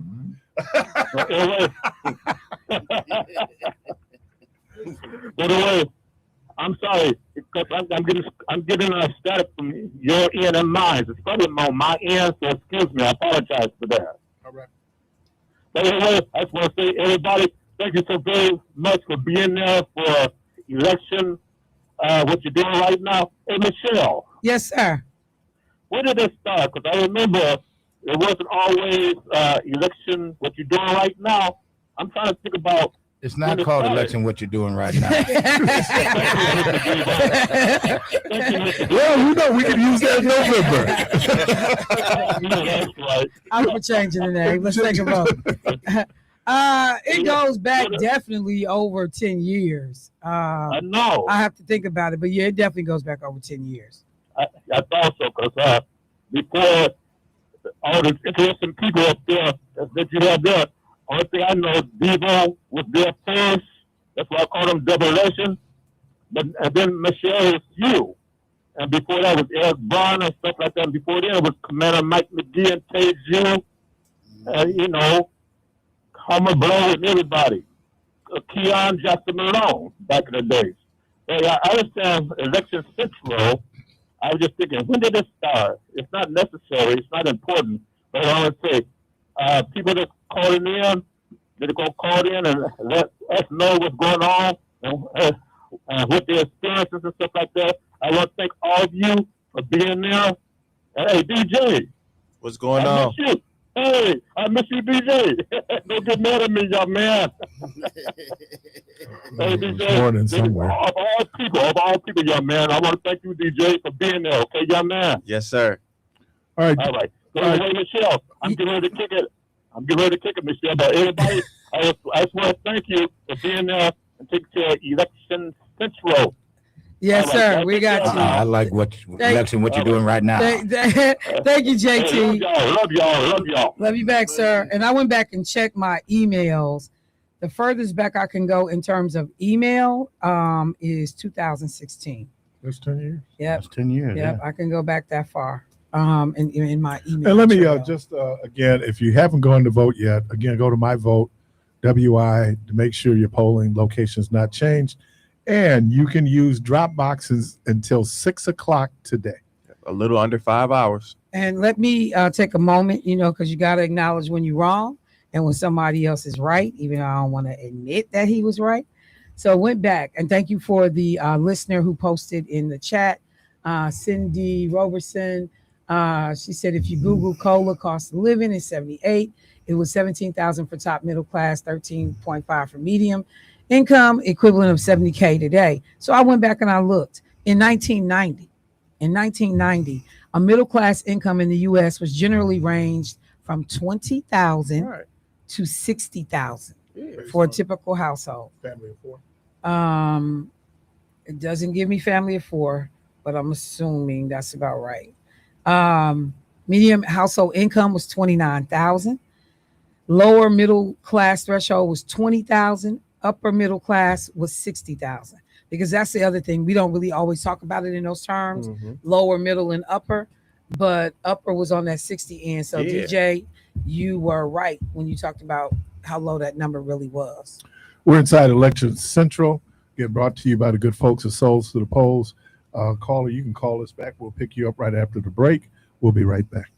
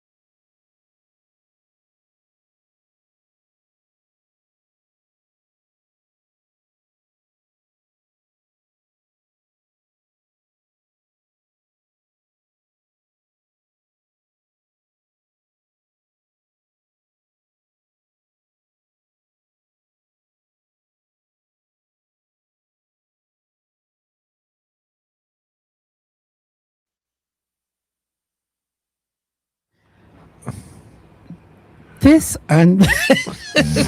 professional. I didn't know you wanted volume. Yeah, I didn't know you wanted me to turn it up. Because he did say we back. Right. No, I And said like already. made a whole scene and of it. I've been so conditioned that when the music stops, say we back, we hear the rejoinder, or we hear in the station ID. Yeah. I pop in. I'm sorry, I got ahead of myself. Sometimes you got to pop in. Sometimes you shouldn't pop in. I was telling Clark. All that's inappropriate. I just want to say that right now. No, you didn't say it's it right. all inappropriate. No, you didn't. Inappropriate. Thank you. Thank you. We were at. Thank you. We were at the King Breakfast with King Breakfast. I don't know why you had me, and Keon was there that day. Oh my God. We didn't let him go often. No, we didn't. So we didn't. A person whose name I'm not going to call, often because when they got up, you could see body language shift. You saw body language shift. He tried to tell a joke. Michelle go inappropriate. It was absolutely, because she was having a good time, and then when he got up, the whole thing shifted. You don't care to call the name? I'm not gonna call the name. The whole thing shifted. We was like, uh-oh. And she's just sitting there waiting. Go say something. He said something. She go, inappropriate. The head and everything. Huh? Everything, man. She put it in. That's why I cannot sit near her. I cannot sit near her. We went to see Mr. Soul. People after a while, they having a great time over there, right? Wow. Because I'm not alone in the foolishness. You have a master's degree in it. I will just, I'd be remiss if I didn't acknowledge Sensei. what you bring to the table. Debo, I'd be remiss. Absolutely. If I didn't acknowledge what you bring to the table. Can we give away some tickets? What to? The Harbor Park Jazz Rhythm and Blues. DJ You still got tickets? He said we won't have any left. If that's DJ the idea, isn't it? No. DJ said we won't have none for the rest of the week. You done gave away 8 days. So. The thing is Saturday. Oh, is it? Yeah. Today's Tuesday. And yet we ain't worried about the rest of the week. Does it feel like Tuesday? It does not. It does not feel like Tuesday. Everything is running It's together for Tuesday. me right now. Yeah, man. We still got tickets? I don't know. You know what? I actually have a pair of tickets too that I'm not going to be able to use. For Harvard? Yeah, see, Michelle has VIP though, I'm sure. Oh, yeah. Yeah, she Me too. She won't be in the grassy knoll. I don't know what all that was about. There's some but- people you just She'll have wine delivered right to her area. Yeah. You think? Yeah. You just can't take any place. I'm one of those people. I'm sorry, say what now? I'm one of those people you can't take any place, right? So you know how What you do? I be gritting on people in the VIP session. Really? Why? You could be there. To him? Grit. Yeah, you could be there. It ain't like you ain't got it. We seen your shoes. We know you can afford it.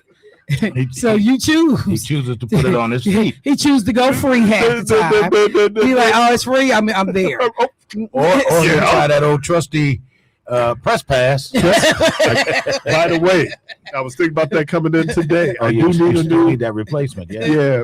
Well, What'd you do with yours? it's in my drawer. I don't use it. I'm gonna use it though at CBC Ah. because I'm going to CBC and I got my press. Let me tell you, I was so devastated. So every year I go to Congressional Black Caucus annual convention, and I always apply for the press pass. I get it, but then there are all these ancillary events that are ticketed events that you don't automatically get in.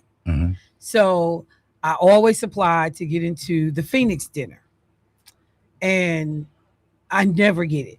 So that ticket is $750. That's why. For the minimum. No, because it's press going in there. I just never get selected. Last year, I got selected to do everything that was high end, high cost. I got selected to do it, and I was sick as a dog and waited. I waited until the last possible minute to call them and tell them, y'all get after somebody else. I can't come. So now I'm back. I'm hoping that I will get selected. They'll probably again. never ask you again. Yeah, I know. No, they were really nice. They were. How you feeling? You better. But I was so devastated. I was like, no, I finally got it. I mean, because you get all access because you're the press. That was like when I did the Democratic convention. We had a Republican. Only access we didn't have was the floor. I had floor access. You talking about over in Chicago? No, here in Milwaukee. For the RNC? Yeah. Oh, okay. No, when I've done the gyms stuff as press, man, your access is madness. Yeah. And then they have reporters row. And so I'm seeing and meeting reporters from all over the world. It was so amazing. And then, of course, I run into big head Roland Martin. And he like, let's your boy. Yeah, let's get a picture. I'm like, okay, Oh Roland. boy. You got callers holding. All right. Let's go. Caller, welcome to the program. Took too long. Caller, welcome to the program. What up, y'all? What's happening? What's up? Assalamu alaikum to you all. Is this Christopher? Yes, sir. I can say what's up. What's happening? I was going to say, he sounded Like us alone. What's up, nation? Call us in the morning. Call us in the afternoon. And call you in the evening. Call it in the evening. That's right, because we'll be here till 8. What's going on, Christopher? Yay, Miss Bryant. I voted early before I had to go to court. Let me tell you a little story. All right, I went to court last You night. always And I in got to go back court. again. Well, it's all right. It's okay. Well, it's not that bad, but I almost got Good, it. Christopher. It was horrible. I went up to the ADA first to talk. First, I checked in. I went through the checkout. I checked in.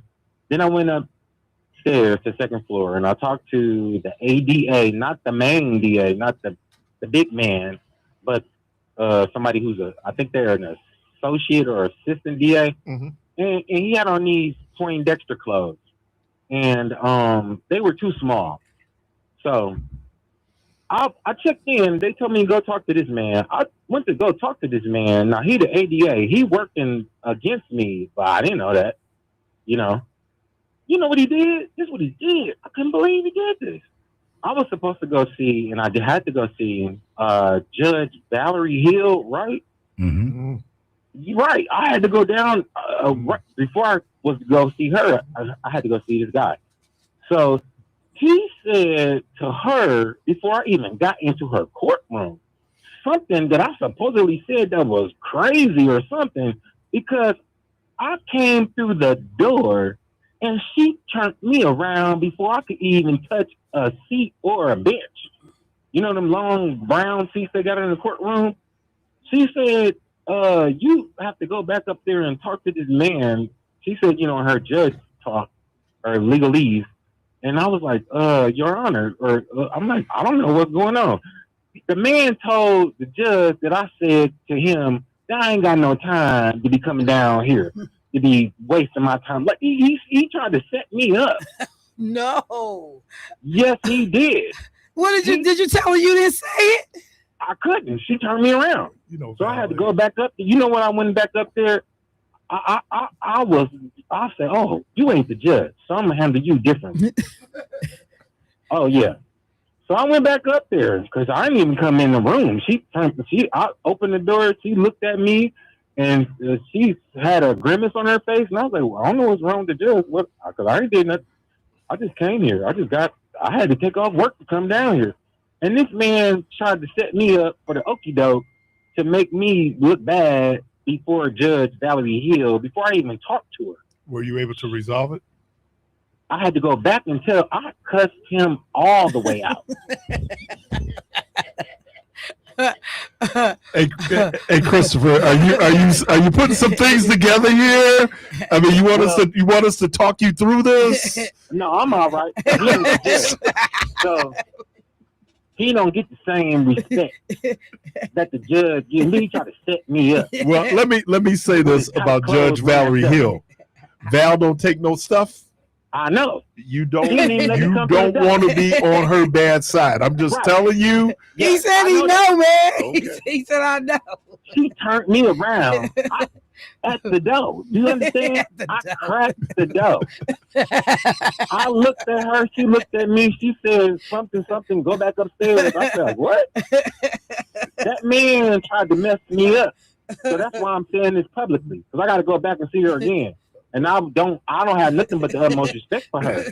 Oh, And I want her to and think. triple that level of respect for her. Yeah, but if he do that, I'm gonna cuss him out. I'll cuss him out in front of the judge Okay, all right. because he ain't the judge. And I voted. I heard that. And All I right, voted brother. for DC. Hey, That's what I did. let me give you your options. Yes, sir. Let me give you your options. I'll cuss him out in a split Let me second. give you your options. You could be Michael, you could be Fredo, or you could be Sonny. And Mr. Parrish, you know what kind of clothes he had on? He had on. some It don't clothes matter. It don't that matter. look like you buy them at the Family Dollar. It don't on the matter. clearance rack. Okay. Yes, it does. Because Well, he had no I just business. gave you some options, man. You can think about them. He better not try it again. Okay. Against the judge. Look, somebody on social media said, "Talk your ish, Chris." He's not the judge. I'm like, All right. How you gonna do that to me? And then somebody else on there talking about no justice, no peace. Right. Thank you for taking my call. I love it. I love it. Our people so silly though. I can just hear talk your ish, Chris. Now, why'd you end up in jail? Well, Carla, welcome to the program. Oh, Chris just brought back memories. I had Valerie Hill, Judge Hill, probably about 30 years ago. And I still remember what she said. I don't care if you tap dance up under this table. I ain't She said what? I don't care if you tap dance up under this table. She was not going to do something. Val is crazy as hell. I want to say it on the record. Val Hill is crazy as hell. I want to say it on the record. Some judges you go up there mess with. She is not one of those judges. I'm telling you. But you can't be nice. His small people got stories about going in front of Val. Man. What'd you say? Don't tap dance under, or you can tap dance under the table. I don't care if you tap dance under the table. I'm not reducing that ticket. That's what she called me. See, I still remember what the heck she said. She's like Judge Mathis. Oh, you on crack. Judge Mathis, you on crack. Okay. But you know, my funniest one time, this young dude, he must have weighed about 107 pounds. He in Joe Brown's court, right? that little slender dude started talking, and Joe Brown went Joe Brown on him. Judge Joe Brown didn't play, but I love it because everybody on crack. Good. Judge Mathis. Well, I just, I've heard the Judge Hill stories. I've never been, privy to go in her courtroom. I've only had to go in one courtroom with somebody I knew, and he looked at me and he was like, "So we gonna do this, we gonna do this, and you gonna pay all of this." And I was like, and then he looked like, "Understood." I was like, "Well, damn, is it a negotiation? Do I get to tell you how much I make, how much I got on it? Can I get, and look, and no payment plan. You're going to take care of this today, right?" I was like, what kind of mess is it? You know what? I don't want to know the judge when I go in. But it was all business. But he said, yeah, we're going to do this. We're going to move this. We're going to bring this. And then this is the outcome. You're going to pay all of that. I don't know why people You're going to pay all of that. want to talk crazy to any judge. Yeah, I'm just not in the habit of talking crazy to people who got my life in their hands. I'm just, but I'm gonna tell you this though. When I went to go vote, I left certain names blank on my ballot. People that I had not heard from over the course of this election cycle. I don't care if you are running unopposed or not. You have a responsibility to go out and talk to people. Let them know what you've been doing the last 4 years or whatever the term length has been. And you still can fundraise. You can still send out a mailer or, come on a radio show. There were people I had not heard from in 4 years. And when I tell you, I roll right past their name because I do the electronic ballot. And I think I had like five 5 things on there that I didn't check. I ain't heard nothing from no damn Jocasta Zamparippa. I ain't heard nothing from her. Zero. Even though she's trying to be, what is it, Secretary of State? I've heard nothing from her. And she ran unopposed on the Democratic side of the ticket. But that does not, girl, you ain't never had that job before. You need to come explain to people why they should vote for you. And I just was appalled because I don't think she came to anybody on this station. And I'm just like, that's hella nerve. Don't nobody know you like that. You haven't represented me, not in the assembly, nor in the city of Milwaukee. So I know you because I have, worked in the state capitol. But the idea that you're running for a statewide office and you don't try to make the rounds, you didn't come to Black Talk Radio over here, but, we filing charges, against folks. I'm just like, I don't understand. That's the most I know about you since you've been an alderperson is your charges you filed. So it was a whole bunch of names. I left blank. I'm not voting for y'all. Caller, welcome to the program. Good afternoon. This is Mayor Cavalier Johnson. Hey, Mayor. Mayor Johnson, how you doing today, sir? I am. I'm glad you called before we started talking about you. We was just getting ready to. She was on the roll. Did I call at the right time? You sure did. Timing is everything, man. I heard y'all talk about Val Hill don't play now. Oh, yeah. Real talk. Yeah. Can we do something about her? Look, let me say, she's one of our best judges. She is. She's one of our best judges. I'm joking, but I'm not joking. I know. No, she does not play. Yeah, I will verify that. Yeah, look, what you say? Even the mayor don't want no smoke. Yeah, I will co-sign to that. Well, it is good to hear from you, sir. Thank you for tapping in today. Yeah, I'm happy too. It's primary election day, in this crazy race for governor that we've been having. And all of us know, right? Like, I'm just so happy the day is finally here. Look, a lot of us thought you was going to be in the mix on this race. And we're surprised that you weren't. Given the clown show that it is, I think you made the right decision. No, it's not a clown. It's democracy. Is it democracy? Democracy in its purest form, like Michelle. a little clown cars riding around, pushing people out, pulling them back in. That's what it feels like to me. But okay, Mayor, I'm gonna leave you alone. So as I've been going around, around the city today, I was down for some schools that were opening. I was over at Rotary. Doing some other stuff. And I've been gladly telling people that it's primary election day, make a plan to vote, and no, thank goodness I'm not on the ballot today.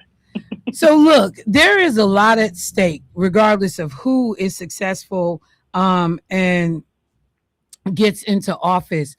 When we think about the city of Milwaukee, the issues that are going to be top of mind for you, regardless of who's leading the administration and what we are facing, in terms of revenue in this city. And, I know a lot of people keep talking about financial cliffs and how we're positioned going into the future. What are some of the concerns that you have as the leader of this city about, the next 4 years? Yeah, well, I'm glad you asked that question, and I'm just going to lead right into it. I mean, the person that I supported in this race is David Crowley, our Milwaukee County executive, because on the exact questions you talk about, Michelle, right, we're building the city budget for 2027 right now, and I've got a nearly $100 million budget gap that I have to fill. And last year I had a roughly $100 million budget gap that I had to fill.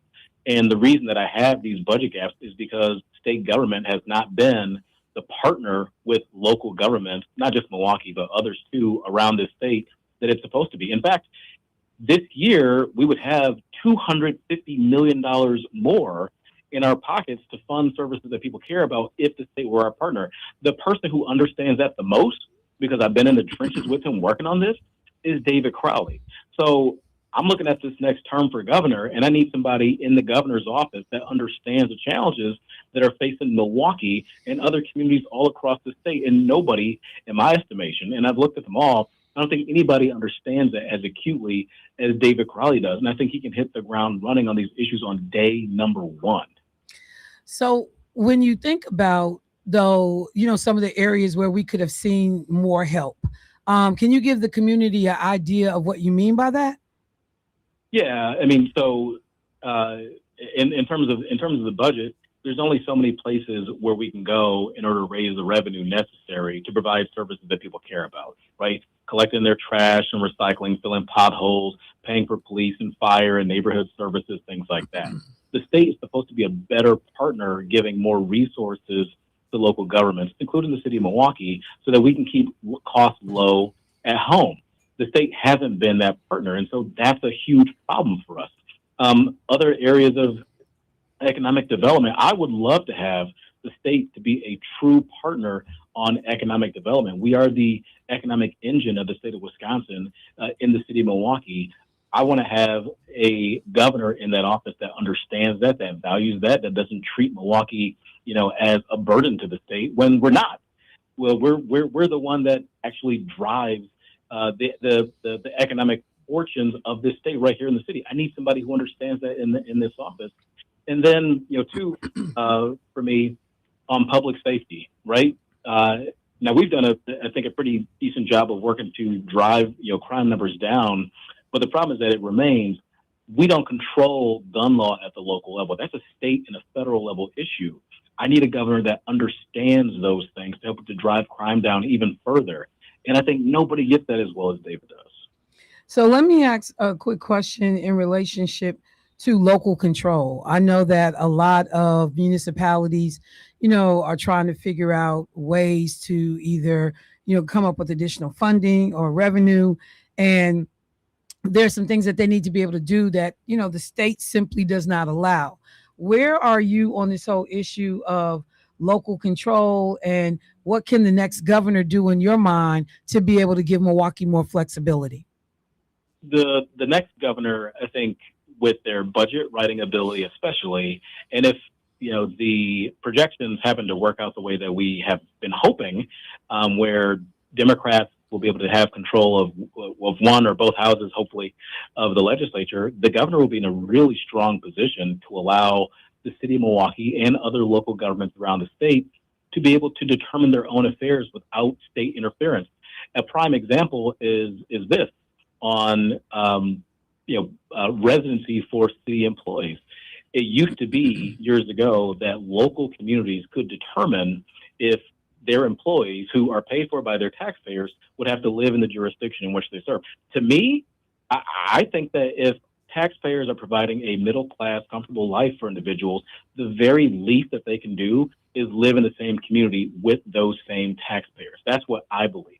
But unfortunately, the state of Wisconsin some years ago under Governor Scott Walker worked to remove that power from local governments.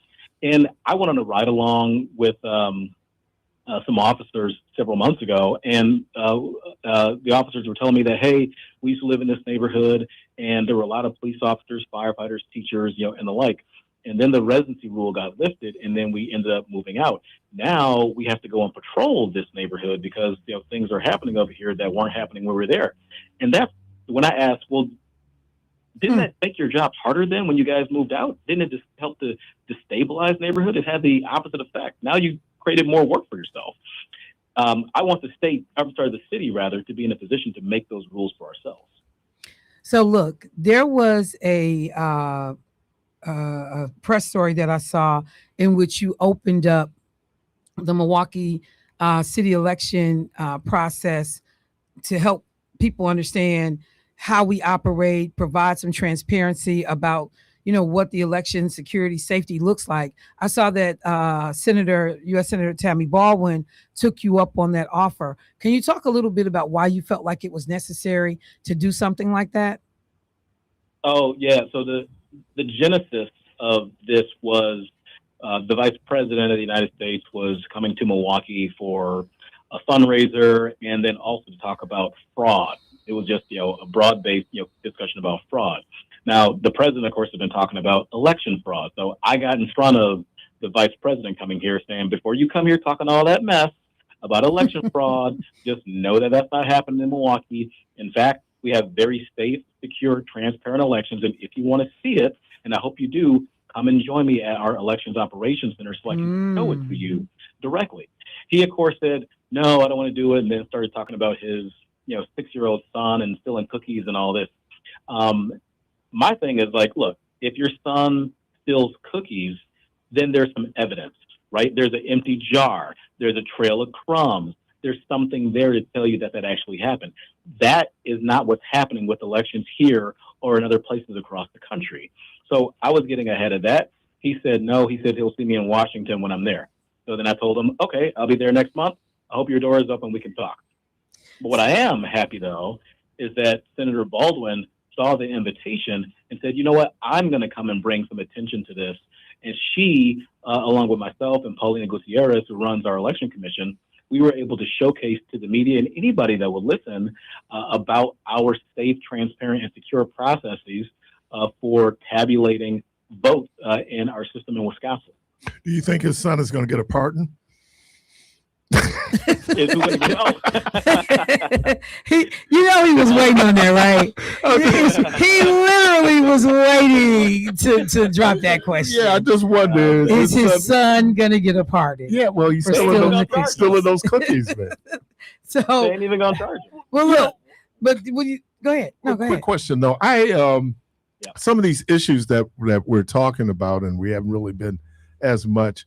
We have people from the Republican side who will call in. How having a Democratic governor and hopefully a Democratic assembly, one of the things is the revenue sharing, right?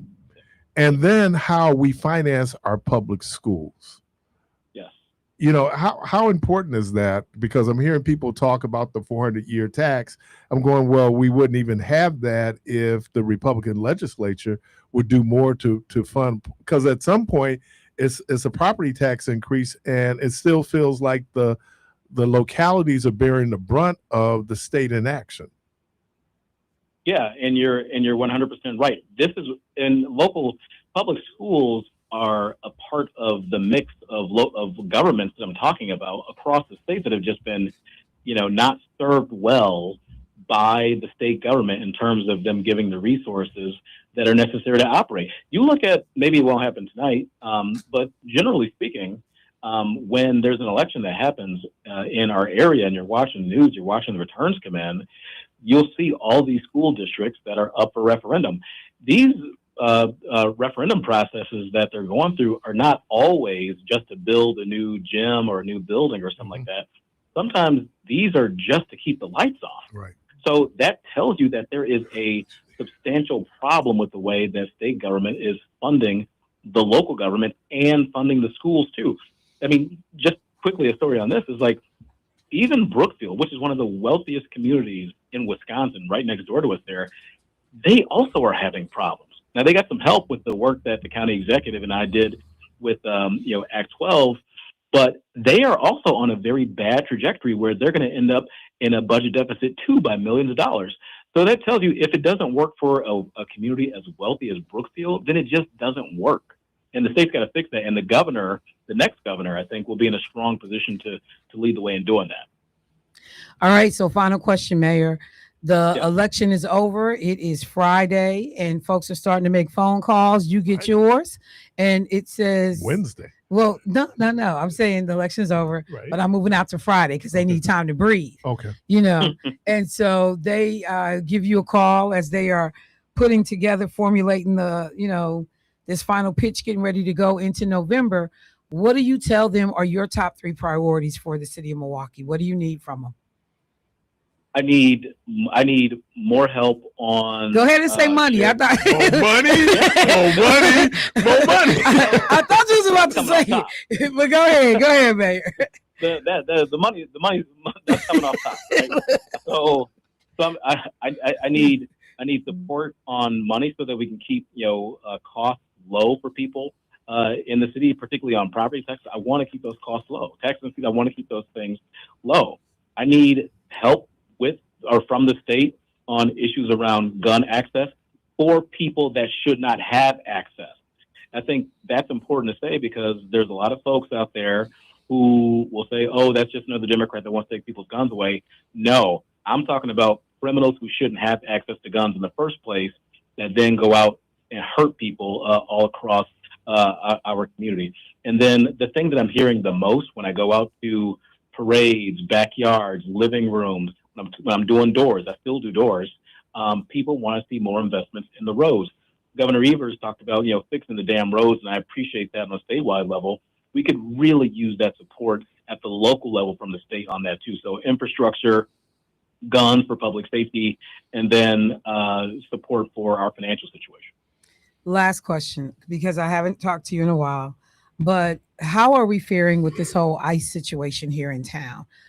We've seen, sporadic stories here and there, heard some anecdotal things, and people were, very concerned as we are leading up to the November election that there may be excuses made about public safety being out of control, hence the need for increased presence of either ICE or National Guard.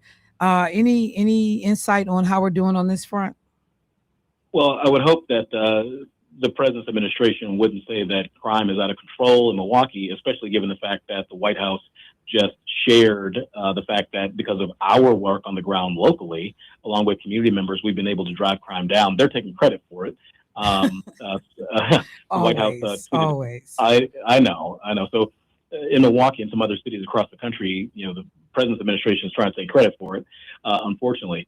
ICE was here recently on a surge. We have constantly worked to make sure people know what their rights are, and directing folks to that, and then also continuing to raise my voice and others, elected officials, executive, legislative officials have raised their voice to this too. I think it is absolutely insane to me that the federal government is sending in masked men who are not identifying themselves and stuffing people into unmarked vehicles. I mean, what if somebody comes and impersonates a law enforcement officer and does the same thing and you don't know where your family is at? You know what I mean? Like, that is just dangerous. So I think all of us have to continue to raise our voice to that and hold ICE and the president's administration as accountable as we possibly can when they step out of bounds like that, like they have been doing with ICE since he's gotten back in office. Well, that is good to hear that, some of that has been tampered. Certainly appreciate the work that's being done. I had seen the information on our crime statistics, so I knew that we were in a lot of ways doing, and making real progress towards some of the goals that the administration, local authorities have identified. So with that being said, I'm going to get out your way. We appreciate you making time for us today. Polls close today at 8 p.m. Anybody still sitting on the fence? Anything you want to say to them? Yeah, I mean, if folks are still sitting on the fence, you know where I stand right now. That's supporting David Crowley for governor. I've known this man for 25 years. I have seen him rise through the ranks through all the challenges he's had in his life. I think he's done a phenomenal job as county exec. I mean, I can tell you from my work in the past that city and county government have not worked as closely together and as collaboratively as they have over the course of the last 5 years that we have overlapped as mayor and county executive. He understands what the stakes are. He's going to focus in on things that are important to us in Milwaukee: economic development, public safety, affordable housing, working to make sure we have more powers at the local level, and the like. So I think he's going to be a phenomenal governor. I think he's able to do the job on day number one. That's why I'm supporting him, and I encourage other folks to get out there and support him as well. All right. Thank you, Mayor. Look, we don't want to call you Chevy, but it is the name we say every day. But thank you, Mayor Cavalier Johnson.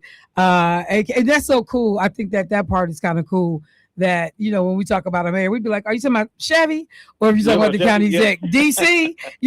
That level of familiarity is actually, it's not usual. And so for people to feel like they got that kind of access, and let me just tell you how much I appreciate, I say it every time I talk to you, whenever I call, the response is usually immediate, whether it's a phone call or a text. And if you can accommodate, you do every single time.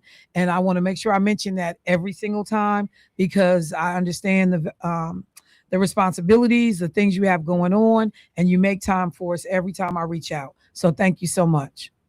Yeah, no, thank you, Michelle. Thanks for reaching out. And if I can do it, then I will. All right, y'all. That was none other than Chevy, the mayor of Milwaukee. Mayor Cavalier Johnson. Okay. Mayor Cavalier Johnson. All right, folks, we're going to take a quick break and give I'm us a outta minute here. reset. You're leaving. Yeah, I'm going. You go to the funeral. Yeah. So Man. I'm out of here. So thank you. Are you speaking or No, attending? just attending. She's got a whole crew out there to replace you, though. It takes I know. takes more than one person, though. So again, let me thank everybody who's been part of Election Central, my little portion of it. Appreciate you. Had a lot of fun. Yeah, had a lot of jokes in the beginning. Wow. How great was that? That's what I do. All right, family, we'll be right back. I got you.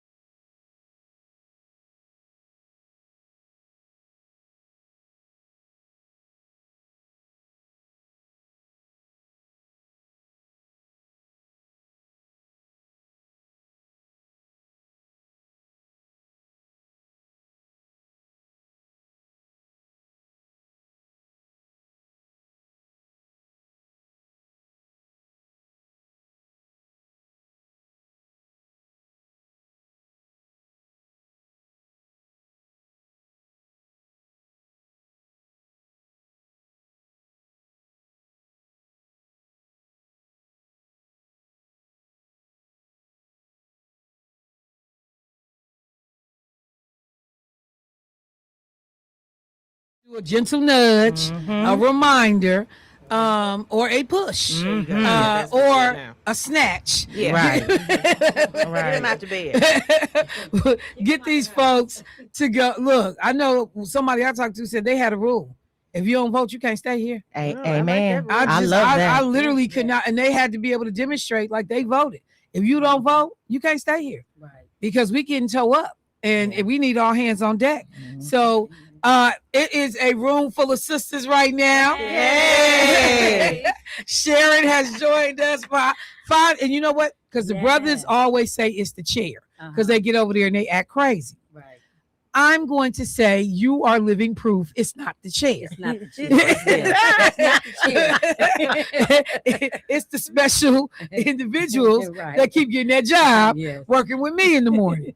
And we also have, and you know, Sharon, for folks that are not used to you being here at this time of day, tell folks what you do, who you are.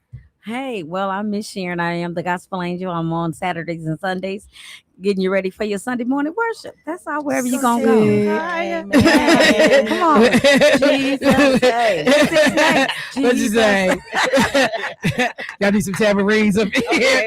Look, I'll get you some. Oh, no. No. It is the chair. It is the chair. Just the chair. You said tambourine, so that was the closest thing to it. Jermaine grab them all the time. It's the chair. Okay. I thought we had got around that. Also got two other sisters in here. Powerful, like just everybody in their own right. Cold at what they do. Amazing representation of what Black girl magic looks like when we show up. And so I am thrilled to have Angela Harris, an educator extraordinaire, vocal, outspoken. Yeah, people were talking about Val Hill, abolitionist. Abolitionist. She believes in abolition. I believe deeply in abolition. We lead folks to the promised land, the educational promised land. I'm sorry. Every morning, her students in her classroom recite Assata Shakur. Am I correct? Yeah, we do. We do. There you go. So that's it. So, okay, so tell people that are not familiar with what it is they're reciting. It is our duty to fight for freedom. It is our duty to win. We must love and respect one another. We have nothing to lose but our chains. Now imagine if you I need you to say that one. I need you to say that one more time. So we usually do a call and response. Y'all want to do it with me? Yeah. Okay. Yes. It goes like this. It is our duty to fight for freedom. It is our duty to fight for freedom. It is our duty to win. It is our duty to win. We must love and protect one another. We must love and protect one another. We have nothing to lose but our chains. We have nothing to lose but our chains. Lord have mercy. Yes. And the kids are saying this? Yes, yes. That and I love being Black is like our two favorite classroom chants. I even got the non-Black kids talking about they love being Black. That's right. I mean, We all think from the about, motherland. They can say it. you know, when you talk about the power of repeating that day in and day out. And it's funny because I watch a lot of people that went to Parkman and back in the day. And so there were clearly some things that they had at Parkman that they, you know, mantras that they said. And if you say something to these 60-year-old, you know, men and women, they gonna run it back to you just like it was yesterday. Right. Those things do not leave you. So thank you for that. And then also in the studio, heavy hitter, shot caller, big baller. Yeah, Lakeisha Myers, Dr. Lakeisha Myers, former state representative, member of the legislature that sat on the education committee. And now in your iteration of returning to school and working with the young people. School, really. Well, I mean, you know, you had some moments. You had some moments. Have some moments. You know, you tried to escape. They snatched you back. True. It was important for me to reach out to you all in relationship to the context of what's happening around us right now. So we know that we are in the throes of a heated race for state for the governor here in Wisconsin. There are a number of other offices on the ballot that we're not even talking about. Many of these folks are uncontested in the primary. We know that the legislature has the ability to possibly flip or, you know, pick up one house, you know, and somewhere nestled down in the middle of this big set of events that are happening around us, history about to be made, some of the same issues that have plagued us, they're gonna be waiting for us on Wednesday morning, no matter who gets in office. Right. And so I thought it was important for our community, because when we're thinking about why we pick a candidate, why we vote for someone, we get caught up in some of the superficial stuff, looks, who got came to my church, who came to my church, right? I got 17 pieces of mail from somebody. And sometimes we're not always sophisticated about understanding policy and how that impacts whether our kids graduate, if they perform, if they excel, if they get into those schools or those programs that they want to. So the first thing I wanted to do is have you all just frame out for a moment, as you have personally and professionally looked at the landscape right now in terms of education. What are some of the top line issues for you all? And Angela, I'll start with you. Yeah, I mean, I definitely think one of the biggest issues that exists in education in general are the academic gaps that exist in reading, right? We have got to get children, specifically Black children, doing math and reading well. And when we are looking at our NAEP test scores and we're looking at 9% proficiency in reading and 11% proficiency in math. Are we talking about in general 9%? 9% of Black children. Right. So overall, statewide, the percentage of students that are proficient in reading, I believe, is 22% statewide, right? So we're talking about white, Black, and everybody. Right. And then math is 33%. So, I mean, we still have humongous gains just across the state to make up. But when we drill this data down to our children in particular, having 9% of our children only proficient, meaning that they are reading at grade level, 9%, that leaves 81% of our children that are not performing at grade level. And to be able to read means that you have the ability to be able to access things outside of yourself, right? When you can read well, that opens up all types of opportunities for you.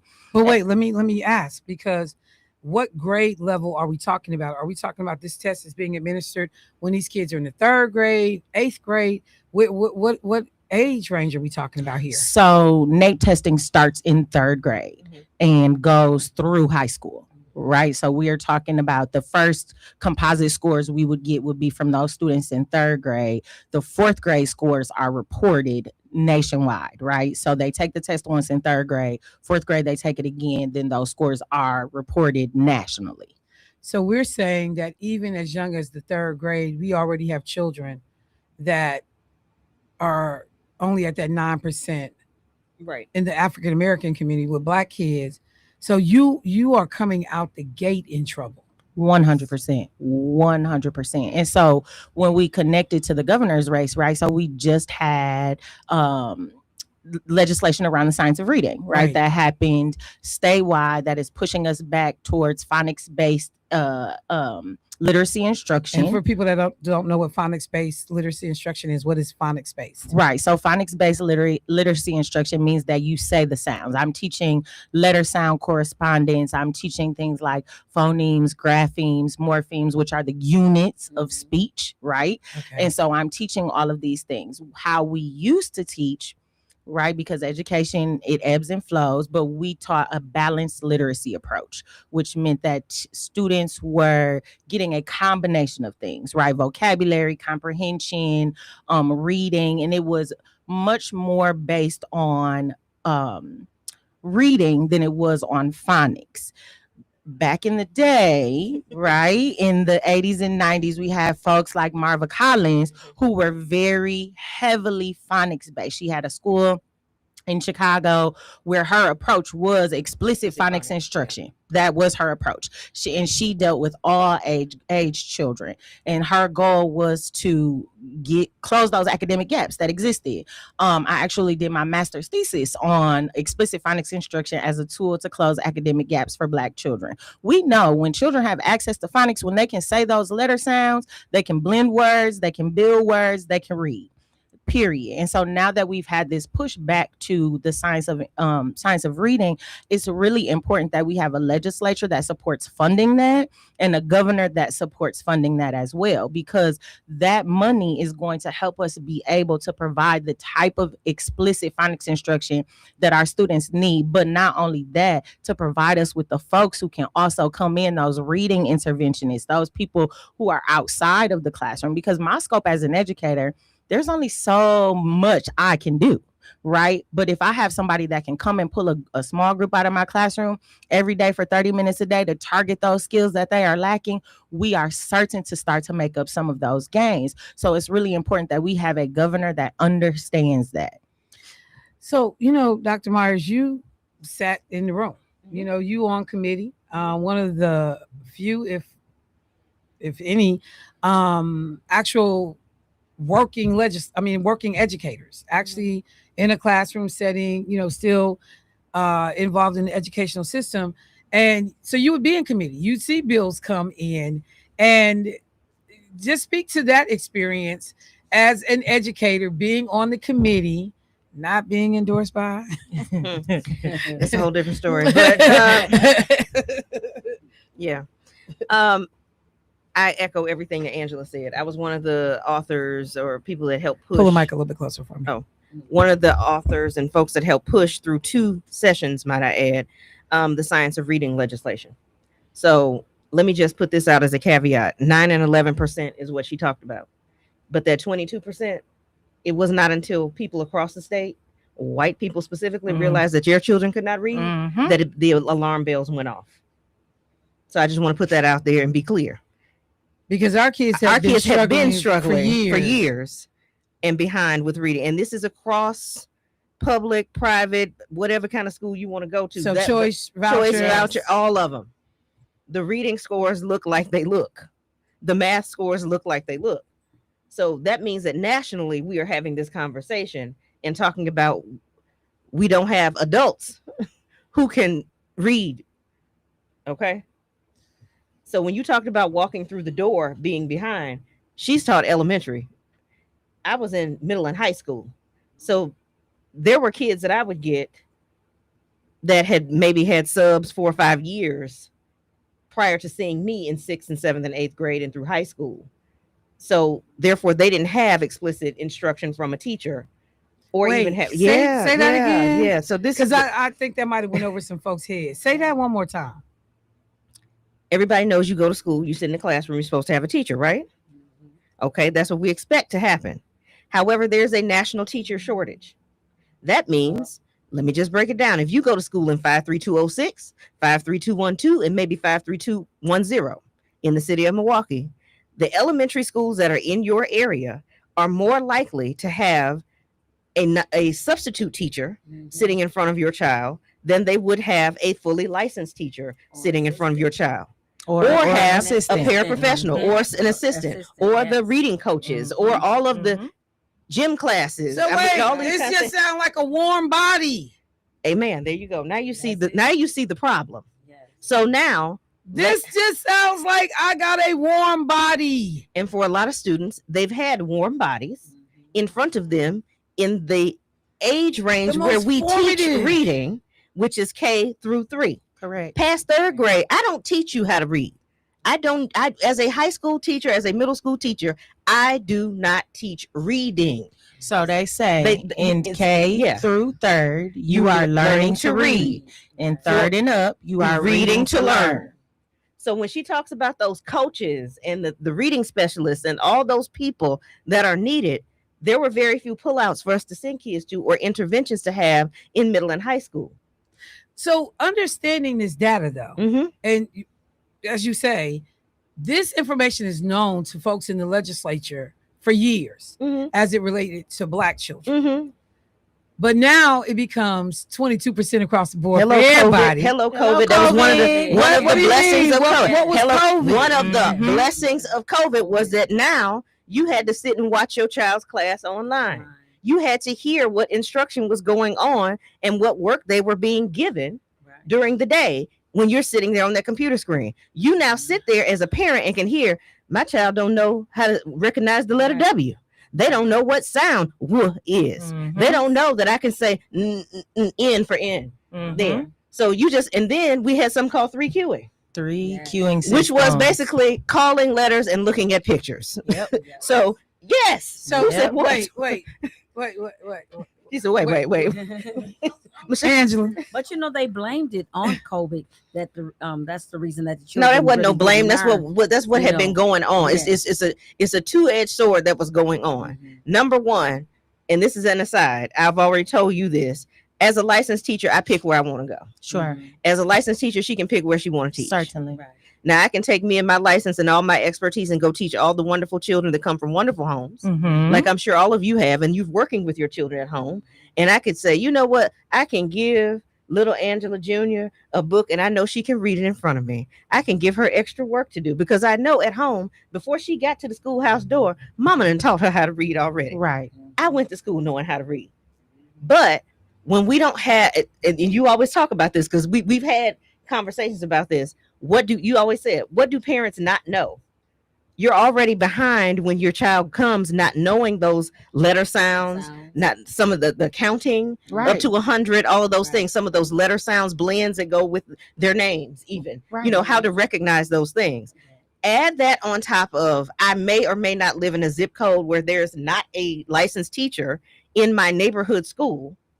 And now I've had 3 years of substitute teachers. Correct. And I may have great grades. Yep. But they're not real because I can't function because I don't know that that's WNOV. I don't know that is, I can look at the picture of a telephone and tell you it's a telephone, but when I see the words, the word telephone, I can't break down tele and phone. And that's why the 3Qing system I was just didn't gonna work. say, what was the 3Qing system? Let Angela. Yeah, go ahead. Yeah, so basically the 3Qing system would be you would say a letter sound, right? Like nose. You would show the student a picture of a nose. And then you would say, what sound does nose make? And they would say, nose. What started to happen though was as you try to scaffold up, right? To build up to them actually being able to spell words, they could not from memory remember what the sound was without having the picture in front of them. And that's that. A couple years ago, I think we did the documentary called The Right to Read. The Right to Read, yes. Everybody need to watch that documentary. Please, if you have not seen The Right to Read, I think it's on YouTube now. You can. You don't even need to do anything to watch it. You can just look it up and read it. I mean, watch it. That is one of the things that, and the guy that's in the documentary, he talks about literacy being the next civil rights frontier. That's it. And when you talk about what it looks like for policy, you got accountability and you got budgets. Yes. Those are the two biggest things for me when you talk about anybody that becomes governor: accountability and budgets. In the state of Wisconsin, there is no overarching agency that has the ability to take over any school district in this state. Wait, what? There is no organization or government entity that has the right to take over and or sanction outside of taking money and withholding it for a certain period of time. And that was for finances. It was not for accountability purposes. Right. It was not for accountability purposes. Wait a minute.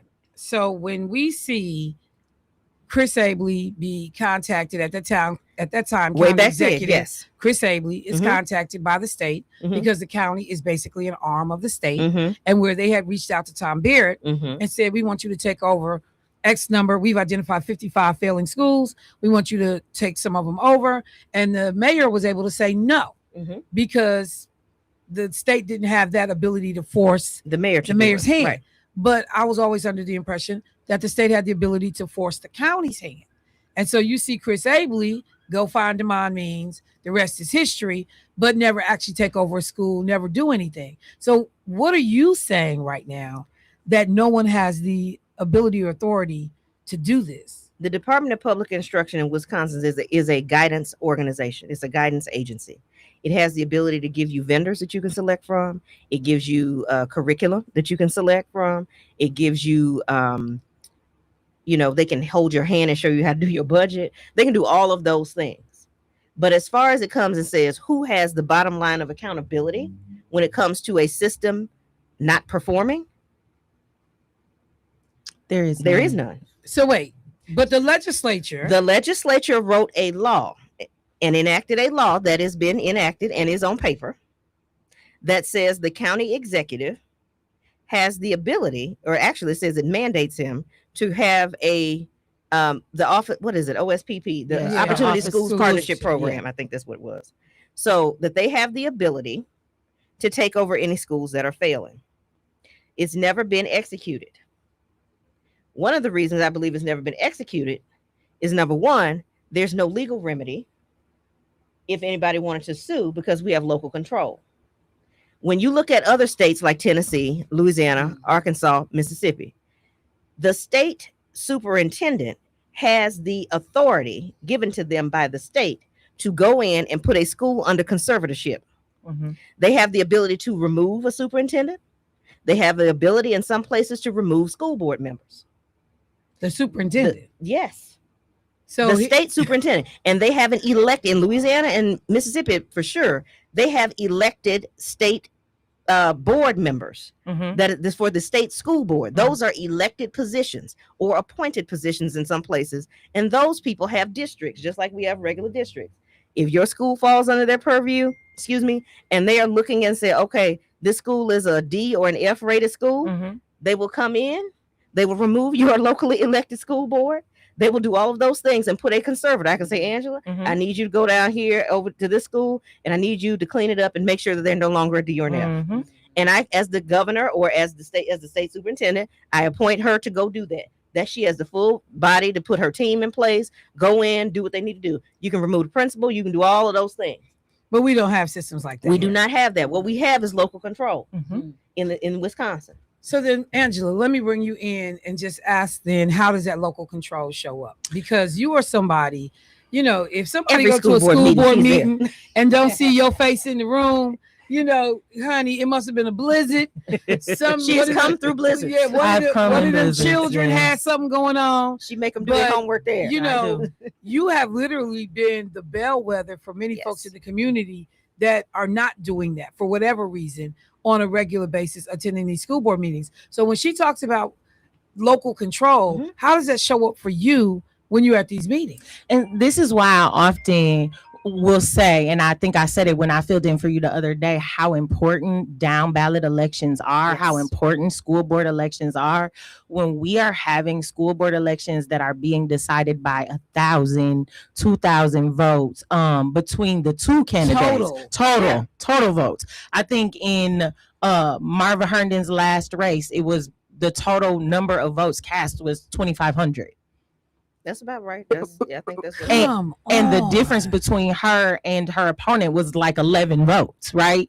So when we have races like that, and we understand that these are the people who then are charged with making decisions about our school, it's so important that we show up. That we show up to vote, and then after we vote, we are there holding those people accountable. That's why I'm always in their face, because look, if nobody else is going to show up and hold y'all to task to do your job, I'm going to show up and hold you to task to do your job. Because like Rep Meyer said, because we don't have that state control, it is the school board's job to then ensure that the superintendent that they appoint is doing what needs to be done and what is in the best interest of our children. And you will see, like, talking about how local control shows up. Just look at the situation that happened with Keith Posley. In reality, the board members didn't want Keith Posley to leave. They would have allowed him, had the community not engaged in such a high level of pushback, they would have allow him to continue his contract. And it's not just in Milwaukee. It's every municipality that has a school district. There used to be 421 school districts in the state of Wisconsin. I feel like it may be 416 or 18 now. Some have merged. But the fact of the matter remains, you still have districts where people do not show up to school board meetings. Whether you live in Brown Deer, you live in Milwaukee, you live in Glendale. I always explain to people, they say, Nicolay is its own school district. The whole high school is one school district. The whole high school. Yes. Is a full school district. Like Milwaukee is a school district? One high school? They're not part of Glen Hills or Bayside. They all have their own small school district. So Nicolay Unified High School is its own school district. How does that and I happen? always thought that was ridiculous. It is ridiculous. How does that Because happen? they have their own board that can right? regulate the school. that can regulate that one school. Okay. Yeah. I'm just Okay. And you know, just going back to this idea too of like when people don't show up, then that puts board members in a position to think that they are the authority. True. Right. And that they are the ones who can make all of the decisions about what is happening. So often I will sit because in, they can do it without being checked by community. exactly. So I will so often sit in those meetings and feel like I'm being talked at rather than talked to. And I'm a constituent. I'm a District 4 constituent, both in my school and my home. I'm a citywide constituent. You're not going to talk at me. You're going to talk to me, because if you don't talk to me, I'm going to talk to my neighbors about making sure you don't have this job next time. And that is the type of, response action that we desperately need, because we Especially when you're can't. talking about $1 billion budget. I just want to put that out there. 1.6 billion. Yeah, it's the MPS budget is the same as Milwaukee County. There are 19 municipalities, 19 cities and villages in Milwaukee County. The county executive's budget is almost the same as the MPS budget. Right. That's crazy to me. But my frustration in listening to you all talk, the only thing that the gubernatorial races come down to is who supports choice and who's gonna get rid of Act 12 or Act 10 or When in reality, no governor can get rid of any of them. Let's just put that out there. Can we say that? Say that again, please. Crash Red course. What Myers, can the governor do? please. Let's pause there. Crash course. This is what your governor can't do. Let me just start with what they cannot do.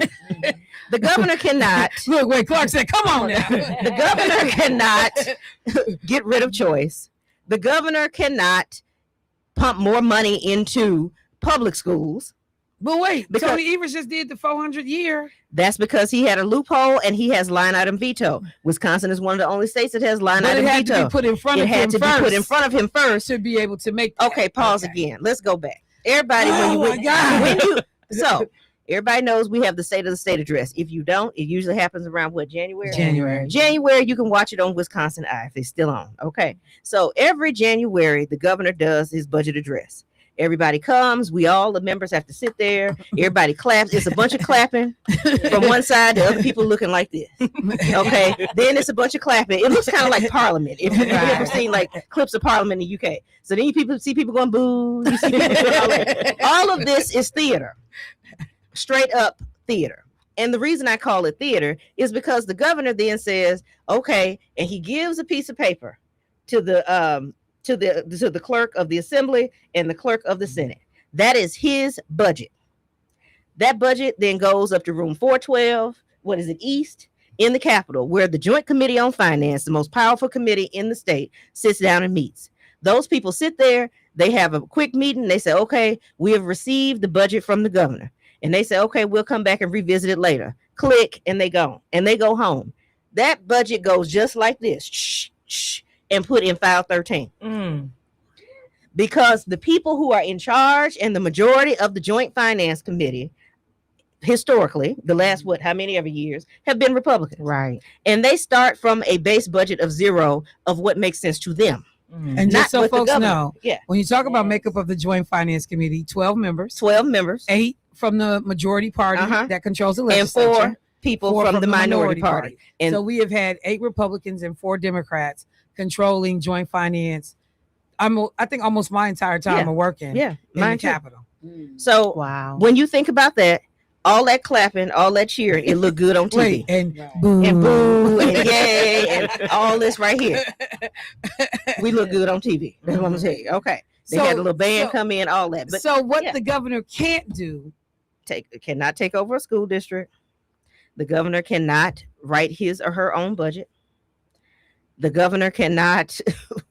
What else can the governor not do? When it a whole lot of comes stuff. to education. When it comes to education, the governor must have a legislature that is willing to work with him or her.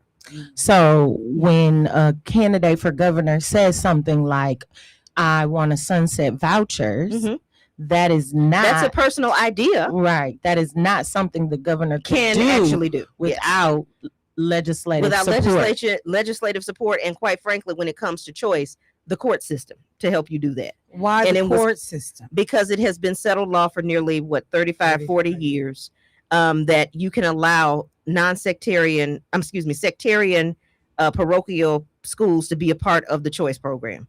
Originally, it did not start out that way. You had to be a non-sectarian school. And what does non-sectarian mean?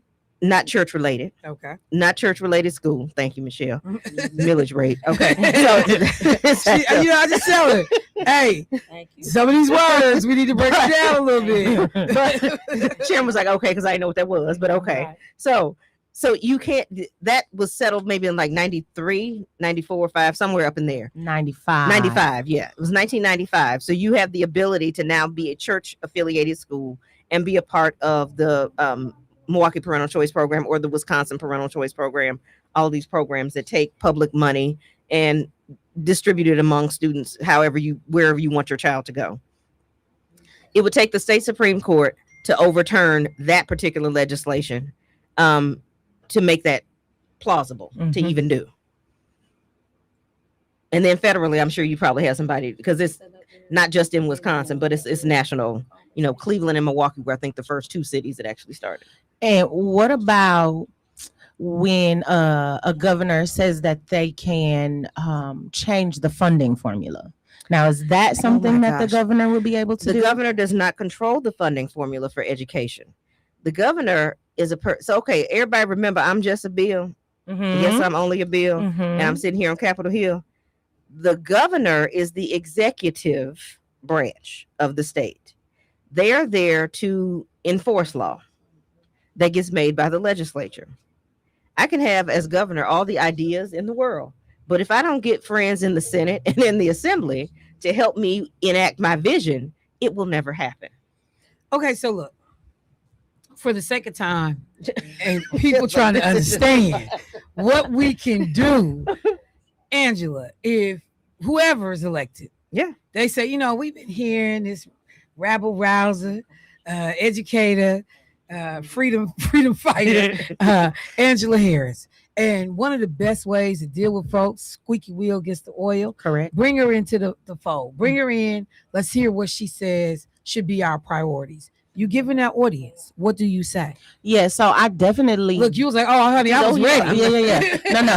So I definitely think that number one, we do need to look at the funding formula for education, right? So this is going to our legislators and having conversations with them about what the funding formula looks like and how the funding formula should change. I also think another thing that we need to look at is having dollars follow children.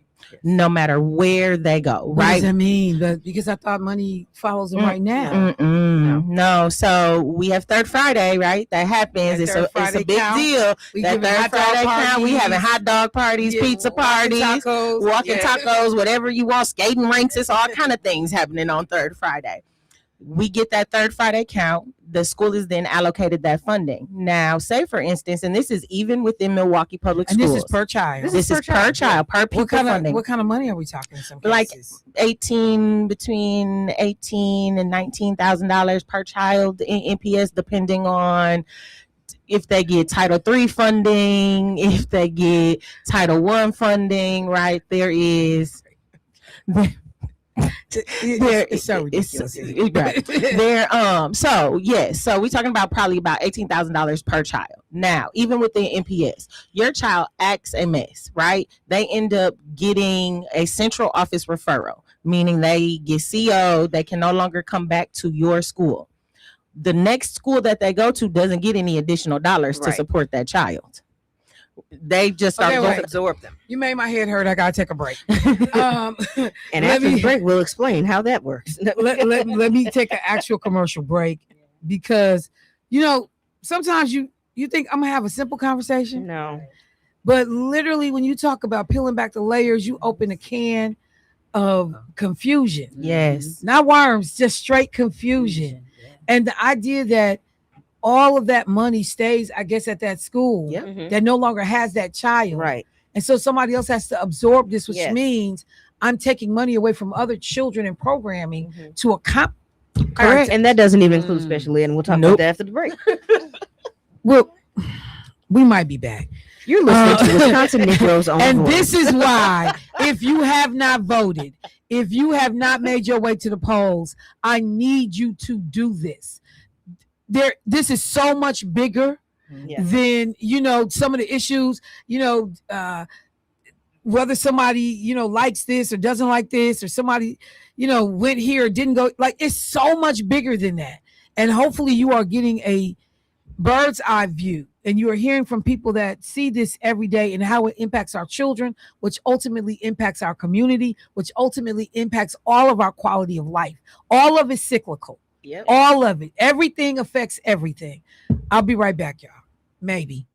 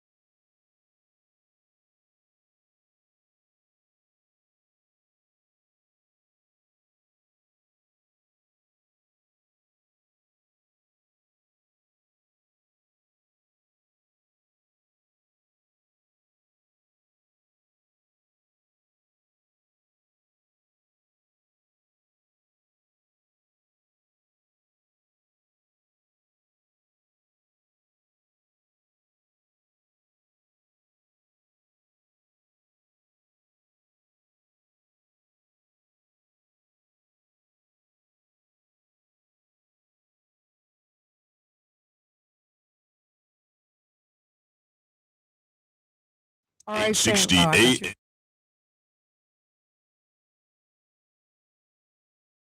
The Voice. All right, family, welcome back to the show. Michelle Bryan, WNOV, 860 AM, 106.5 FM. You are listening to a special program today, but if you are a regular listener to this show, you know this is what we do on Election Day, except we didn't do it in the spring. But any other time, when there's a whole bunch of stuff on the ballot, we definitely move forward with Election Central. This year, we are pleased to have a signature sponsor, Souls to the Polls, and we have been joined in studio by the queen of all things. Voter education, voter engagement, civic engagement. I'm going to drop this mic just a little bit for you. Lean in for me, Anita, and introduce yourself to folks, please. Good evening, everyone. I'm Anita Johnson. I'm from Souls to the Polls. I am their educational and voter specialist. As soon as you see Anita, you start going, okay, am I registered? Yep. Did I do this? Yep. Do I know what the referendums are on the ballot? Yep. I mean, you just know, like, this is the person you want to make sure you have all your information together. So I wanted to bring her into the conversation because I think it's a great tie-in as we are talking about the need and the urgency to make sure that folks are participating, that we understand how the conversations that are being had right now with Dr. Myers and Angela Harris, that these things transfer over into action. You know, we get the things that they're mentioning because of inaction, a lack of engagement, a lack of, just paying attention to how these things trickle down and impact us. We vote for the sexy stuff, president. Mhm. We vote for governor. But if you actually go back and ask people, no, break down your policy on some of the things that these two sisters have identified, then it starts to get real quiet in the room. Mhm. So first of all, Anita, for folks that need to vote and want to understand the work that Souls to the Polls is doing, can you add that to the conversation? Okay, Souls to the Polls is a nonpartisan group, and we believe your power is in voting. Yes. That's where the power is. When you vote, you have the power to decide who is going to decide what happens to you. This is in local election. And what happens at this election, whoever gets in will make decisions that will affect your life. So I just want to go back for one quick second, because the way you just said that actually sent the chill. You are going to decide who is deciding for you. Mm. Think about that. We do power of attorneys for health care and, our personal affairs, and you making real choices because you know who janky in your family. Yep. Like, no, you can't be over my money. You can't be over my health care. You might want to cut corners, pull that cord too quick. So just think about what she just said.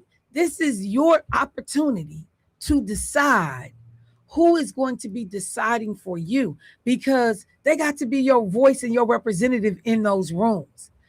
We lucky and lazy in that I just wait for Angela to come back and make a Facebook post and tell me what happened. But that's not and the there's way. no excuse because you can watch online. But let's be honest. Sometimes you don't even understand what you're hearing. True. That's true. That's very true. And so the ability to learn what some of these things mean and who to talk to and how to get educated. So when you think about the work that you all are doing at Souls to the Polls, one of the very basic tenets you are talking about is how to participate in the first place. That's true. And what I want to add on to that is your decision will impact generations to come. Your grandchildren, your great-grandchildren, they are going to be living by what you decide today. Can you give an example of that, Angela? Act 10. Act 10. Did you want me to say it again? We are still dealing with the consequences of that legislation today. one of the very first things that legislation did was remove residency requirements. And when teachers had to leave the city of Milwaukee, when they had to leave the environments that they teach in, they no longer had that connection to their students. They no longer had that connection to community. And it's easy to separate yourself from something once you're no longer a part of it, right?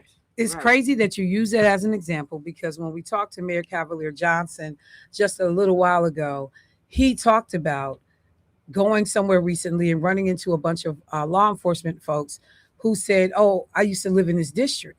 And law enforcement educators.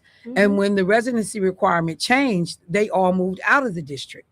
Now they're doing much more policing in those districts. And he said, so when you moved out of the city, you basically created more work for yourself. Right. Because this was an area that was doing okay. But now with that lack of a presence, we run into some of the same issues here that we're running into in other pockets of the city. So it's interesting that you use that example and then the long-term effects of that. So Anita, when folks are pushing back and saying, you know, but I don't see any immediate change, none of this impacts me. Nowadays, I think people are starting to realize that it does impact them.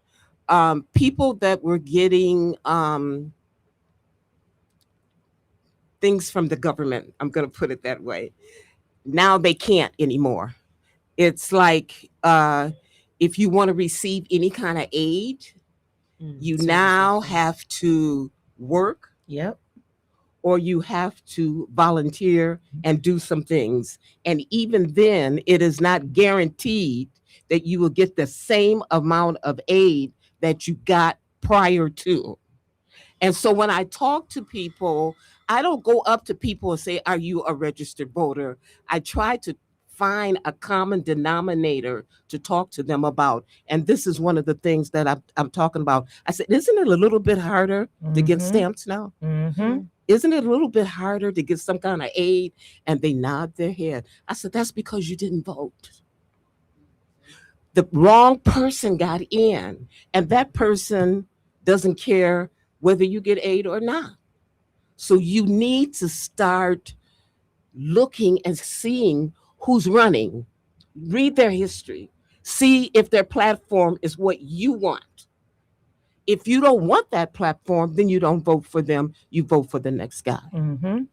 So there are folks that have been calling us today because they take advantage of the services that you all offer in terms of rides to the polls. Is that something that's happening this year?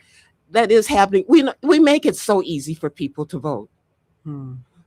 I do hundreds of flyers every year during the election and when there's no election. Right. I go and talk about the elections. I go and ask people, make sure that your address is correct. If you changed your name, go and change your name and make sure it's correct, because they are purging names from the roll. And you say that they're purging your name from the voter roll, but you know you haven't voted in 4 years. It's the law. Right. So they know.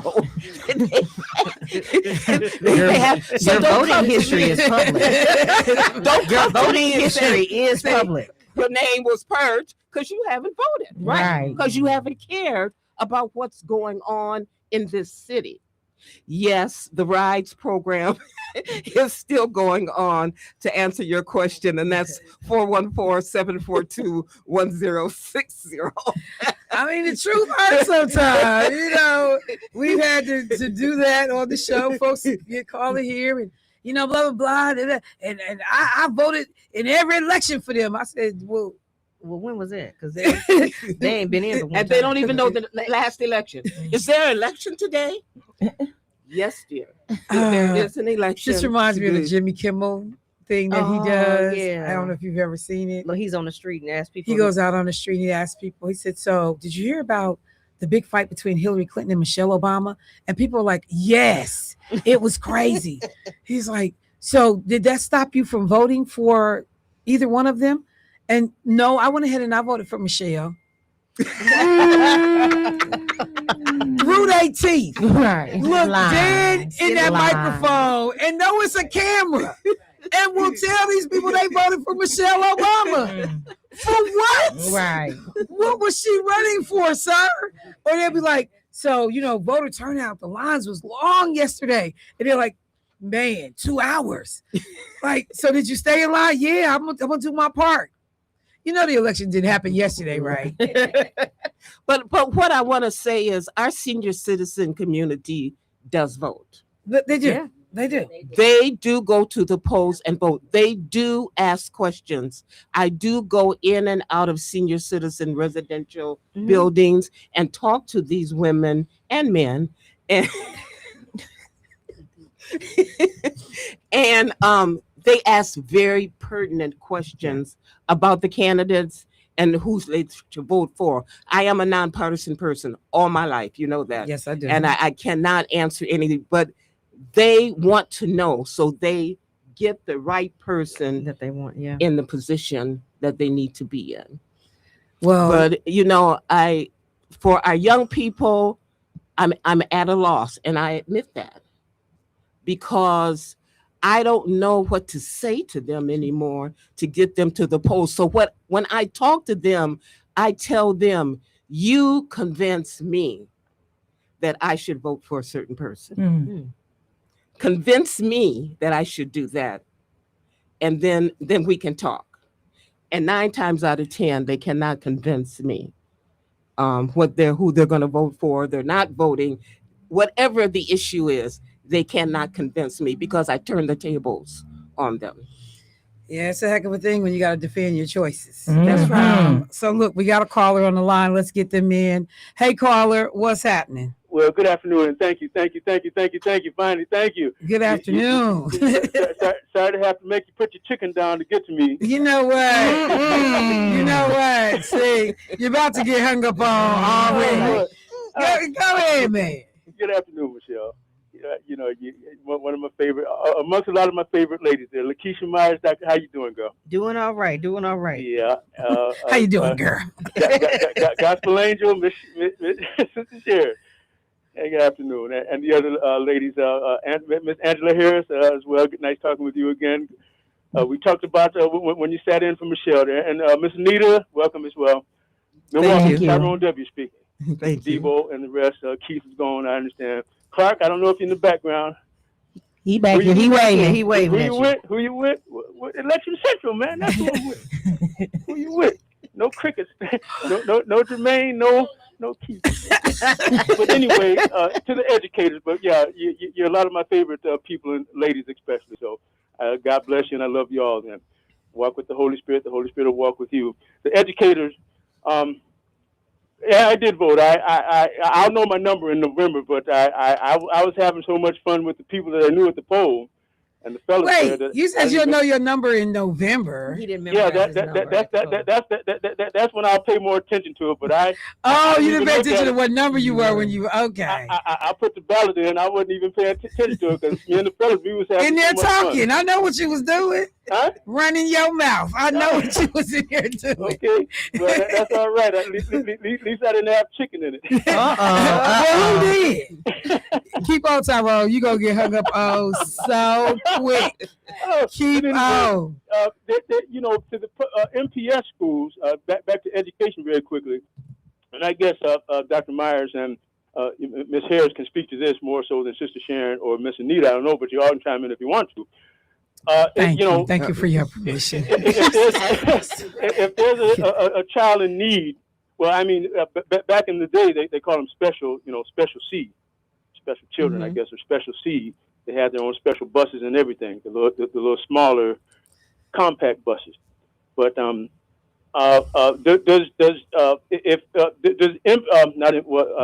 private choice and charter schools, is it incumbent on those teachers to let the parent know that your child is not at a certain level, and maybe we need to, have them in a special C class or a special environment so they can, I don't know what private money will have you do since, we're paying you to teach them. So is that like at MPS there where they have the special, special class for the special, special need children? Special C? Hang on.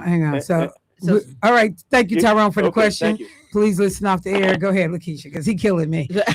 so Go just ahead. because you may have trouble reading does not make you a special education student.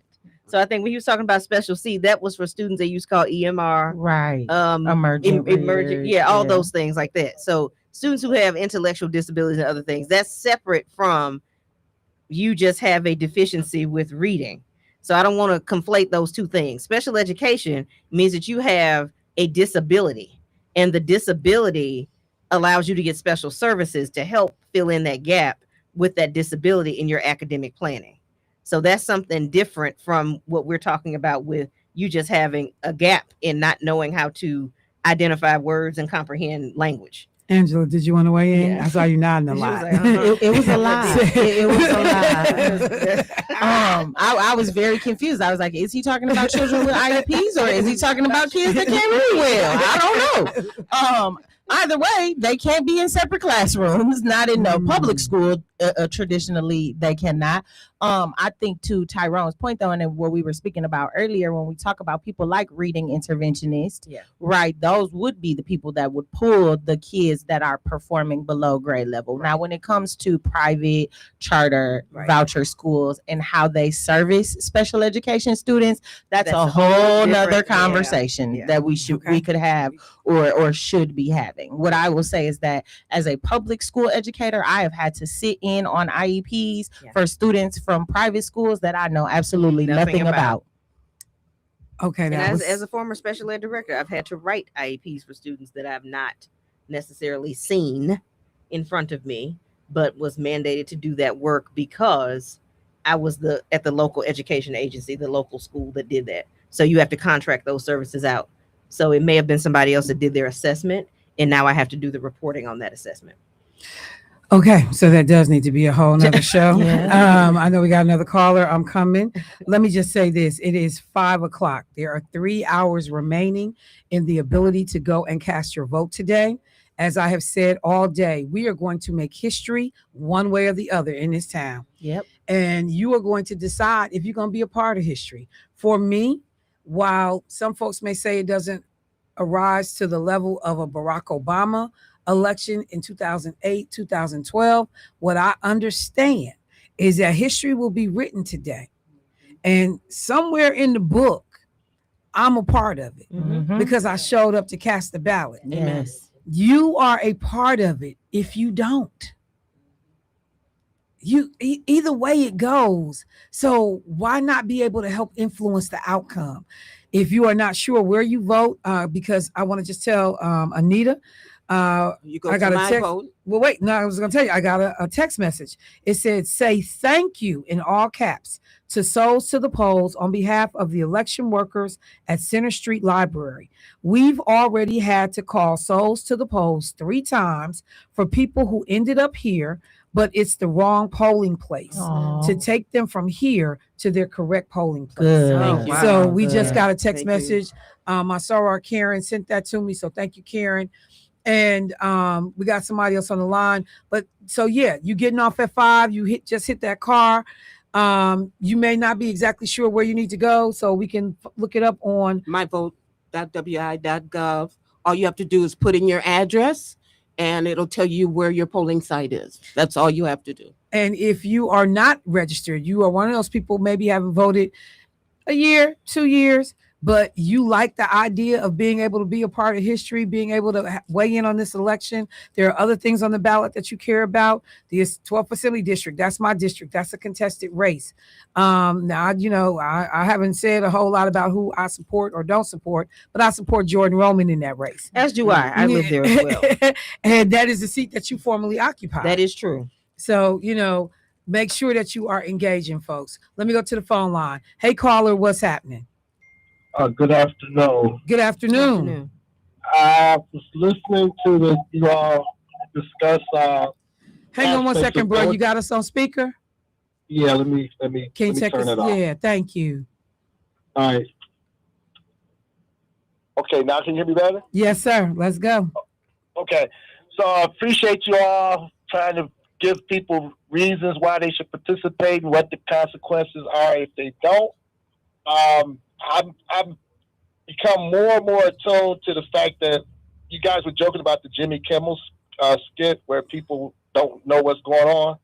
And unfortunately, the more of that we have, the more likelihood that we'll give away our rights. They won't have to take them by force. We'll just give them away, and then they'll legislate us out, and then we'll be like, well, what happened? So when you use the phrase give away, break that down just a little bit for me. What do you mean give them away? Not participate, not update the record, not take the countermeasures when they decide, well, if you don't participate, we're going to pull you off, and you choose not to participate. Or they make changes that you change your name, make sure your documents are lined up. You don't do that. And then they say, well, it was legal. That was a law. You all mentioned you met a situation, a scenario, and you said, well, that's the law. Because they'll change the laws. Fair enough. Thank you for the call, bro. Did you vote today or did you vote early? I voted early, but I went to my polling place that I typically go just to see what the numbers are. Okay. And I'm not going to comment, but I'm just saying people need to do what they should do for their own benefit. if I may say this, the Voting Rights Act is being chipped away today. Oh yeah, it's being gutted. And thank you for the call, not bro. I as appreciate strong as it used to be. Nope. No. And that, and they can do it because people are not voting. Exactly. Yes. Not voting, not paying attention. Not paying and attention. even when you got people trying to explain it to you, it's like going over their head. It's not sexy. It's not Atlanta Housewives. Nobody was in a fight. It wasn't a shootout. And it's just like the things that we will give up. I say it all the time. I can post something educational, academic, No likes. Just ghost town. Let me put my grandson fell off his scooter today. Ooh, that's so cute. And you get 2,000 likes. And I'm like, y'all, I'm glad y'all saw that. But what about this other information? Man, if you don't, okay. I'm being Devo's told. in the line for a new job. You know Devo what? is the resident airplane I didn't see you. I'm coordinator. sorry. Yeah, he is. He loves doing traffic control up in here. So let me do this. Anita, give people the information one more time for Souls to the Polls, please. Okay. If you need a ride to the polls, please call 414-742-1060. Perfect. When I come back, I'll finish up the conversation with Dr. Myers and Powerhouse Extraordinaire. And then I had one more. Oh, you got some? Okay, that's cool. Go ahead. You want to say? Okay. Souls to the Polls has a couple of other, you wanted me to list everything we did and I didn't. Okay, go ahead. Souls to the Polls also takes people to the DMV if you need an ID. Wow. And that's a real sore spot with me. You need an ID when you go in to vote. You need that ID. Now, if you don't have all your documentation when you go to the DMV, they will give you a temporary ID so you can vote. It's good for 60 days, but all you can do with this ID is vote. Okay. So you can get an ID to vote. So if you don't have a birth certificate or whatever you need to get everything that you need, you can get a temporary ID so you can vote. It's only good for 60 days. If there's another election, then you got to go back and renew it again. We are now looking for people to canvass for the November election. And let me just bring this. So sorry. You can call 414-238-5375 if you're interested in becoming a canvasser for Souls to the Polls. Okay. And is that a paid position? I just need to It's a ask. paid position. All right. So we talking about work. Just 414-238-5325. Perfect. All right. Thank you, Anita Johnson. Always information. People smile when they see you coming in the room, but they know it's serious when they see you coming in the room. We got to take a break, y'all. We'll be right back. Are you looking for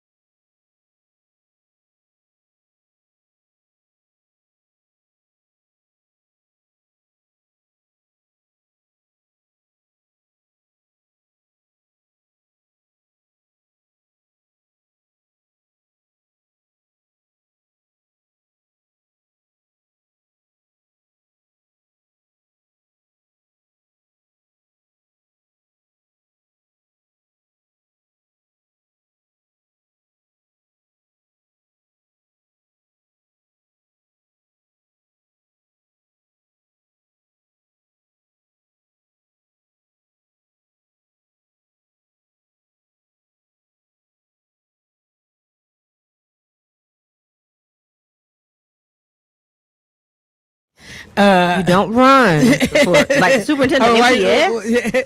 But, That's an appointed position. You have to go through the process. Would you consider running for state superintendent though? Okay, yeah. If we have money answereth all things, okay, we can have that conversation. I'm gonna do what's the mayor of Chicago? Brandon Johnson. No, old school. Harold Washington. Harold Washington said, "Now I might consider if you can register so many thousand people to vote, and collectively come up with the funds necessary to get us off the ground." All right, to do well, something like that. Y'all, you heard what she said. Okay, listen. Hang on, because I wanted to go back and pull it. And I see we got callers. And let me let y'all know, I still got 2 pairs of tickets to give away for the Harbor Jazz Festival. So you can win if you can tell us who was the first African American to run for president in the United States. I'll give you a hint. He's from Wisconsin. The first, see that. Look, y'all, this ain't my fault. Because Get the Googles. The other Get people the that have to do that Googles. but call and say I want some tickets. But you put educators in the room. You got to. It's got to be some education. That's right. So if you can answer the question, repeat the question. Who was the first Black person to run for president of the United States? And that person is connected to Wisconsin. So if you can answer that question, you get a pair of tickets to the Harbor Jazz Festival down in Kenosha that is happening this weekend. I wanted to hit Harold Washington real quick. We were actually over in Chicago a few weeks ago, NAACP AXO competition. We took our kids to the DeSable Museum and the animatronic Harold Washington exhibit. Yes. Yes. Say the word again. The animatronic. So the robot of Harold Washington is the coolest thing ever. Oh, wow. Life-size Harold Washington sitting behind his real desk. Wow. They replicated his office. Yeah. And it is a life-size Harold Washington, and he is talking. He is talking about his election. He is talking about, what happened when he got in office, and he's moving his head and gesturing. Then the video plays.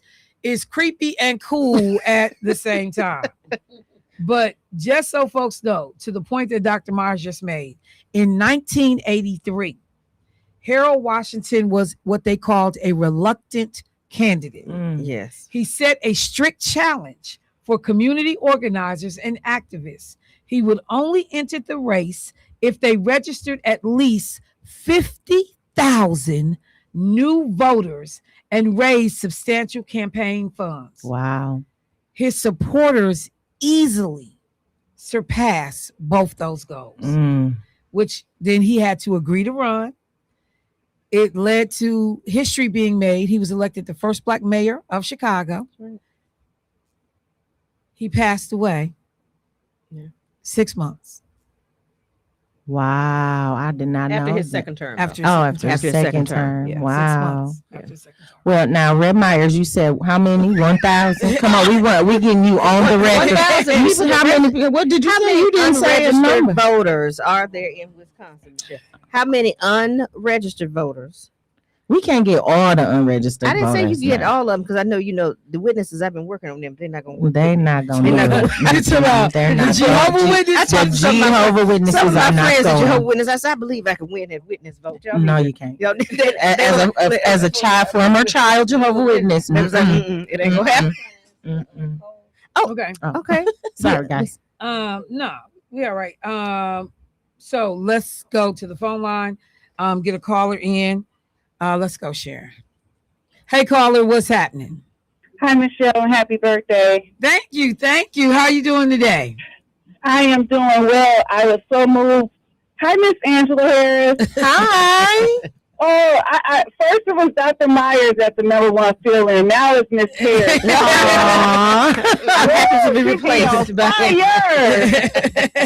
What you say? She be on fire.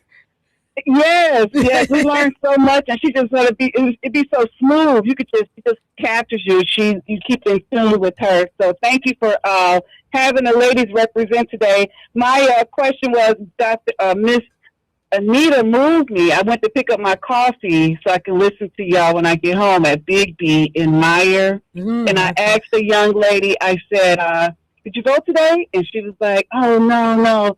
I said, well, what time you get off? And she was like, 8 o'clock. I said, oh, man. I said, but you can still do it at in November. She's like, yeah, because I'm supposed to, I know I need to vote for, and then I said, Crowley. She was like, and then I said, Hahn. She said, yeah, Hahn. I said, okay. I said, well, one of them going to win tonight, but just make sure you do it in November now since you get off at 8 o'clock.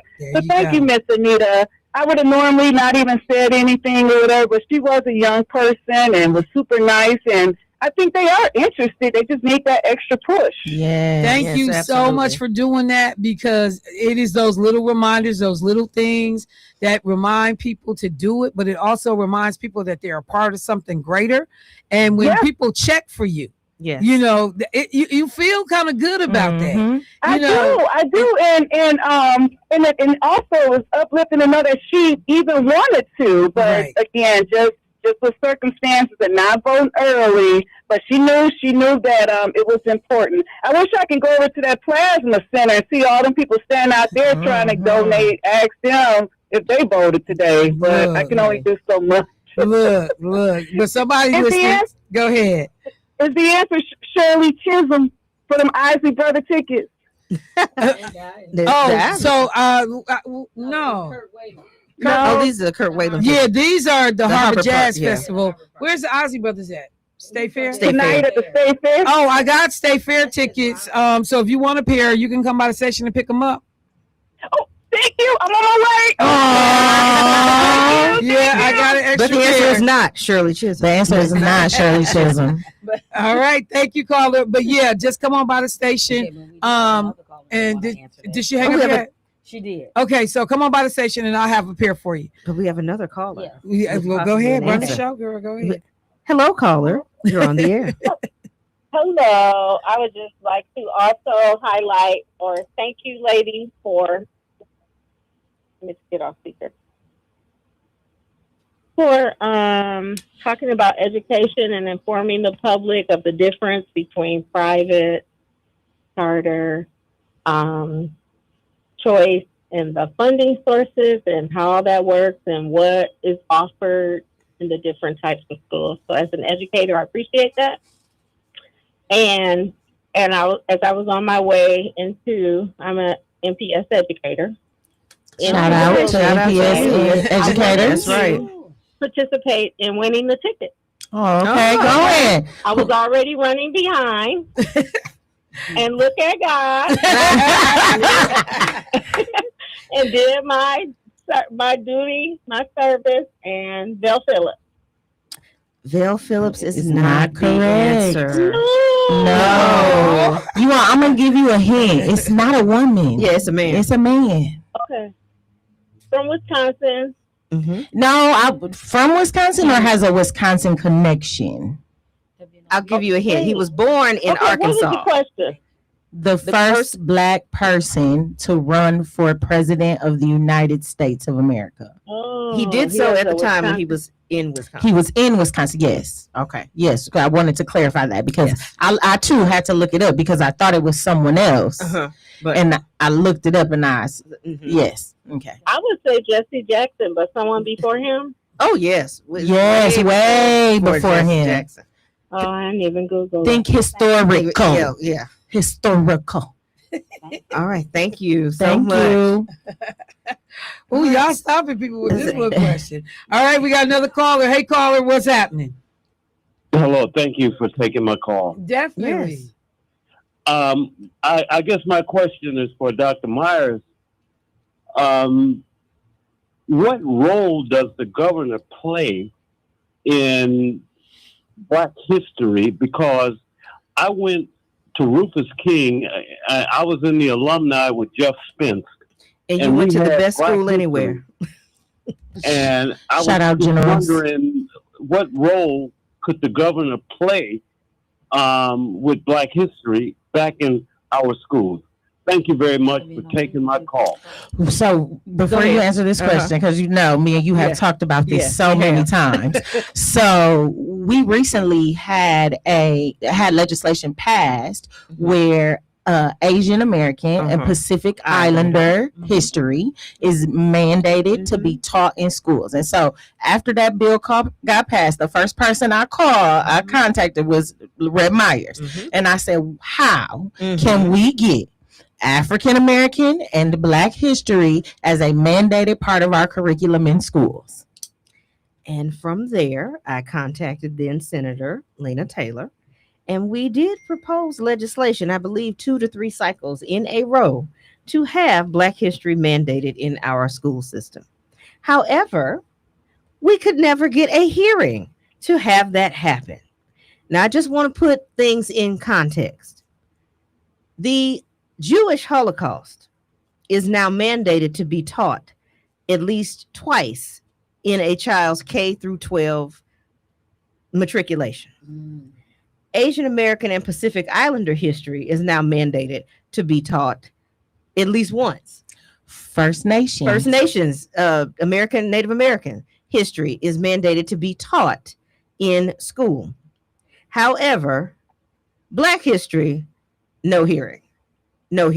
And just to be clear, because y'all know that the folks that are regular listeners to my show, I harp on this all the time. The Holocaust did not happen in the United States, and it's mandated to be taught twice. Middle school and high school. That's right. See, she up here talking about matriculation. Middle school and high school.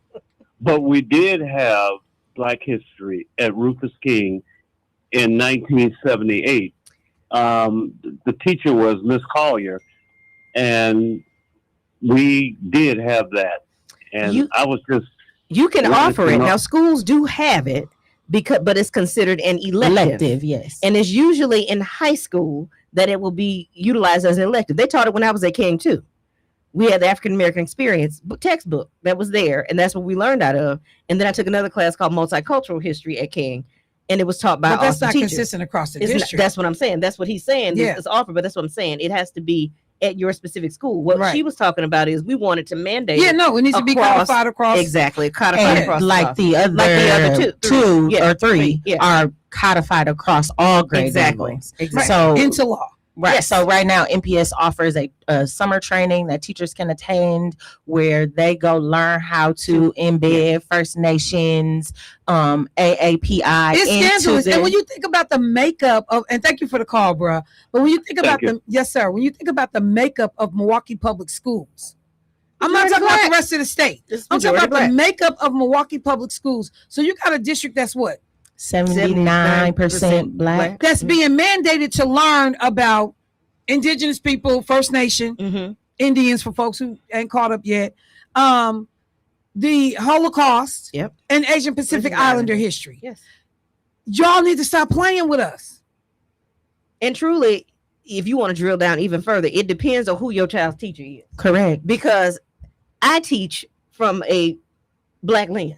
Yeah, but you know what? But all that's fine. Yeah, but to the point that this brother is making, and why Angela called you, exactly, and you know why you and Lena tried to do what y'all needed, tried to do. How in the hell do you mandate by law that we learn everybody else's history and everybody else learns everybody else's history but ours? But ours. The folks that built this country own a literal back. Yes. And it's not mandated. But it goes back to and you got in Black office. legislators that's not even fighting for real. True. You got Black legislators who sat up on their behind and voted for the Jewish Holocaust curriculum to be taught. They voted for all the others to be taught, but you don't have nothing. And I would say to people all the time, I'd be damned if I didn't stand up on that floor and say it would be amazing to support this bill. But until we can get something passed for the people that have had this country, oh my God, be able to fund universities, to build DC, to lay the foundation for everything we are as a nation. We can't acknowledge these people. So I would love to support the Holocaust bill. I would love to support First Nation. I would love to support Asian Pacific, but I'd be damned if I vote for that today. And that's why elections are so important. That's why elections are so important, because we hold those folks accountable, but not just elections. I think Miss Anita brought up something that was important, right? People will go and vote, but what happens after you vote, right? Where That's does where that the real work comes in. Okay, well, wait, hold on. Okay. Y'all okay on time? Yeah. Okay, because we have the two callers, and then we have your. so let me get the guests first. Yes. Callers, hanging there with me if y'all can. I want to bring up there she is, Dr. Valerie Daniels Carter, who is joining us today. Hey, Val, how you doing today, man? I'm well. How you doing Okay, there, are lady? you on The mute? boss We can't lady. hear you. Can you hear me? Okay, try it again, Dr. Carter. Can you hear me now? Okay, for some reason you are muted. Line 12, right? We are trying to figure it out. Get you up. Real quick. Give us 1 second, Dr. Carter. Okay. There she There is. she There she is. goes. We got you. There we go. Hey, how you doing today? I am good. How you ladies doing? I hear all this wonderful conversation going on. I said, and I'm right there with y'all. Absolutely. Look, and let me just put the description out there before your members and your friends call me to you gonna stop calling her Val. I go through this every time. I know the respect. I got the handle. I know this is Dr. Valerie Daniels Carter, pastor, but I promise y'all, it is something about this sister that is so endearing, so genuine, so nice. I call her Val like I call Lena, and I call Angela and Lakeisha. So it is not about disrespect. It is literally about the fact that I love and appreciate this sister. So, hey, Val. Hey, girl. Did we lose her? No, perfect. I'm here. Okay, so we wanted to tap you in today. One of the things that I wanted to do to shift the conversation a little bit about the way we do our annual or regular Election Central show is to bring in folks that can help us understand real life impacts, real life conversations, and the way these races are impacting the constituents, the people we serve, our neighbors, our families, and friends. Yeah. And from the faith lens, we know that during election season, the church become the hottest ticket in town. Yeah. Everybody trying to get in. Can I get an audience with the pastor, the bishop, the deacon board, somebody, to let me come in and speak to members? And I know that there have been churches that have been reluctant to let folks in because, we are nonprofits in a lot of situations. You can't cross certain lines. Yeah. And so people become so apprehensive that they do nothing with their congregation about civic engagement and being involved. Yeah. You are unique, Pastor Daniels Carter, in that you've actually worked in the political space with legislators. I ain't gonna just, talk out your business, but I heard you was on Air Force One. So you know how this stuff goes. Can you take just a little bit of a time to kind of talk about how this race is important for your membership, your congregants, and how the faith community can participate in the civic engagement space? Absolutely. This race is important for our state. And as I shared with our members on Sunday, when you don't go out to vote, that really is a vote. And you need to understand that you sitting at home does not help the situation. If we are ever going to impact change, we've got to stand up and be counted for. So, you can choose to vote for whoever you want to vote for, but you need to understand what they're going to do once they get in office, or either what they're going to say that they will do and then hold them accountable to do it. And it's critically important. And I appreciate you guys talking about this today. We have about 2.5 hours for those of you that have not gone to the polls to get up now. And if you got to walk, if you got to call, if you have to ask for a ride, we'll find a way to get you there because we want everybody to be engaged in making a change. Wisconsin needs a change. The stuff you all are talking about online today, that stuff is real. It ain't no fairy tale. And so until we take control of our own destiny, We can't hold anybody else accountable when nothing happens. So look, I had an opportunity to hear Pastor Otis Moss, Yeah. the third, speak a couple of weeks ago.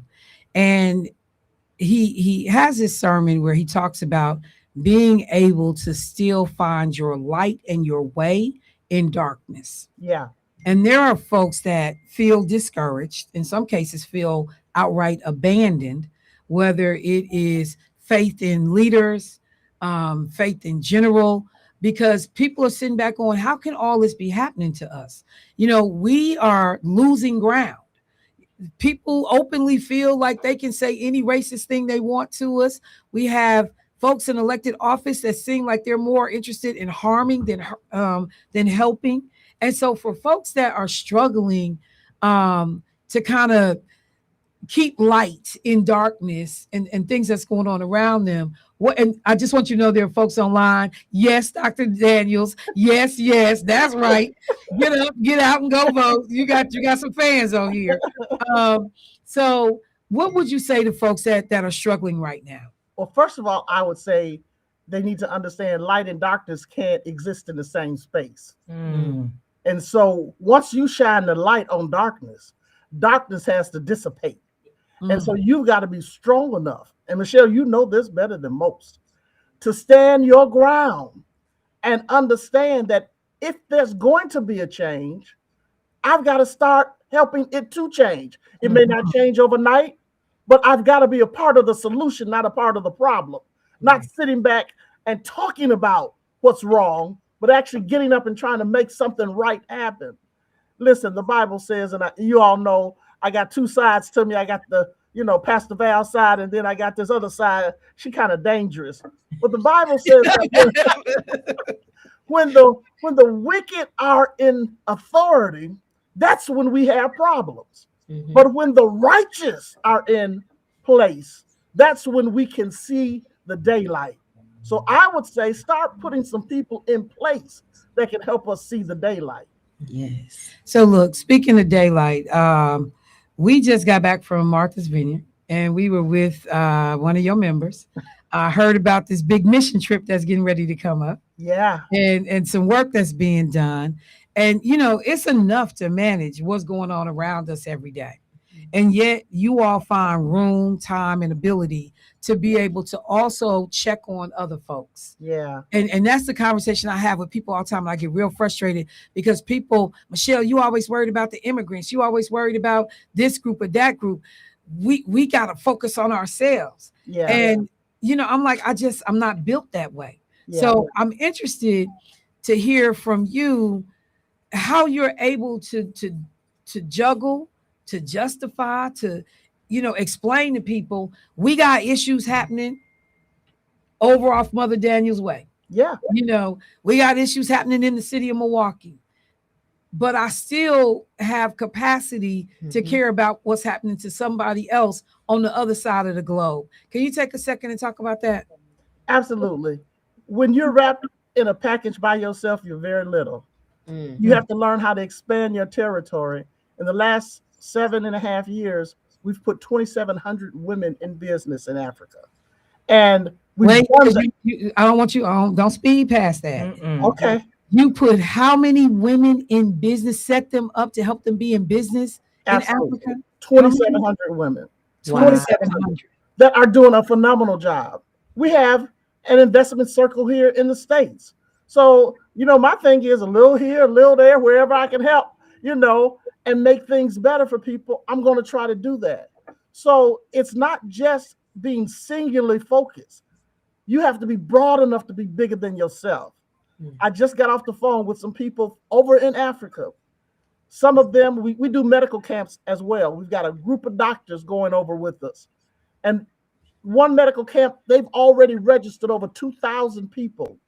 Doctors and nurses have been on strike for 6 months because the government won't pay them. We have a responsibility. You wouldn't want that to be your mother. I don't care if she lives in Africa or she lives in Alabama. You would want somebody to help take care of her. Well, everybody don't do it, and you do it in a way that makes it look effortless.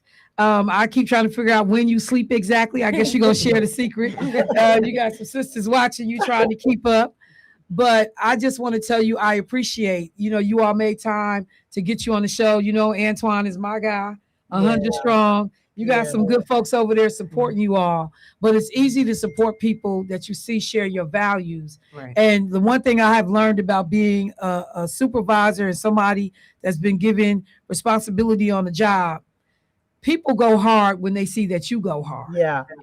And without fail, I cannot say your name and people not talk about, oh no, this is a soldier right here. Yeah. So Dr. Valerie Daniels Carter, thank you for making time for myself, these young sisters sitting next to me in the building. Yes. You are quite the example, and I'm glad we had an opportunity to hear from you today. It's my joy anytime. And y'all get out there and vote. Y'all hear me when I say it. We can start by making a difference one person at a time. Thank you so much. Right. You take it easy Love now. you. Bye-bye. All right, love you back. All right, y'all.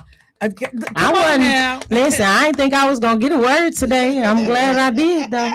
This is so a seed. So a seed in somebody else. Okay.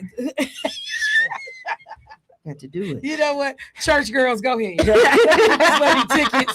Keep the conversation going. We have our two callers. Let's go Yes. to the phone line to get our callers. Hey caller, how you doing? Take us off Take us speaker off speaker, caller. and turn your radio down. Carol Ann. Hello. All right. There we go. Hello. Yeah. Yes, you're on the air. Hi. First of all, thank you, women, for all that you do in the community. Thank you for your support. Yeah, and thank you. And I did have an answer to that question. Was Frederick Douglass? Not Frederick What? Douglass. Oh my gosh, y'all. Come on now. Come on. Is it some hints y'all can give out? We said we need some hints Wisconsin. then. We said a man. Speech at the county. He did. He did. Did Frederick Douglass ever run for president? He I did. think He he was the did. first. I don't think he was. He was- ran. He didn't run. He was the- like his name was Was the put first forward. black Yeah. person to be put on a forward. ballot. Yeah. But he He didn't didn't actually run. No, he didn't actually run. You know what? I mean, y'all got these folks working for these tickets. We and said it was a man, and he lived in Wisconsin at the time. So Did he live in think Wisconsin? about Okay. Jim Crow. That's the hint I'm gonna give you. There you go. That- Jim yeah, Crow. Jim Crow. Mhm. So Google's right. Mhm. I'm not gonna tell you the prompt now because then that would be cheating. There you go. We got another caller. Okay, Sister All right, Sharon, give sister, us try and figure it out. Call us back. Got another caller. Hey, caller, what's happening? Hello. Hey. Okay, I want to answer again. All right. I'm glad she said Frederick Douglass. Because that's what the internet is saying. Okay. Channing E. Phillip. No. Oh yeah. You know what? Now I'm getting sick of them. Look, in a minute, I'm gonna get them tickets away. This is so hard. I can't believe it. It's really. It's not hard. It's not. Okay, look. If you hang on, sister, literally we gotta type give some more hints. what we are Listen. saying, Okay. and you'll get the answer. you will get the Okay, so answer. say it one more time so everybody hear the same thing. Who was the first black person to run for president of the United States? They have a connection to Wisconsin. And then the hint that I gave you to follow up after that was Jim Crow. I'm typing this mess in my And the answer gonna pop right. And the answer is going to be the first one. Wait, okay. Who was the first black person to run for president of the United States Mhm. and has And just put plus a sign Wisconsin. You just got to put plus Wisconsin. I ain't no teacher. I don't know how to do that. Okay, Y'all got all these shortcuts. And these people don't know how to do that. Listening. So I could just write plus sign Wisconsin. Mhm. Oh, I just learned something new today. Did y'all see that? Mhm. Okay, so Oh, we got people back on. Let's be plus who is this? Wisconsin. Yes, you're on the air. Okay, I'm calling to answer the question. All right. George Edwin Taylor. Yeah. She got it. She Who got is it. this? What's his My name? name is Stephanie. This is Stephanie's. His name is George Edwin Taylor. He lived in La Crosse, Wisconsin. He was a member of the New Negro Liberty Party. Yes, he was a newspaper editor and a prominent labor and political activist in Wisconsin. So Lena Taylor cousin was the first. Yes, that's him. Yeah. Is it Lena Taylor? No, she claims all Taylor. So it don't matter. Was she about to claim him? Claim her. What? Oh, we missed sorry, it. chat. Okay, so do this. So if you can go back and figure out who was first on the chat to give the answer, we'll give them a pair of tickets too. All right, we're going back through the all chat. right, so Debo is doing congratulations research on to the you, chat. sis. Hang on one second. Sharon is going to get your information. Congratulations. Thank you. You're welcome. And then we're scrolling back through the chat. Y'all, we apologize. We didn't even think about y'all. I was trying to answer the question. So we're scrolling back through. And as soon as we can figure out who's the first person to mention it in the chat, you will also get the other remaining pair of tickets. Who it is? You got it. You got the show, so I can't. Oh, there is that. Oh, Eval Kenya, our girl who always is usually the first one to log on in the morning. Congratulations! Congratulations! You know what? So we will Call to the call into the station and leave your name and number so Sharon can get it down, and then we'll have a pair of tickets for you as well. Debo, thank you for catching that. We appreciate it. We are you in here throwing stuff? Come in here all wild. I thought it was an emergency. You know, you know what? Too Douglas to be, just a mess. Ridiculous. But yes, all right, Michelle. Yes, George. George Edwin Taylor. I'm telling y'all, Lena gonna be claiming him in a minute. Now, listen, if we were teaching Black history in Wisconsin, you would know. You would know. What a great way to bring that back around. Yeah. All right, so look, real quick, I'm getting some information on voting. Let me just pull it up. All right, so an earlier report that I had missed about 25 minutes ago, a report at 3 p.m. over at Obama, 158 folks have voted. Center Street, 58 people have voted. Silver Spring, 119 have voted. And then over at Rufus King, 347 have voted around 3 p.m. DPW, what is that? Department of Works. Okay, 127 people have voted there.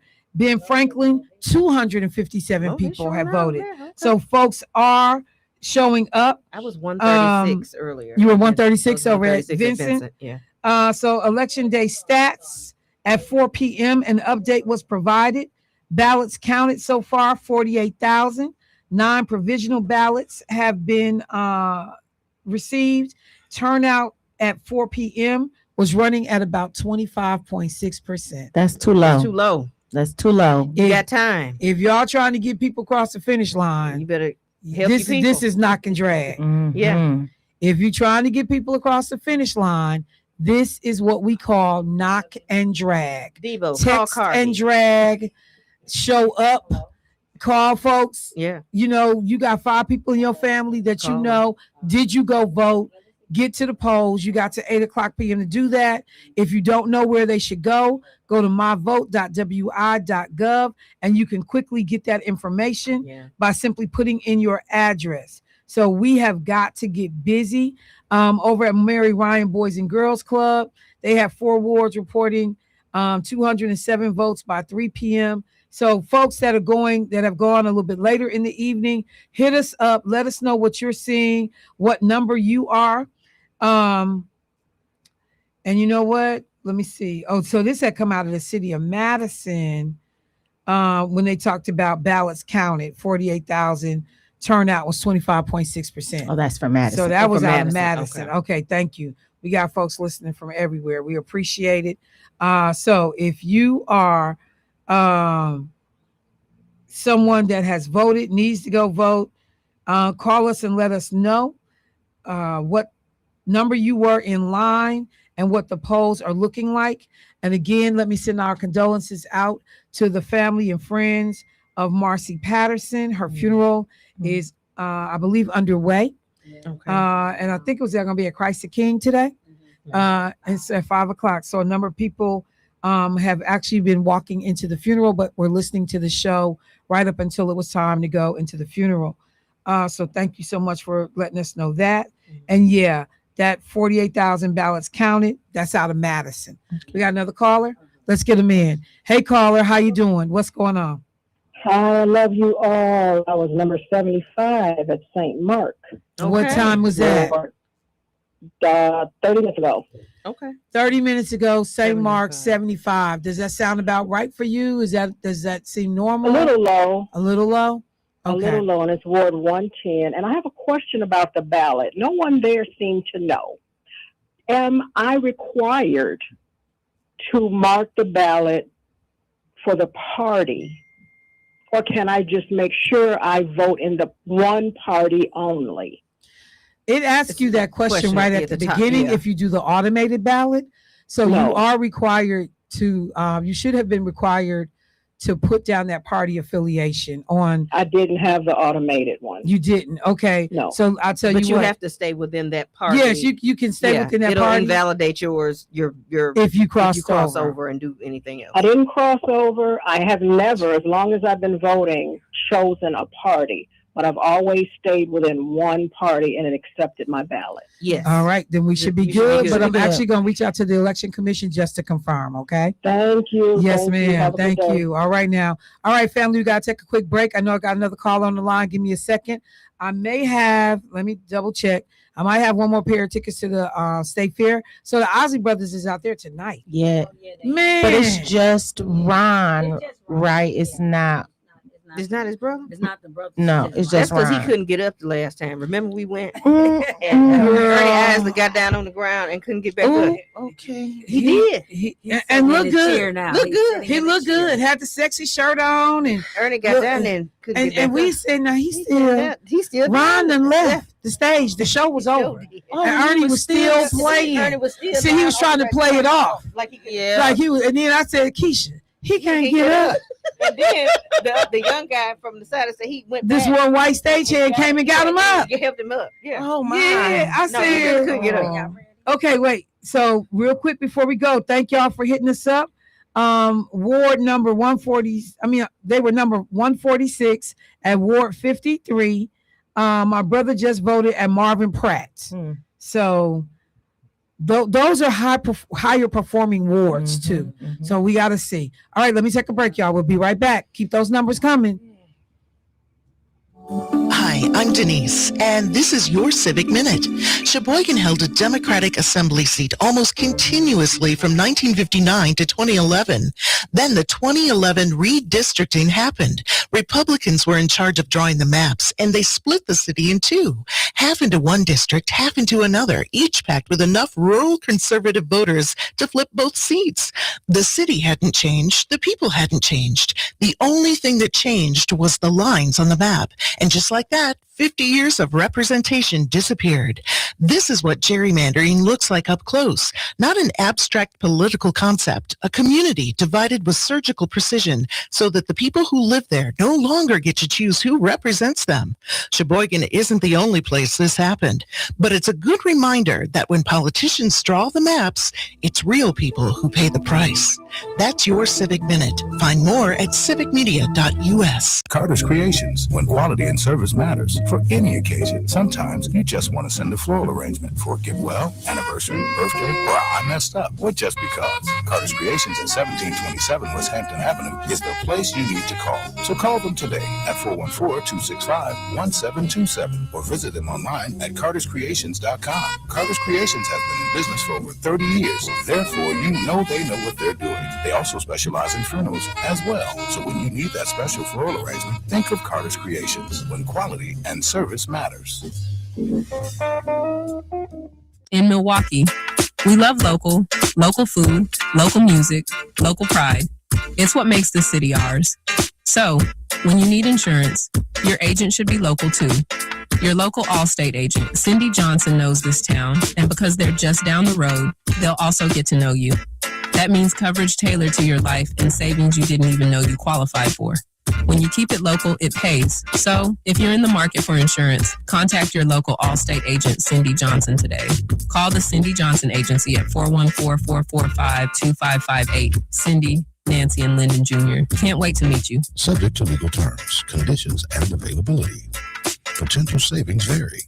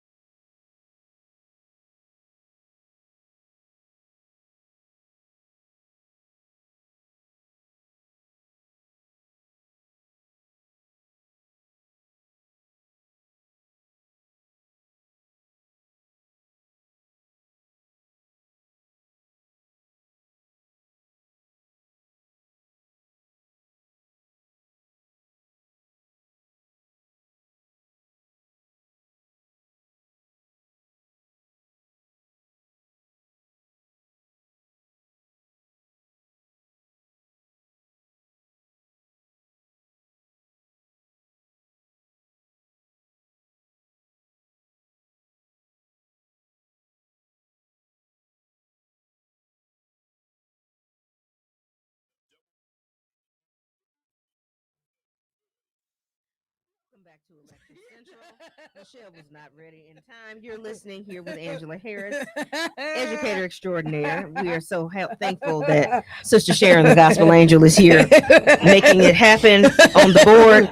And is that Debo or Clark over there in the corner? That is Debo. Darren DeBow is over there making sure that the camera is pointed in the right direction. Oh, wait, the host is back. Welcome back, Michelle. Welcome back, Michelle. Oh, what? Okay, all right. Just saying, people. You know what? It's election central, so she's moving and grooving, y'all. Yes, she is. Only Michelle, we had because 2 callers that held over. Did you? Okay, perfect. Let me do this before we take the callers. Okay. We heard from someone who tapped in and said, "Hey, City of Milwaukee senior residents over off of 33rd and St. Paul. They were number 133 at 5 p.m. Okay. And thank you so much for the belated birthday wishes. Your mother's birthday is today. Happy birthday to your moms. But look, we got to make sure these numbers are getting up, y'all. I am hearing either stagnant, not quite what I would have been expecting, given what is at stake. So I'm going to encourage you, if you can look at your cell phone and there are 5 family members, 5 friends that your girl. And you know who they are. You already know. I know my best friend. I know her kids don't be voting. Hey, we can call people and say, go vote. You can register. Don't call them, go and get at them, the right? polls. Go pick them up. That's Just what knock and tell drag them. is. That's what this Tell them becomes. Promise them some McDonald's. Let me say this too. We've been getting some information about watch parties for tonight. If you are someone interested in supporting County Executive David Crawley, his campaign put out something saying that there was a watch party tonight. So the media is arriving at 4 p.m. The event starts at 8 p.m. It is at the Hyatt Regency in the Regency Ballroom, 333 West Kilbourne Avenue. So just so folks know, if you are planning to come, it is at, look, oh, you know what? What's wrong? Oh, okay. It was for today because it was embargoed, and I was trying to make sure I didn't speak out of turn. Okay. I know they have been asking people to RSVP, but I think that was for media. So just so folks know, the county executive, his watch party is down at the Hyatt Regency in the Regency Ballroom, 333 West Kilbourne Avenue. The event starts at 8 p.m. tonight. Let's go to the phone line. Hey, caller, what's happening? Hey, Michelle. Hey, how you doing today? Hey, your black student brother is doing good. my man. Can you dig it? And to the golden ladies that's there with you. All right. How you doing? Hey, I'm groovy. Michelle. Yes, sir. They dig on this. I was 114, my daughter 115, my wife 116 at Atkinson Library. All right. How long ago was that? About 10 minutes ago. Perfect. Thank you so much for those numbers, bruh. Did it look like people were still coming in? Unfortunately, yeah. A few still coming in? Yeah, when I came in, it's been like 3 behind me. Okay. Well, All if we right. can keep the trickle going, thank you Can for you letting dig us know now. All right, stay here now. Everything is copacetic. Yeah. What you say? Groovy and copacetic. Yeah. Let me go to the phone line. Hey, caller, what's happening? Yes, Miss Michelle Bryant. What's going on, JT? This is kind of static now. You better. You good. You done went and paid that phone bill. They got you back in the game. You know what? I want to thank Mr. Double Legend, Mr. Devo, Really? for watching out. What's that? But ladies, first of all, I want to thank everybody from this morning, Michelle, Okay. until now. I want to thank everybody for being there for election. Excuse me, I'm getting it wrong again, Michelle. Election Central. Thank you. Yes, And sir. Ladies, I want to thank you so very much for being there. Okay, for real. Thank you. And my brothers who was out there early this morning, want to thank you, my brothers. And don't get mad at me. But Michelle, what I want to say, I heard a young lady that called in earlier.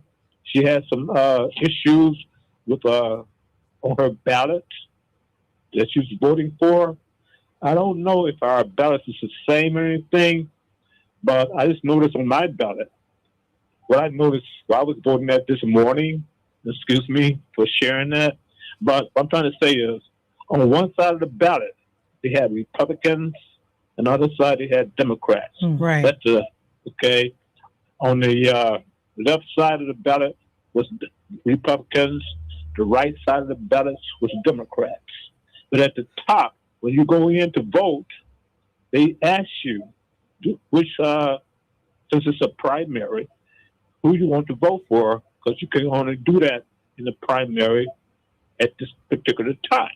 Right. So if you choose Democrats and take your pen or something like that and mark it out, you can do that. I did that, and I went down the line on the Democrat side, and I recognized people that I noticed I voted for and remember because they came to my house. They sent us, if you have been voting for a while, excuse me, let me back up my truck. Everybody. If you vote, they're going to send you all kind of stuff in the mail if you vote. Mm-hmm. You've been doing it for a minute. Hey, they send that out to your house. Okay, so excuse me. But anyway, Michelle, excuse me, let me back up my truck.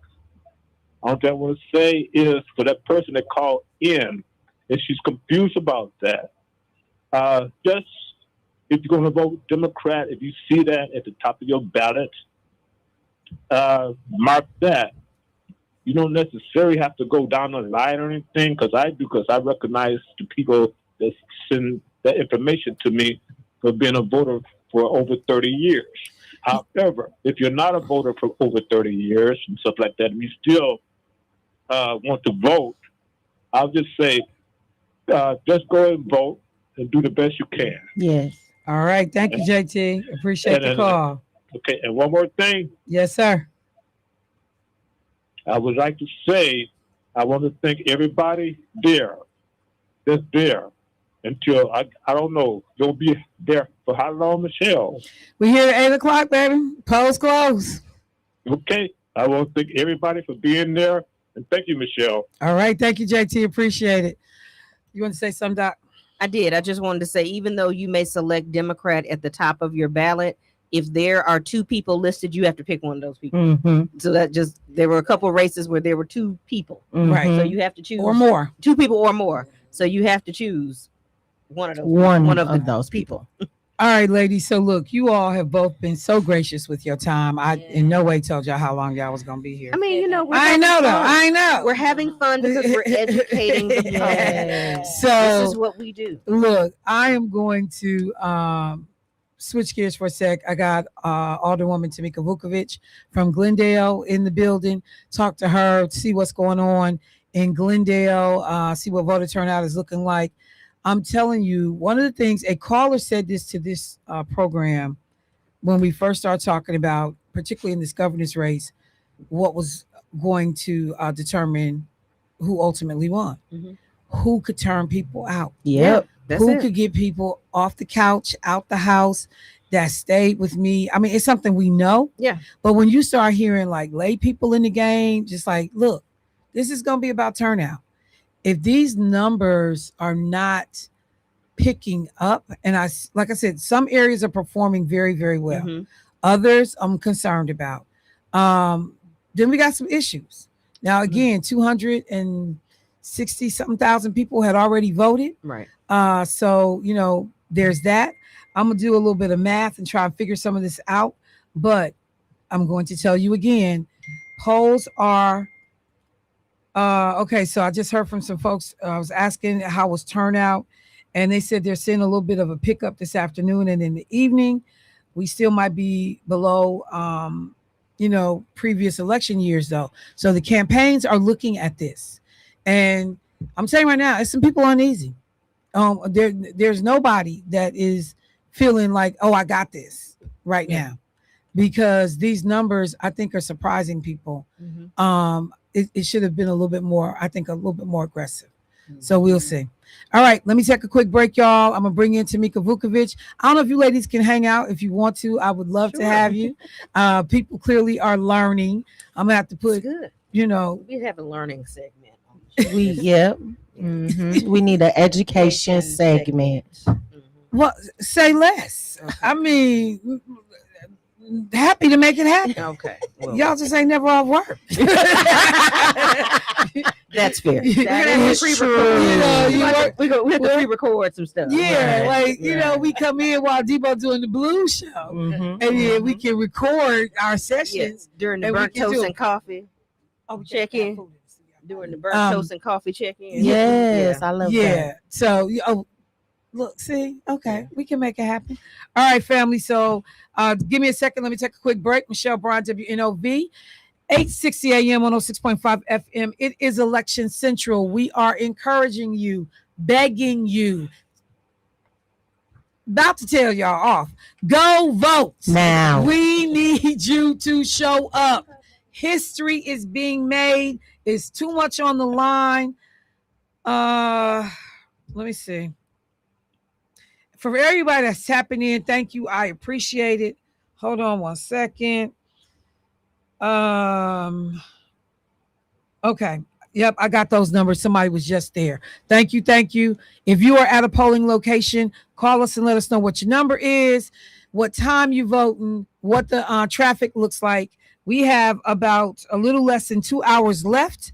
We are going to get this done. But like I said, whether you in it or not, we getting ready to change the game in Wisconsin tonight. We'll be right back, y'all.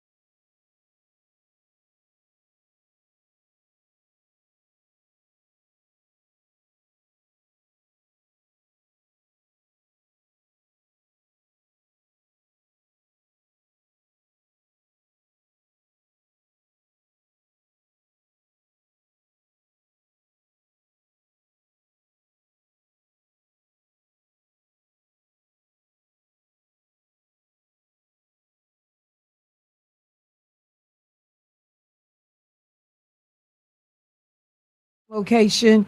We are trying to get a read on what's happening. Thank you for someone sending me information saying that WISN had just stated that the Central Count is reporting about 54,000 ballots from Milwaukee that are, I guess, because we don't start counting until day of, I'm trying to figure out, is it after polls close we start counting? I thought Milwaukee had to do it after polls close. Yeah, I gotta check and see. But you still have an opportunity. We're about an hour and a half away. I would like to, at this point, welcome to Election Central none other than Tamika Vukovic, Alderwoman in the great city of, where you from? Glendale? No, gotta Really? keep it somewhere. Yeah. Really? That's You got how straight cred Have over you there. ever heard Glendale come up in the building? Glendale? You know, I got the G too, you know. Oh no, they're about to put you out. They're about to put you out of office. Well, I Like, am the first black woman she to be was- elected. She was representing us. How over at that NOV? How you doing, Tamika? How's it going? I'm well. How are you, Michelle? Happy Man. birthday. Happy birthday. Thank you. I appreciate it. I we- appreciate it. I asked Michelle how long we gonna celebrate her birthday. What did you say? All year. Oh, for the rest of the Rest year? of the year. So I think it starts over December 31st. I Or like that. January 1st. I like that. Your presents are received all the way through there, right? No, I'm still taking presents. No, I'm saying you will receive presents Yeah, the whole time. Yeah, I'm taking Okay, I presents was the whole just time. checking. Yeah. So No, I'm gonna turn that down. I'm sorry, hater. What did you say? The bouginess comes out. You already know. The bouginess comes out. You talking to the wrong person. No. That's Queen. That's gospel. Ask her to go somewhere and not love. have Chanel something on. Ask her to go. Ask her to go. Ask her to go somewhere. Do you have a bag? What kind of bag? A bag. What kind of bag you? A you bag. carry Don't right start now? whipping Okay, out see. stuff. Don't start whipping Okay, out look at stuff. my bag, y'all. Look at my bag.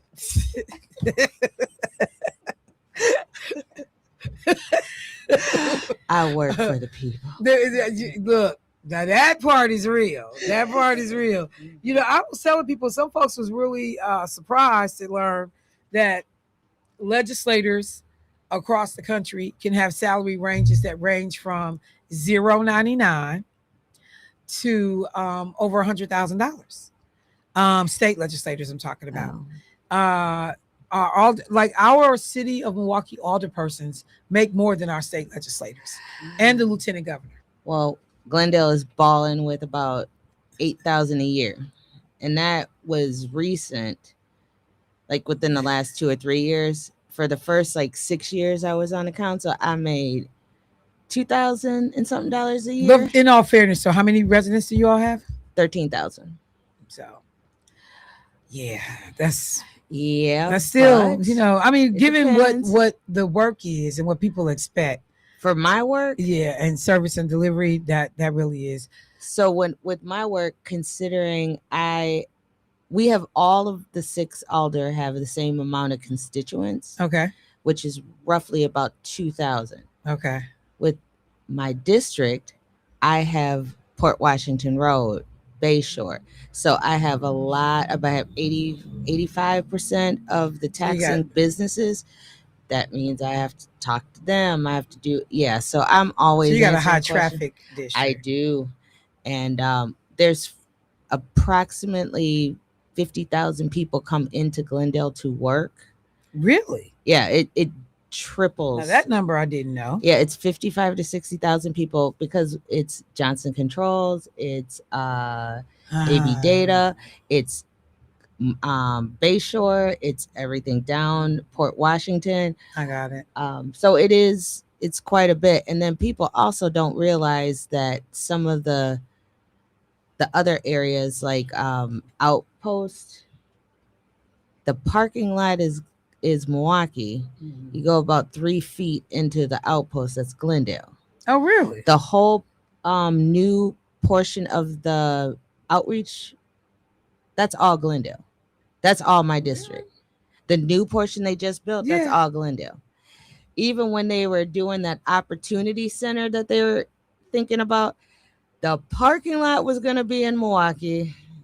The building is in Glendale. That's why when I go, I said, wait a minute, give us some respect. This is our stuff. This is my district. I mean, but until you say it that way, you ride down Capitol Drive, it's Milwaukee. Everything that is like I go all the way down to what is it? Not Humboldt. What is that? Holton? So the old what is it? The SDA. What is building was that on the corner? It's debunked Holton? right now. Or they are SCC? No. Yes, SCC? the SCD. Half of that building is Glendale. Okay. So but I came here to please Glendale residents, vote. I'm a little concerned that we're usually right behind Shorewood when it comes to voting. 50, 60, 60%, 70%. Right now, if they don't get out and vote, we will barely make 50% of the 9,000 registered voters. So you're a community, a city of 13,000 people. Yes. And 9,000 of those are adults that are registered to vote. Yes. Man, that's crazy. The rest are probably kids. Somebody just said, good evening. I'm just getting off work on my way to go vote. So I am hoping that that's what we will be seeing is more folks turning out to do so. So let me just ask a question. Because Glendale is a fairly democratically leaning community. Would you say? I would say it's blue. It's blue. Okay. In most areas. So when you think about, and I asked this question of Mayor Johnson when I had him on earlier today, when you think about the impact of this governor's race on your community, the constituents you serve, are there some priorities that you can think of as an alderperson that no matter who gets that seat, in terms of moving forward, advancing to the November election, that these are my priorities. These are the things that we are thinking about in Glendale, the things that we need for our community to thrive. We have a couple. We have to get some housing. It is so hard to get a developer to develop housing, whether it be workforce development. So is this housing for folks the housing that's needed for folks currently there, or to be able to bring people to the community? Bring people community, but even there, once you're there, you're stuck in the space. There's no room to move if you want to move to a different neighborhood. Houses go up for sale and they are gone within 24 hours. I have not seen a house in Glendale. The longest I've seen a house on Glendale up for sale was like maybe 36, 48 hours. And sometimes they're put on the market because of contractual reasons, but it's already sold. So we definitely but do you have the room affordable for housing to go in? We have development coming in. We are landlocked, but we have, that was one of my questions. We are kind of landlocked, but there is space. There is buildings that are empty, not being used. It's gonna cost some money, but we're willing to work with people. Okay, so that's one of the priorities. What else you got? We have to. I am really into trying to see if we can change this property tax. We need the cities need to be able to decide if taxes are going to go up, taxes are going to go down. The way this debt structure is, even if you thought you were going to, we have less expenses, we have to find expenses to keep it so we can get that break. It becomes we're not allowed to govern our own city. So that's what I heard in the conversation with the mayor, more local control. Definitely. And then a third area? I need more Glendale is probably one of the highest districts that spend money per kid. But Are we it's talking school mostly, districts? yes, Okay. but it's mostly property taxes that are funding this. We have, I think Nicolay was at I think it was around $25,000 per kid that they spend. I'm sorry. Yeah, The 25,000 school district is spending that kind of per kid. 25 G's. Okay, Dr. Myers, you just walked in the building. How much is I MPS think it's spending? around per kid? 25,000. Are we like at like 14,000? I thought I remember It was some number yeah. like I thought that. it was 16 or 18. Are we up to 16 or I thought, 18? but that may be. Let me check. Oops. Yeah, fight that chair. I know. That is crazy. Vertically challenged. I mean, That's okay. Y'all are the pretty people of the world. okay, so Tamika, so if they are spending this kind of money, But even though you're spending this kind of money, look at it this way. Glendale is mandated to bus every single kid because there's too many roadways and highways, and we K through 12? K through 12, you have to bus them. 18,000 for MPS.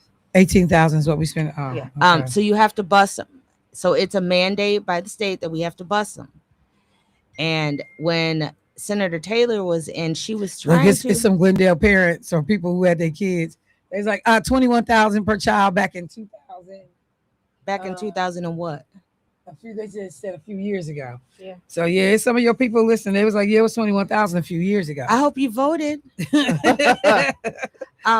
But And then your other mandated costs that you have for special education. yes, and the worst part about that is that we have around 56-57% kids of color in the Glendale River Hills School District, which is K4 through 8th grade.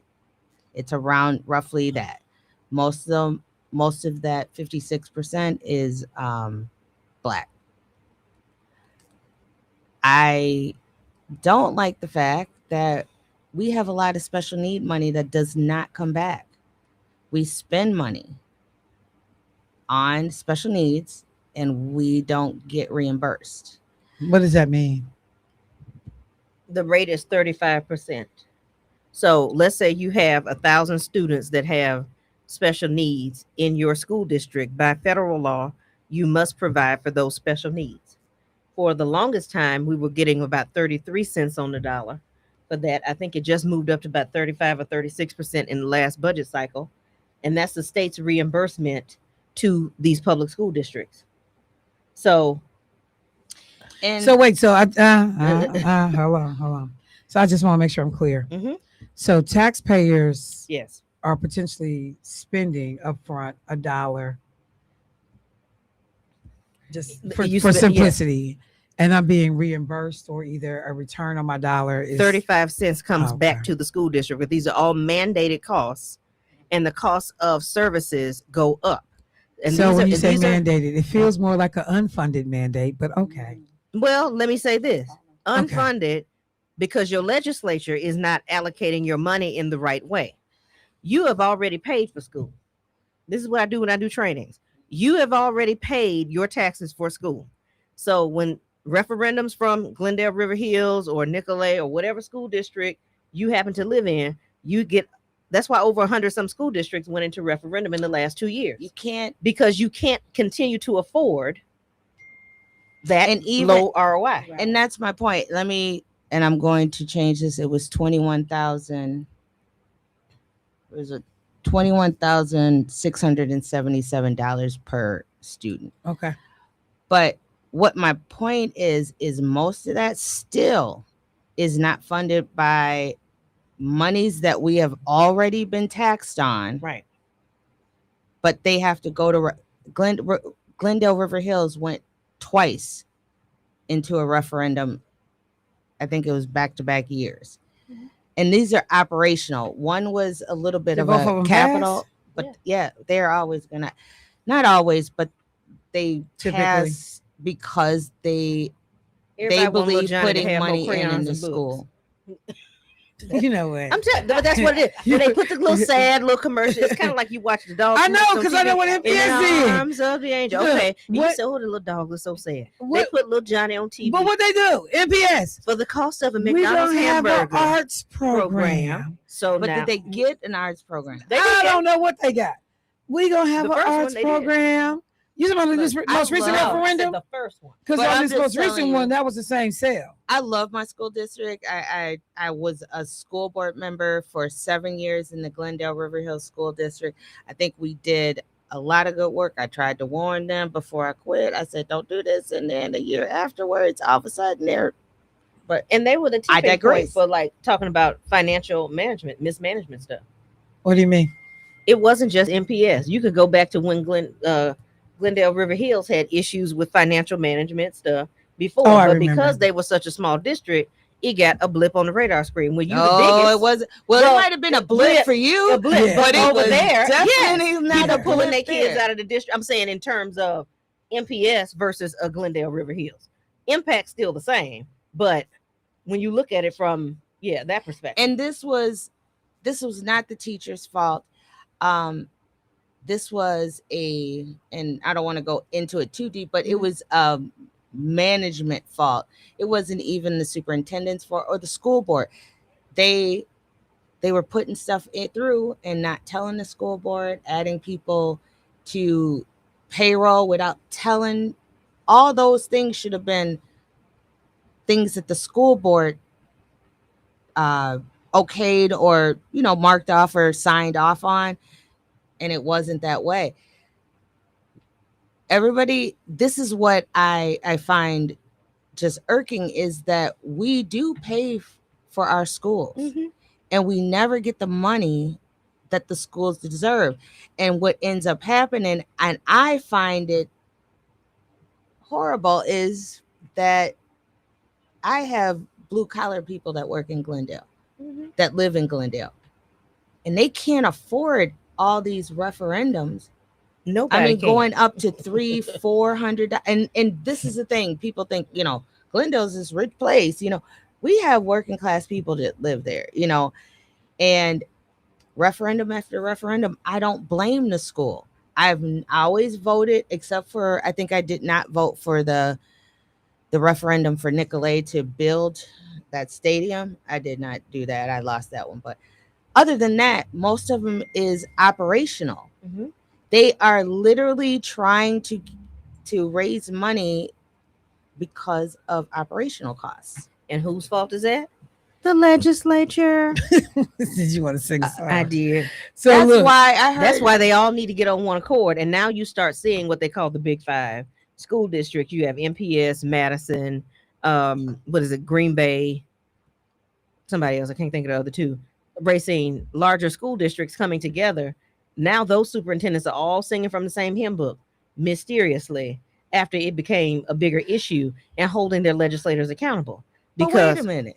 it should have been happening that I way. was on I was the representative for Glendale River Hills when we all went to vote, when all the people get together in January for the school board festival, I call it.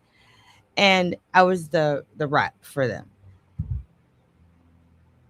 I think me and the Milwaukee, actually sometimes not, but because they did not have a black person that was representing them at the time, but there was 400 and something school districts, 490 something school districts at the time.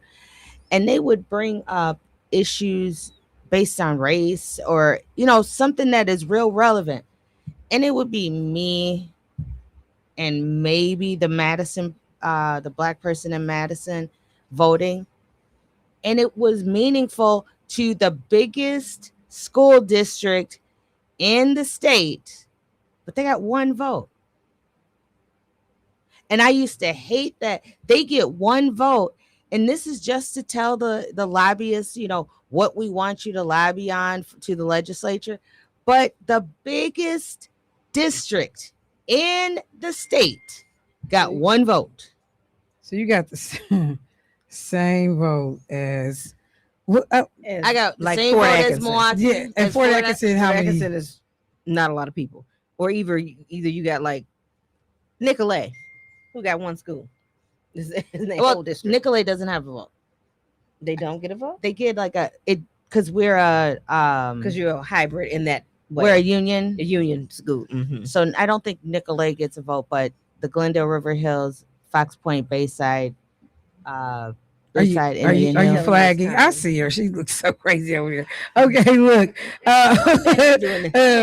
So just a quick update. We are hearing over at Sherman Park, Mary Ryan had about 200.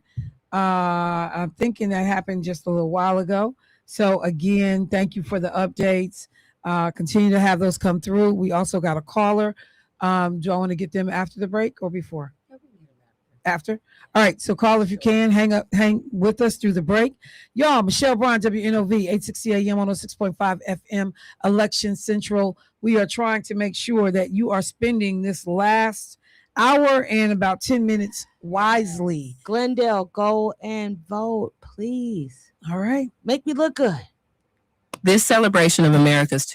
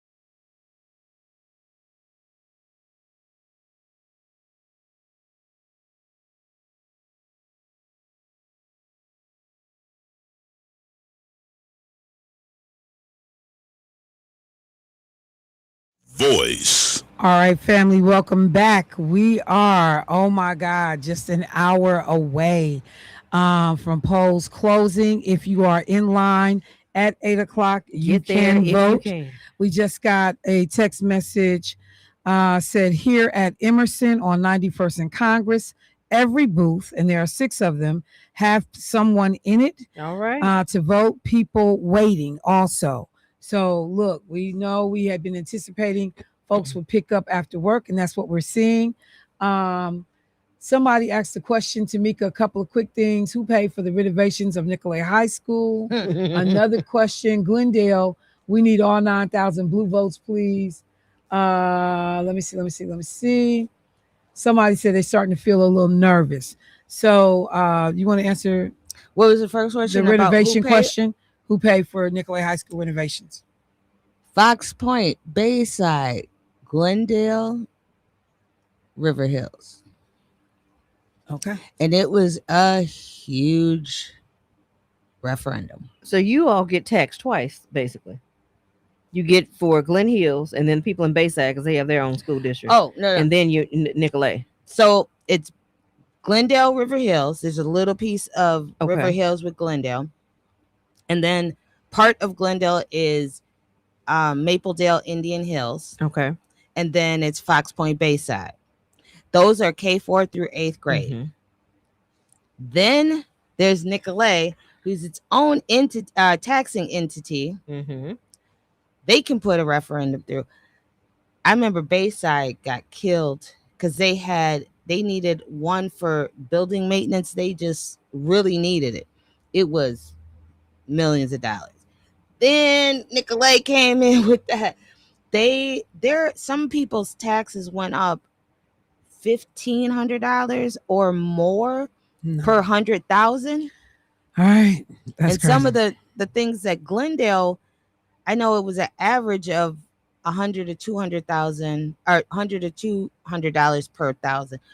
What's the other question they wanted? No, the other one just said they were saying, Glendale, we need all 9,000 blue votes, please. Yes, come out. Somebody Vote. just put in the chat. I was number 420 at Emerson at 5:30. All right, Emerson. Huh. 12. District 12. That's gonna be What district was that? 12. Oh, okay. all right. Let's go to phone line. Hey, caller, what's happening? Good afternoon, ladies. What's going Wow. on? We sound like Hello? Rick from Germany. This is Rick from Germany, and I completely forgot that you guys are on Central Time. I was watching the clock, and I said, I'm not going to get in tonight. But Yeah. thank you for taking my call. No problem. And, no problem. And let me say, sorry, Will Martin. Go Francesca Hong. All right. Really? So Yeah, I'm here in Germany, and even though I haven't voted in the time I've been here in Germany, I'm pushing for our people to come out to vote. Young men, especially. The women take care of business, but a lot of the young men stay home because they feel it's too corrupt a system and they have no real say. But many Germans have turned away from the news, but they haven't turned away from politics. And I hope that becomes the same in America. I hope we will come out for politics, even if we don't want to hear about the war, even if we don't want to hear about Ukraine and Israel and Hamas. I'm hoping that we will get back into politics. Ladies and gentlemen, I'm done. All all right, right. Rick. Thanks, Rick. I appreciate it. Rick, don't forget you can always still vote. You need to re-register. You can do it through Democrats Abroad. Go to democratsabroad.org. They can get you signed up, brother. Make sure you still stay in it. That's for any expat that lives abroad that may be listening to Michelle. You can still make sure you vote. I'm headed there tomorrow. Mm-mm. to the DNC meeting. Oh, Michelle was well, like- that was one thing. Yeah, I was like, you going to You in Germany? Germany? Oh, I wish. That was one thing we didn't mention, that you also are a member of the Democratic National Committee. Voted. There's a difference between appointment and voted. Elected. Elected member. I always trip out that the first African American to make it onto the Democratic National Committee, Val Phillips, Yes, from right. Wisconsin. Yeah. That picture of her sitting next to JFK is one of the flyest pictures. I love that picture. I'm number 7 as Black women. Really? Okay, Nationally? get some sleep, Rick. No, I'm Someone talking from said- Wisconsin. Oh, from Wisconsin. Okay. What did she say? Somebody put in the chat, get some sleep, Rick. Someone said he really on 35th and Berlin. Because they said it's 2 a.m. in Germany right now. Hey, he up listening to the Oh, broadcast. well, I just want to be clear though. I do have international listeners. Because my phone will ping sometime, and I'm like, "What's happening?" And they watching the show. Michelle, this is Joe from Singapore. And I called listening. I was listening to what you were saying. I'm telling you, it be people. Man. Well, look. Thank you, Tamika, for making time for us. I know you are out and about. Got a visitor in the city that is all decked out. She is always decked out. Truly. I know she Hair, had- wait, her nails are gonna match her jacket, gonna match her shirt and her pants, her pocketbook gonna match, and Not she the has a pocketbook. bag. Who says pocketbook? I don't know. I'm old. When you got some change, it's a pocketbook. Oh wait. Yeah. When you got a little change, you need to buy some pocketbook. My granddaddy even called his wallet. his But you know what? They pocketbook. actually were pocketbooks for men. I know. That's what my grandfather used to say, pocketbook, and we used to fall out laughing like, See, give me my pocketbook. "What are you talking about?" Someday when I grow up, What's I'm gonna gonna happen? be like Michelle and Almeda and Keisha, where y'all, I just No, gonna you have ain't. my No, be better. I'm gonna have It my ain't in nails. her. It's gonna That's nails true. gonna That's be true. done. It's She not always in want- her. She is not gonna be. She no. ain't gonna act She right. lying right now. You know, if she don't have somebody hired and working and living in the house, Right. to Michelle, say, "Go how many times here, do do we- this." How many times do we imitate Tamika? All right, so this is what we need to do. I need you. Hey, wait, she to sound do like she Aunt sound Patty like from The Simpsons. Aunt Patty from The Simpsons. That's your voice. I don't know who Aunt. I don't. Oh my God. You don't know? Go Now I'm watch. finna Go go watch. look. The Go Simpsons. Google Patty and Selma from yeah, The from The Simpsons. Simpsons. That's how you sound. I don't know if I should be cussing y'all out or not.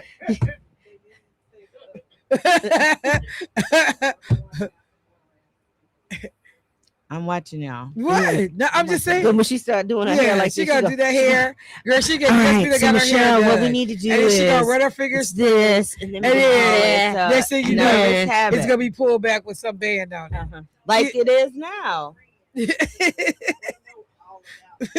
And here's the thing. I am so grateful that they love me, even though I have those quirks. I mean, you know, the Bible said, we- "Come as you are." We've been trying to help, but it's not. But you know, we. Oh, Clark, you Some- want to wake up over some there people now? are not taking I the can't hit stand and throw out. He's just over there dying laughing. Yeah. Oh, You know what? just the best thing messy. is the fact that It has beautiful hair. Mhm. She has beautiful hair. Just refuse to come. It ain't gonna be cold, I but do one day. comb it. No, you don't. I do. It'd I be- comb it it'd be- right it'd be to the pulled back. Yeah. So that's what I say. It doesn't matter how much money you have a comfortable It's way just about not in you. you. It's not. Huh? It's not in you. You're not gonna. It do is in me. No, it's not. It is. No, We see no signs. I know. I was. she's not I was picked up in there anything looking at along my the nails, way. and I was No. like, "Oh, I need to break them." I Break usually, break them? No. What I usually do is bite my nails. I Debo. can't bite my nails anymore. Thank 'Cause I- you. Well, Go first of all, braces. you shouldn't be doing that because that's nasty. Huh? You shouldn't be biting it. I know. I just Touch everything. Dude. but I'm sorry. biting it. You just. It's just getting worse and worse as you keep on talking. It's just- I know.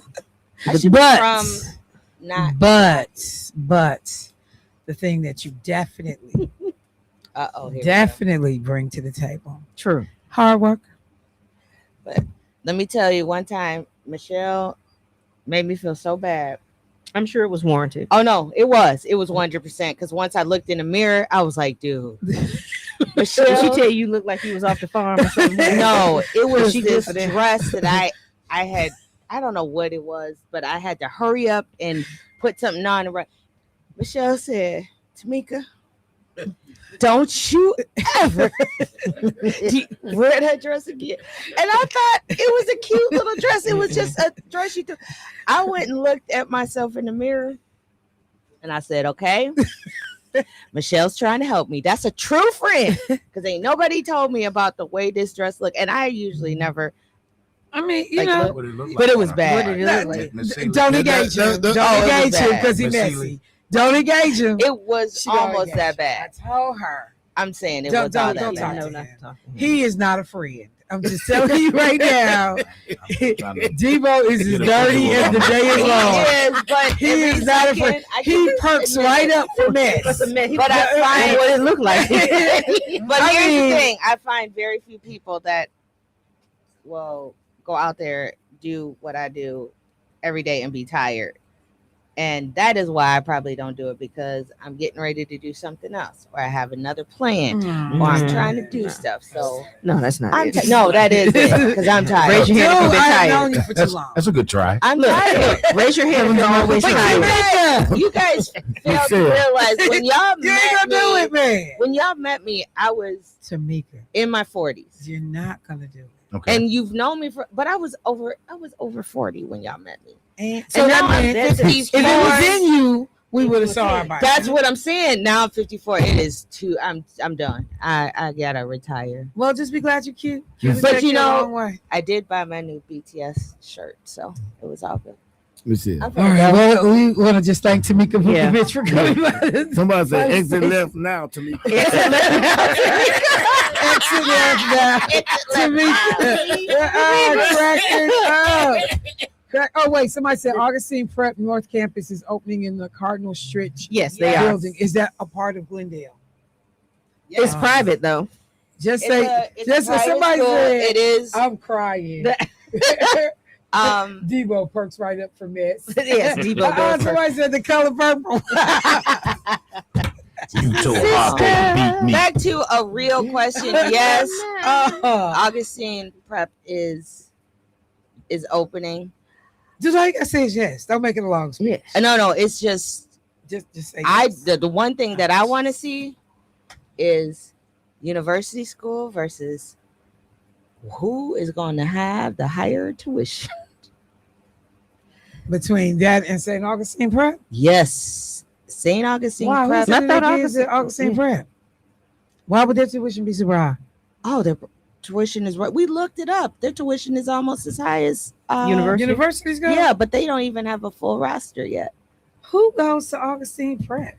Well, you know they You built haven't the first seen one it, on have the you? south side, so it's, You haven't. No, you haven't seen it. she hasn't seen Is the that the north one on campus. Oklahoma? I think that's where they built their new building, but then the Yeah. north one they purchased Cardinal Stritch's campus. Yeah, But didn't I- and didn't the I just see facilities that they have is wow. So who went in the Hope on MLK? Who went in there? Hope on MLK. I forgot. So their tuition is $11,000 K4 through 5th grade, $13,000 6th through 8th, $15,000 9th through 12th grade. Wow. That's How just much the is start. university? But this is a year. They've been in a year. Or See, if now they've you been have piqued started. my interest. University school tuition. Oh no! See, yeah, university school $14,430 for a half day preschool. But what I'm up to saying $36,000 for 12th grade. But what I'm saying is, this is their first and second year. You don't think that tuition's gonna go up? It may, but And university they have school money. But they have $25,000 for kindergarten. which is another problem that I have because we have to bus the kids to university school and pay for it with the public dollars. You do, yes. No, that is Because something. we are mandated by the state to bus. So if they were within a range, we have to pay university school. Matter of fact, we have to pay for parents who drop their kids off. Why? At school. Who you paying? Because Who you paying? the parents. Oh, that's Yeah, right. the They do parents get a can be reimbursement. compensated for the If transportation. is that if they're under 220, the kids are still. No, it's not that's under the- it's for 220. It open is enrollment? open enrollment. Okay. So you are paying to Or drive- no. But remember, we're mandated. Yeah. So if a kid 'Cause goes I remember to we had university school, we technically they have to We pay for their buses too, because that was the thing in the Capitol during COVID. And the Wisconsin Institute of Law and Liberty and whoever else came to the Capitol, and they were trying to get the state to mandate that MPS pay their voucher schools the money that when they even weren't paying for buses during the COVID period, they wanted their money that would have been spent on transportation. But I was like, well, if MPS wasn't paying for MPS kids to get on the bus, clearly they're not going to pay you. So but that was a whole thing. Yeah. Okay. And that kind of stuff that really does make a difference, because you giving money that could be for students, for education, for books, whatever it is, you are giving somebody who especially to somebody who can afford to pay $36,000 for tuition. And the bad thing is, we sometimes have buses that are just rolling with empty two or three kids on, because at any given time, if a parent says, I want my kid to start taking the bus, it has to be room for them within 24 hours or 48 hours. It's either one of those two. So sometimes we partner with the other partner schools and still pay $1.6 million in transportation costs. Costs. That's one of the biggest. And we get issues. 10%. Yep. That's one of the issues with like MPS's budget. The transportation costs are becoming so exponential. And we at one time, remember Alberta Darling? Mm-hmm. We were trying to they took us out of the funding for that because the rural area didn't like the fact that this rich, I guess it's a rich district, got money for transportation. Mm-hmm. But that's taxation without representation. All right. It's a mandate. All right. I knew that was going to be Michelle, I want to see Tell you. Roberta I said hi. I haven't seen her in a while. You like her? No, I just thought you just see her. I'm trying to say Alberta. But That's I what I thought said. He you messing said with Roberta, you. so I thought Do not talk to him. I thought you were going to say Roberta Flack, but then you know. See, you see what I'm saying? You see what's happening right now? Did you go to? You don't listen. South Division. Okay. I'm a Cardinal. Shorewood graduate. Bye-bye, guys. Yeah. And no one cares. I bet I know the difference between Alberta and Roberta. Greenfield School District. It works. I'm still good. See you later. Okay. Yeah, well, there you go. It is 7:12, and we are less than an hour away. That's right. We have 47 minutes, 46 minutes. Let me ask you a question. Me? Yeah. Oh, okay. Angela's gone. Yeah, she had to Okay, leave. cool. She had to go feed her children. No. She was gracious with her time today. So, a lot of people will talk about the autopsy tomorrow. Yes, from absolutely. this election today. Yes. And it's going to be an autopsy either for David or Or an one autopsy for Francesca. Right. I don't think that it becomes one for Kelda. I think it and will also be an autopsy for the Democratic Party, regardless. But that's I was just me. I was on my way. Okay. If you had to think generically, and I want to walk out both scenarios. Mm-hmm. David Crawley wins. Mm-hmm. Autopsy tomorrow is what for the Democratic Party, potentially even for Francesca Hong. I think regardless, the Democratic Party is going to do some introspection, because nationally, and I've seen it statewide too, there is this imaginary, I'm not going to say it's an imaginary push, but they are going after this fictive group of voters that they think they can win back, which would be predominantly white men. When nationally, the Democratic Party has not won the overwhelming white vote since Nixon. What year was that? What, 72? 72. Something like that. So when you think about that and understanding that diversity is the base of the tent that we're under, we know that the browning of America is in play currently. You have more people of color that are in the country than more often than will not be by 2040. I think you are looking at a change that has to happen under the tent and in strategy, and also in the way in which we speak about bread and butter issues. You said something once, and I think it's very, very true. And I heard somebody say it once. They used the term KISS, keep it simple and stupid. Not saying that people are stupid themselves, but when you talk about all of the things that we have to go through and that most people who are not engaged in politics on a daily basis have to do, you got people worrying about medication, worrying about food, worrying about their special needs child, worrying about their kids, period, trying to work 2 and 3 jobs to make ends meet. I don't have time all the time to sit down and go through the litany that I would go through, or that I'm going to go back and forth with somebody about.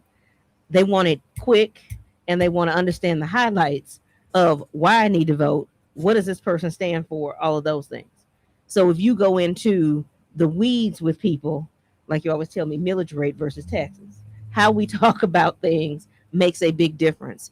If you have candidates that are talking about just democracy is on the ballot, what does that mean to me every day? That's where people felt like we got in trouble in terms of The 24 election. With Kamala Harris. And why Trump is so popular.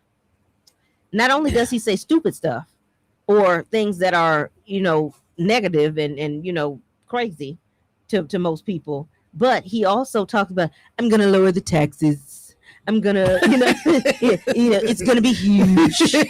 We're going to build the wall.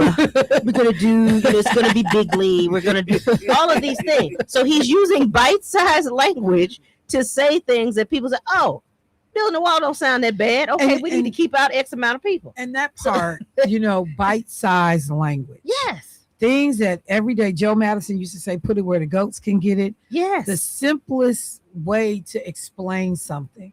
It is amazing how folks will bring these consultants in, and some of the stuff that they come up with for these candidates is just, off the charts. But when I think about the autopsy myself for tomorrow, if David is successful, the party has to figure out, and legislators even have to figure out, how are you going to deal with folks that identify as Democratic Socialists? Absolutely. We have them in Wisconsin. And we've had them. We've had them since FDR. He was a Democratic Socialist. When you look at the New Deal and things like this, is not new. It is just the current iteration of, like we just talked about, bread and butter issues. With FDR, you got the New Deal. Somebody who was presented with a terrible economy. People, the Great Depression was going on. He said, what can I do to fix this? Part of it, World War II, got us out of the Depression. But the other part of that was he had to be smart in how to create social safety nets for people to be able to thrive in a desolate economy. So look what comes out of the Democratic Socialists. Public parks, libraries, free books at school, free lunch. Even if you think about the Black Panthers, that's where we got free lunch from. Free breakfast and lunch at school. FDIC is created. Yes. Federal Deposit Insurance Corporation, to ensure individual banks' deposits. Securities and Exchange Commission is created. Oversight of the stock market to prevent fraud and abuse. Civilian Conservation Corps. That's for you, the world. You talk about environmentalism, all those things taking care. Agricultural Adjustment Act, Social Security, the WPA, the Wagner Act, Labor Relations Act. Like, there are things that you can point to that have come out of these movements, that have come out of these ideologies that many people have benefited from. Absolutely. And so people think that they can just throw a label on someone, and now you're the boogeyman, and I can scare you and I can bash you enough that you will go away. That's not going to happen. It's not going away. It's not going away. Not when you have the economy in the state that it's in and getting worse for most working families by the day. You then, so I'm just going to say that for the autopsy piece, I think that, if David wins, you have to be able to figure out, as a Democratic Party, people keep talking about the big tent. And while the tent can seem like it's bursting at the seams, you can still make adjustments for everyone. But I think that some of that is lip service. Absolutely. That people are not, because when you look at the inside of the tent, it still has to deal with infrastructure. This is a business just like everything else. Both political parties are businesses. And what we always talk about, people, black folks, I'm talking to us, when we say, yes, I'm a Democrat, but Michelle always says, are you a card carrying Democrat? That's being a part of the infrastructure and being in the business of the party. Most of us won't even pay the $10 and come to a meeting. So to complain about something that you know that you are not invested in at the business level, only at the boutique level, because you vote Democrat, it's a very big difference. Business level versus boutique level. Absolutely. So flip the script. Francesca Hong wins. What's the autopsy? I think the autopsy is how the party, number one, embraces her and then utilizes the dollars that come with her being the nominee to get the message out across the state. Because you have a lot of leading Democrats, the governor included, that in my estimation have done more damage than service to the party and to its candidates. You mentioned something on your show, and I worked with Francesca when we were in the legislature together. I'm telling you, that statement, sometimes it be your own people, is real. And when I say that, I'm talking about party members. Because if you are not palatable to the majority, if you are an independent thinker, you get set off to the side and thought of as a problem. That's been me in certain situations. That surely has been Fran in certain situations. But when you're not scared and you put yourself out there to run and you know you have good ideas that make sense and that can win new voters over, and for people to carry your Democratic message, you got to go back and reevaluate how you treated those people. But I'm gonna treat you how I meet you, meet you how I treat you. Exactly. So I think they have to be on pins and needles about that too. Because as the nominee and potentially as the governor, that may change and shape my ideology in who I hire, what that infrastructure looks like. You know, when people talk about establishment Democrats and whatever else, how my interests are conveyed. How do you look at people who have a more corporatist mindset versus grassroots? Because we do a lot of lip service to the grassroots, even in our community. Most people of color communities, the Hispanic community, the Black community, the Asian community, we do enough to get people out to vote, but do we engage 364 days out of the rest of the year? How many times are our candidates, our legislators, other people sending out information in other languages? I remember when I was running, we have a large Hmong population in District 12.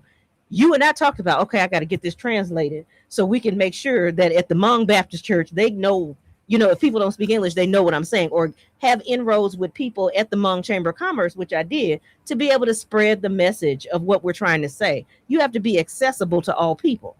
So it shouldn't scare anybody when you talk about the tent is bursting at its seams. The tent has recreated itself over and over and over again. You did it post-Reconstruction. The tent reconfigured itself again in the 60s when you talk about the Mississippi Freedom Democratic Party and what Fannie Lou Hamer and the rest of them went to Atlantic City to do, because we weren't at the table. So we had to create an entire party ourselves to counter the actual Democratic Party in the state of Mississippi. And I think that's the thing that for me, when I listen to some people talk about, electability and what basically what white folks will accept. And you got a color within the lines, and people are afraid. We at the point now, damn the lines. Yeah, I'm sorry, damn the lines. The lines, because it just sound like something I would say. But I'm just saying the lines need to expand because the lines are a figment of your imagination. And this is the thing: like, you don't get people that will apply pressure. Exactly. In a way that's effective. Exactly.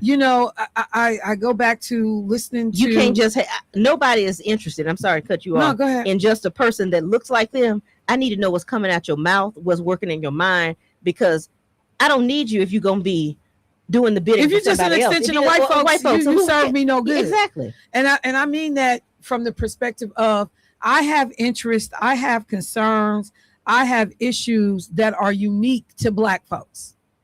And I need those to be thought about and represented and stated. Exactly. And I don't need people constantly telling me, sit on the sidelines and wait your turn. Okay, I just got some numbers in. Sherman Park, Mary Ryan, 536 so far, it looks like. And that's a second reporting out on them. Earlier in the day, 200. So 536 is the number I'm getting now. Thank you for that information. We are at 35 minutes away from polls close. Please, please, please check in with your family and friends. I literally today almost forgot to go vote because I was gone. Right. We were gone. Right. During early vote. Right. And I had it on my mind. I was like, oh, let me go. But I here. said we were going to get back early enough on Sunday to go vote. And we did. On Sunday. They cut it off. No, Sunday. No, you could have voted down at what you call it. Yeah, but we got downtown. back late, too late. So I was like, yeah, we can go downtown and vote. And if Clark hadn't walked in here trying to put on his I voted sticker, he was like, I ain't got no sticker. And I was like, wait a minute. And literally had to tear up out of here. Like, no, I got to go vote. So you still have time. If it wasn't on your radar, you got about 35 minutes, 30 minutes. That as long as you're standing in line at 8 o'clock, they will allow you to vote. You can register at the polls. If you have moved, you need to bring, something with you that reflects your updated address, utility bill, cell phone bill. Make sure though that you participate, if at all possible, in this election. But back to that point about what all this looks like, what is the fallout? I have been, and I said this the other day. I think you could hear certainly. You could certainly hear the frustration. Somebody said it again, and be your own people. Yeah, Evers. The frustration in strategically how people chose to handle this race. Absolutely, because it was a burn down the house type of mentality. We either get David across the finish line, or we basically are burning down the Democratic House. Because if Francesca represents that house, we are going to talk about this in such a way that if this woman is successful, who messing with her? Right. Because now you got to walk back all of the ignorant, visceral like what's things happening that in you Michigan. said. Exactly. What happened in the Mondani situation. Right. You got to figure out how to walk back, recouch, repurpose your comments, and you didn't have to do it this way. Mind your tongue. It's a way to say things that you don't have to be visceral and guttural. And if you keep it to policy, exactly. You and got policy Axel versus Rod coming personality. here calling people crazy. Exactly. He and James Carville. I'm sick of James Carville. Me Like, too. I don't care how cold he was back in the day. The moment has passed. It has. But that's the thing that I look at people. Like I said, I was the nerd that watched. I watched documentaries and all that kind of stuff. If you go back and watch the documentary called War Room, it is a documentary about the 1992 presidential election. Right. You see a young George Stephanopoulos. You see James Carville in his heyday. You see all of these people who basically turned the Democratic Party on its head to get Bill Clinton elected. Never have we elected somebody after 20, 30 some odd years from the South to become president. Bill Clinton broke all the rules that were established at that time. How you run a campaign.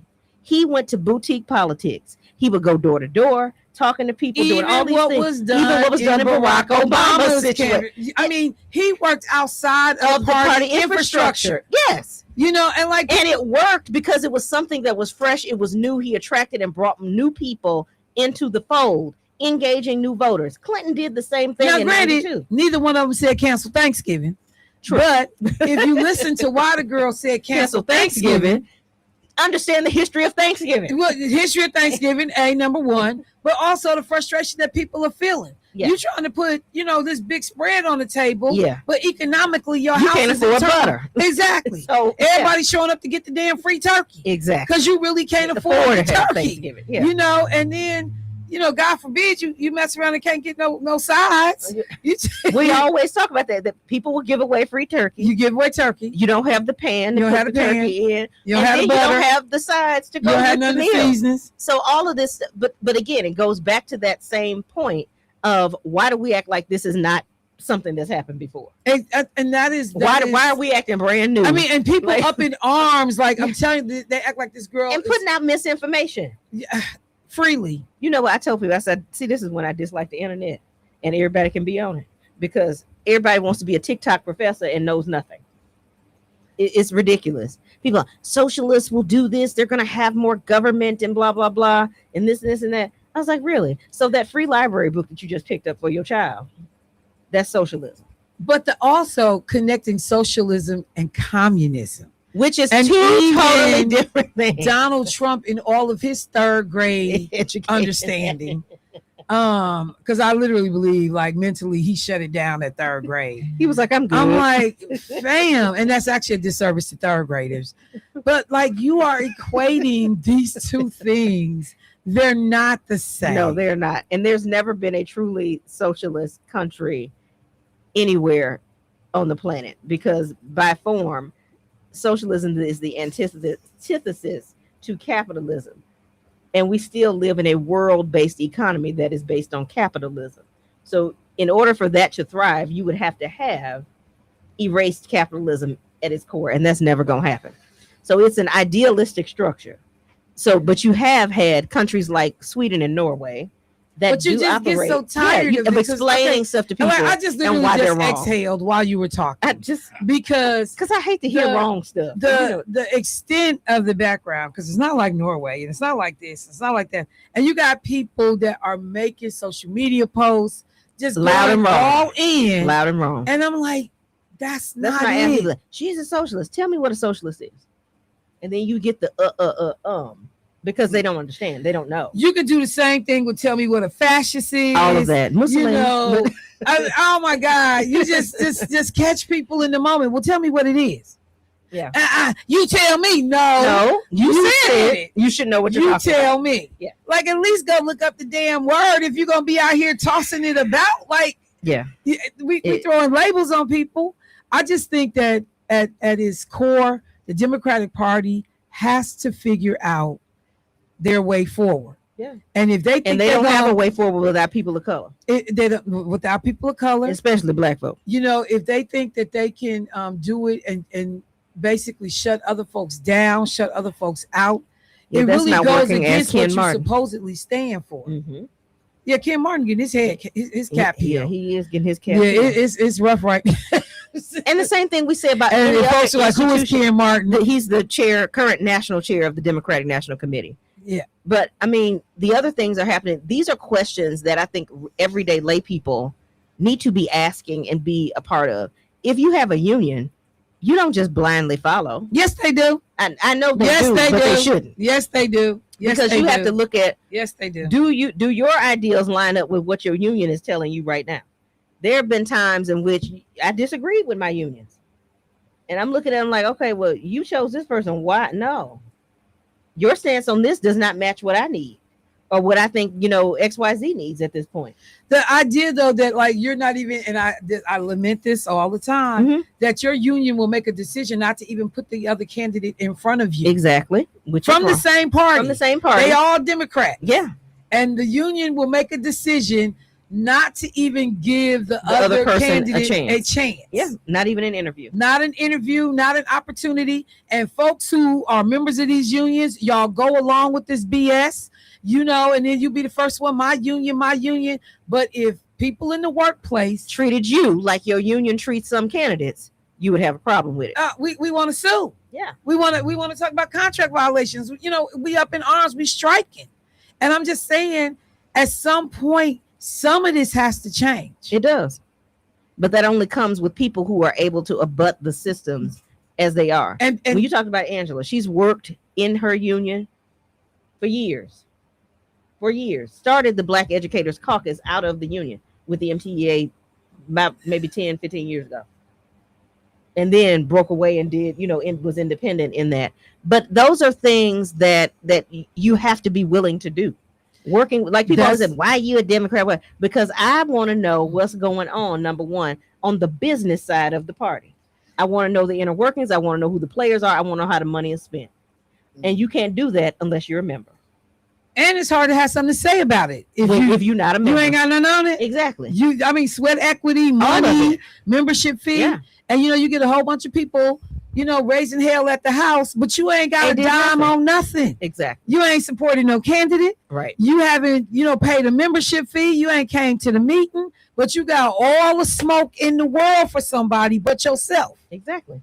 Because to the point that you all were about to make earlier when we were talking, we elect these people and then we leave them to their own resources. Exactly. Barack Obama basically said that all the time. Y'all got me here and then you left.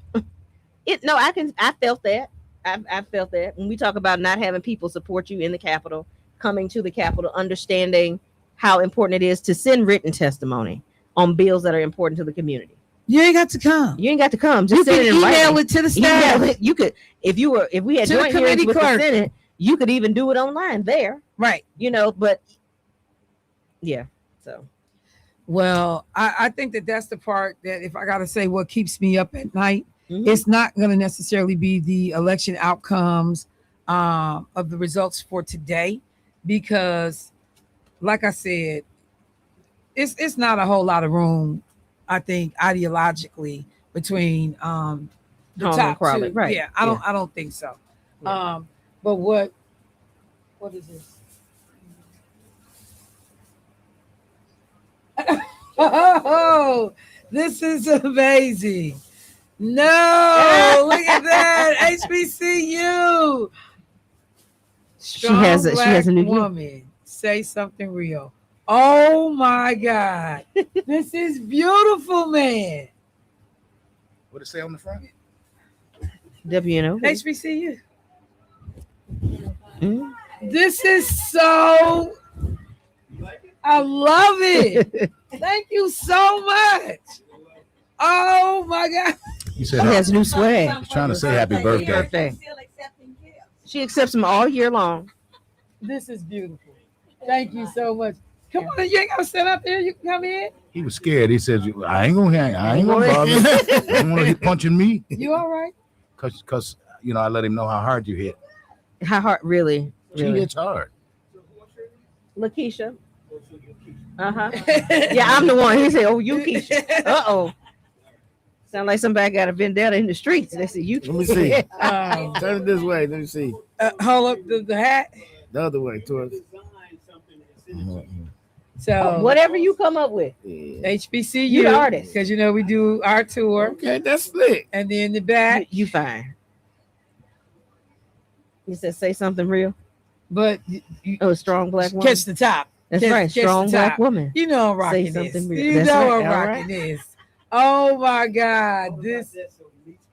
We sure appreciate it. This is so cool, y'all. This brother has shown out, making sure that we have. That is nice. Here, this is beautiful. Thank you. I can't say it enough. Thank you. Thank you. You need to bring some more of that rib rub out here. Damn rib rub.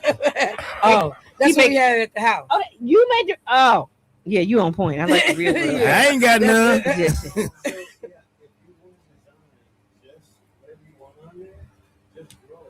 You asking me to draw listening something. to like we ain't on. But he asked me to draw something. He must not know I do stick figures. That ain't gonna be good. Look, yes. So whatever you come up with, bro. That's we are. That's fine. That's fine. Look, I'm up here enough. Do you guys have a logo for your college tour? We just use the company logo. Yeah, no, we should come up with We should one. come up with one though. Man, work on this is so fly. Oh my God. Man, I told you about them shirts to raise that money. Oh Lord, What? Debo. I didn't. Debo don't know. You could have just put the letters DST. That's it. That's all I needed. You know what?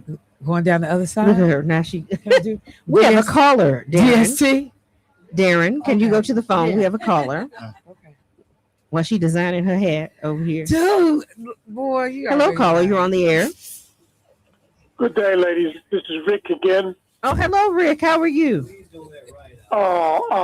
Quick question about Madison. Yes. That police situation in Madison, is that going to scare voters into thinking that black people are out of control and need to be heavily policed by a strong candidate for governor? I think that's always something to be cautious of. I think it will most definitely come up, especially on the end of Tom Tiffany. I think he's already been posting things online talking about how the protesters are being handled by Satya Rhodes Conway in Madison, the mayor, and always talking about how law enforcement needs to come in heavy-handedly. So he's already been saying those things. I think that's typical red meat for the Republican base. Is some of the things that they use to go back to like Nixon's Law and Order commentary. So I mean, it wouldn't surprise me that he tries to, whoever the nominee is, that he tries to attach that to them. I mean, they've already been talking about, in the case of Francesca Hong, people were talking about during, I think it was 2020 or whatever it was, that, she was talking about possibly abolishing police systems and all of those things. So it's already out there. I just think that you will see it ramped up once they know who the Democratic nominee is. Thank you, sis. Absolutely. Thank you for calling, Rick. Another call. All right. While Michelle is over here on camera doing her I'm having a consultation. Fashion consultation about her hat, don't forget that you have 19 minutes to get to the polls. 19 minutes. It is now 7:41. You have 19 minutes to get to the polls. Please go ahead and go to the polls. As long as you are in line by 8 p.m., they will allow you to vote, but make sure you are there. We got another caller. Good afternoon. Good evening, caller. How are you? Good evening. Good evening. I'm very glad to hear the mayor came out and stood for Crowley. I wish I'd have heard it earlier in the running, because there was a lot of individuals out here saying the opposite, that he wasn't for Crowley. Okay. I've been out there on a political run, helping and making sure people get out here to vote. In my business and even not just out here in the streets, period. I've been going door to door and helping you make sure people get out here, because the thing here, we just said we want to see better, but if we don't get out here and fight for it, we won't get better. You are absolutely right. If we don't do it for ourselves, nobody's coming to save us. We have to be active participants. And that's the problem. People are not active participants. They say they want this. They say they want that. They say they, I asked a few people personal questions. Mm-hmm. Are you getting aid? Are you getting this, that? But I'm not going out to vote. I said, why? Why wouldn't you go out here? I said, so you let Tom Tiffany get in here. Mm-hmm. And they already kick you in your tail, make you go out and work, you barely can move. Take away your health care. Right. Our people really need to be busted down. I went and voted. I think it was about 5:30, 6 o'clock. It was 124. Okay. I was 124. And what polling place were you at? Washington High School. Washington High School. Okay. Yeah, 149. Yeah. So how does that compare to other races, elections you've gone? Well, actually that wasn't. I normally go really early and do it, but it wasn't so bad. But I would love to see more of our people get out here and quit picking their feet and get up here and do something. Get up, put it like this here: get up there, do nothing, and do something. I like that. Absolutely. If we can get them up there, do nothing, and do something, now you got a voice. If you say you're going to be this Democrat, why don't you go out here and start going to the meetings? Why don't you find out who your candidates are? Find out who you voted for, why you voted. And then, like I tell a lot of these older guys and young ladies, you're not even voting for yourself right now anymore. You done lived your life. Your children is at stake. Absolutely. You couldn't be more correct. Thank you for your call. All right. Have a good one. All right. Debo is saying it's time to pay some bills. So we will be doing that right now. You are listening to WNOV 860 AM, The Voice. We'll be back after the break.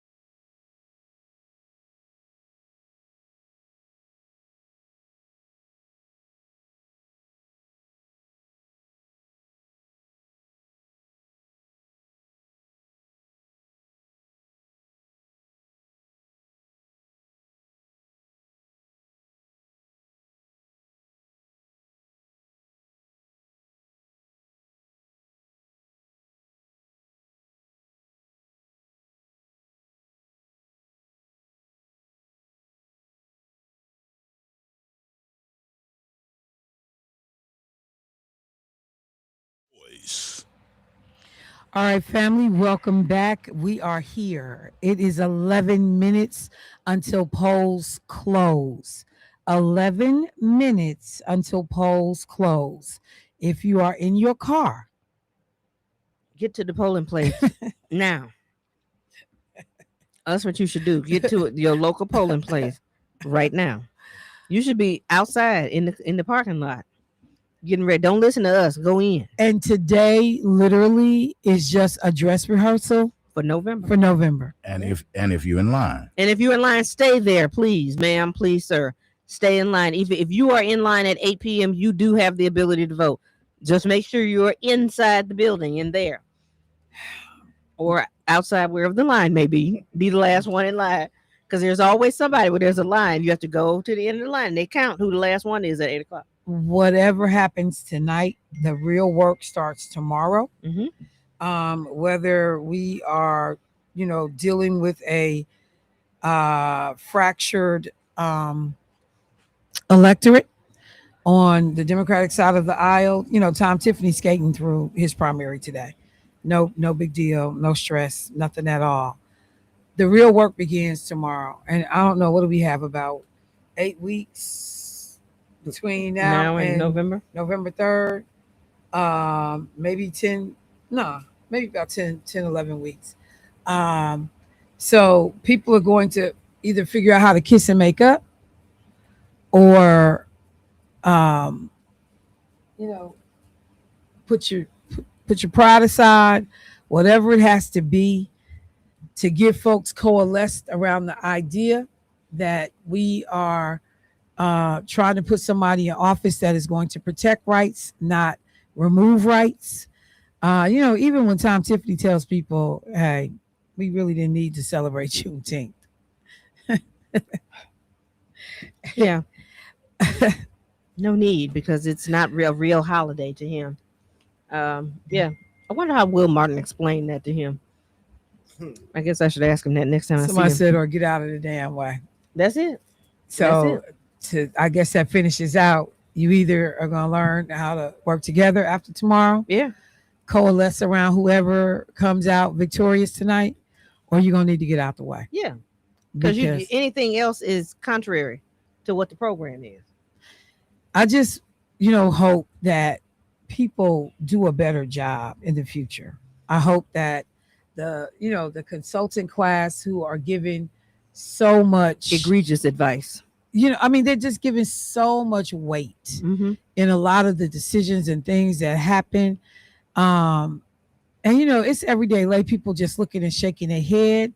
But by the time you rig some of these systems, you add money to the mix, you end up getting the outcome that you're basically paying for. Exactly. Versus what the community actually needs. Yeah. Or what the community would have chosen if they had the ability to do it for themselves. It's also a lesson for candidates. And that's where I'm going next, but go ahead. No, I was going to say it's also a lesson for candidates. If you think you can do a job and you register to do that job, you file the paperwork, you set up the committee, you put the campaign infrastructure in place because you think I would make a good governor. I would make a good whatever the elected office is. And you put yourself out there. Don't go into it with the mindset that, oh, well, I'm polling low, I'm going to get out. A primary is a primary is a primary for a reason. It's for people to be able to make a cogent choice for themselves. So by you listening to whoever it is telling you, whether it's a pollster, whether it's whoever telling you, oh, move out of the way, or somebody saying this person needs to just drop out because we need to get behind X, Y, or Z. Learn That's from what this primaries election. are for. This is what primaries and are for. The one thing I will say that Kelda Royce and Joe Brennan has done. Stay the course until the end. Be real about the situation. I don't care if you poll it at 1%. Stay in. Give these people a choice. If this is what if you can't afford the staff anymore, I understand that. If the money is not coming in terms of donations, I understand that. Because I'm sure Joe Brennan's coffers aren't running over. Right. Kelda has had to self-finance or do different things over the years. So I don't know what her money situation is like. But this idea of pressuring people out of the race, people, self-selecting and knocking themselves out.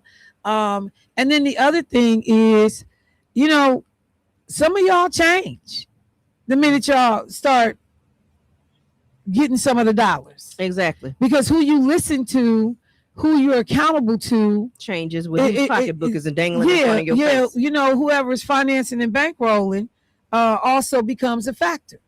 And it's hard to be yourself, stay yourself when you are beholden to somebody else. People. So, but it's also a lesson for our community. Black folks, I'm talking to us. It's not enough just to vote. It's not enough to just be with you in spirit. And it's not enough to just, because that's what they did. And that was one of the things that frustrated me in David Crowley's race. And that's why all these Negroes that I see out here now running around, we love David. We fundraising for David. We doing it. Y'all Where was it in the beginning? None of that. Where was it at in the beginning of that race? Yeah. Where was it in the beginning?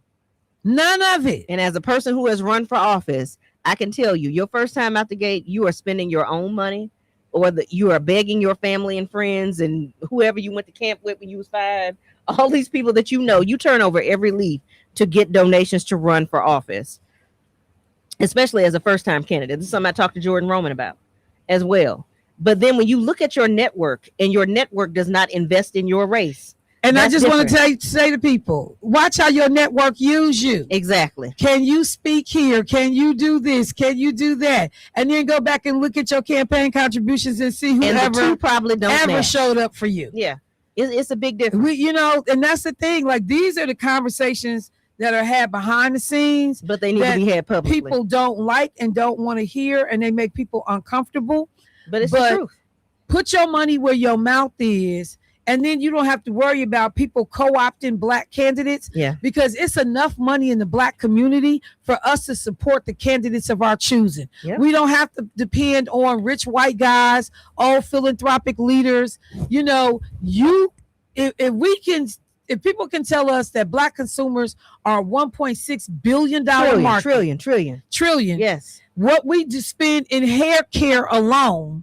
What brothers are spending at the barbershop now, and I ain't knocking the skill set of the barber, but damn, a haircut can be $50 for a spray on line. That if it get wet outside, it's gonna run down the side of your face. That chalk outline. I don't know who started that, but that death chalk outline, that look crazy to me. It looks like death. It looks like a Halloween mask. I'm just, these little young girls may be impressed by that, but real G's, no. You look crazy with that chalk outline looking like CSI is on your face. But the real reason, aside from that, I'm just saying, is that we have to do more. More is required of us in this moment, politically, economically, all of that. You got to be willing to, number one, push the buttons, get involved in organizations and infrastructure that you haven't been able to do it before, do the extra work, go to a school board meeting, join the NAACP, do whatever it is that you've not been doing, because complaining is not working. Not being a part of the process is not working. You can't complain about something you don't actively participate in. And that's something that we have to do. There was a song at church that used to call "Is Your All on the Altar?" It's a whole lot of people. No, it's not. They do lip service every day, but then they say, "Oh, Keisha, I support you when you run again." Not 25 cents. I'm just being honest. Not 25 cents going toward the campaign to help. Voting is one piece of the pie. Finance is a big piece of the pie. The Bible said money answereth all things. It's one of my favorite scriptures now. It really is. I'm just telling you, but it's true when you think about it, especially when it comes time for us doing the real work and putting people in office. Pastor Val talked about that today. She talked about people investing and sowing a seed and doing those things. You got to do that just like you pay your tithes at church. If you're looking at a candidate that you really, I don't live in Texas, but I donated to Jasmine Crockett. Exactly. And that's the thing. I don't live in Tennessee. I donated to Justin Pearson. I just donated to Justin Pearson. When we were on vacation. I'm on vacation, but I'm still thinking about business. Absolutely. I'm still on business. You don't stop being on business. And that's the thing. We get off business. And then the next thing you know, other folks is running our business for us. That is what happens. We cannot afford to be deterred. We cannot afford to let other folks keep making decisions for us, picking leaders for us, deciding who will stay in a race, who will get out of a race. We just can't keep doing it, y'all. And so, no matter what happens, just remember where David would have been had all of you Johnny come latelys showed up in the beginning. Because you knew damn well Mandela was on some nonsense. You knew it. You knew it. And tried to act like this was a real decision. I'm done. The time is now 8:00. Polls have officially closed. We hope you are still in line if you have not voted yet. But Michelle, as your annual tradition on Election Central goes, we will close the show by her singing her song. Literally, somebody just texted me, are you going to close us out with your song? That's right. It's time for the hilarious. Get to getting. Get to get. Ain't gonna let nobody turn me round, turn me round, turn me round. Ain't gonna let nobody turn me round. I'm gonna keep on walking, keep on talking, marching on the freedom land. Voting is one form of getting to personal, individual, community, and collective freedom. I'll talk to y'all tomorrow. Often imitated, but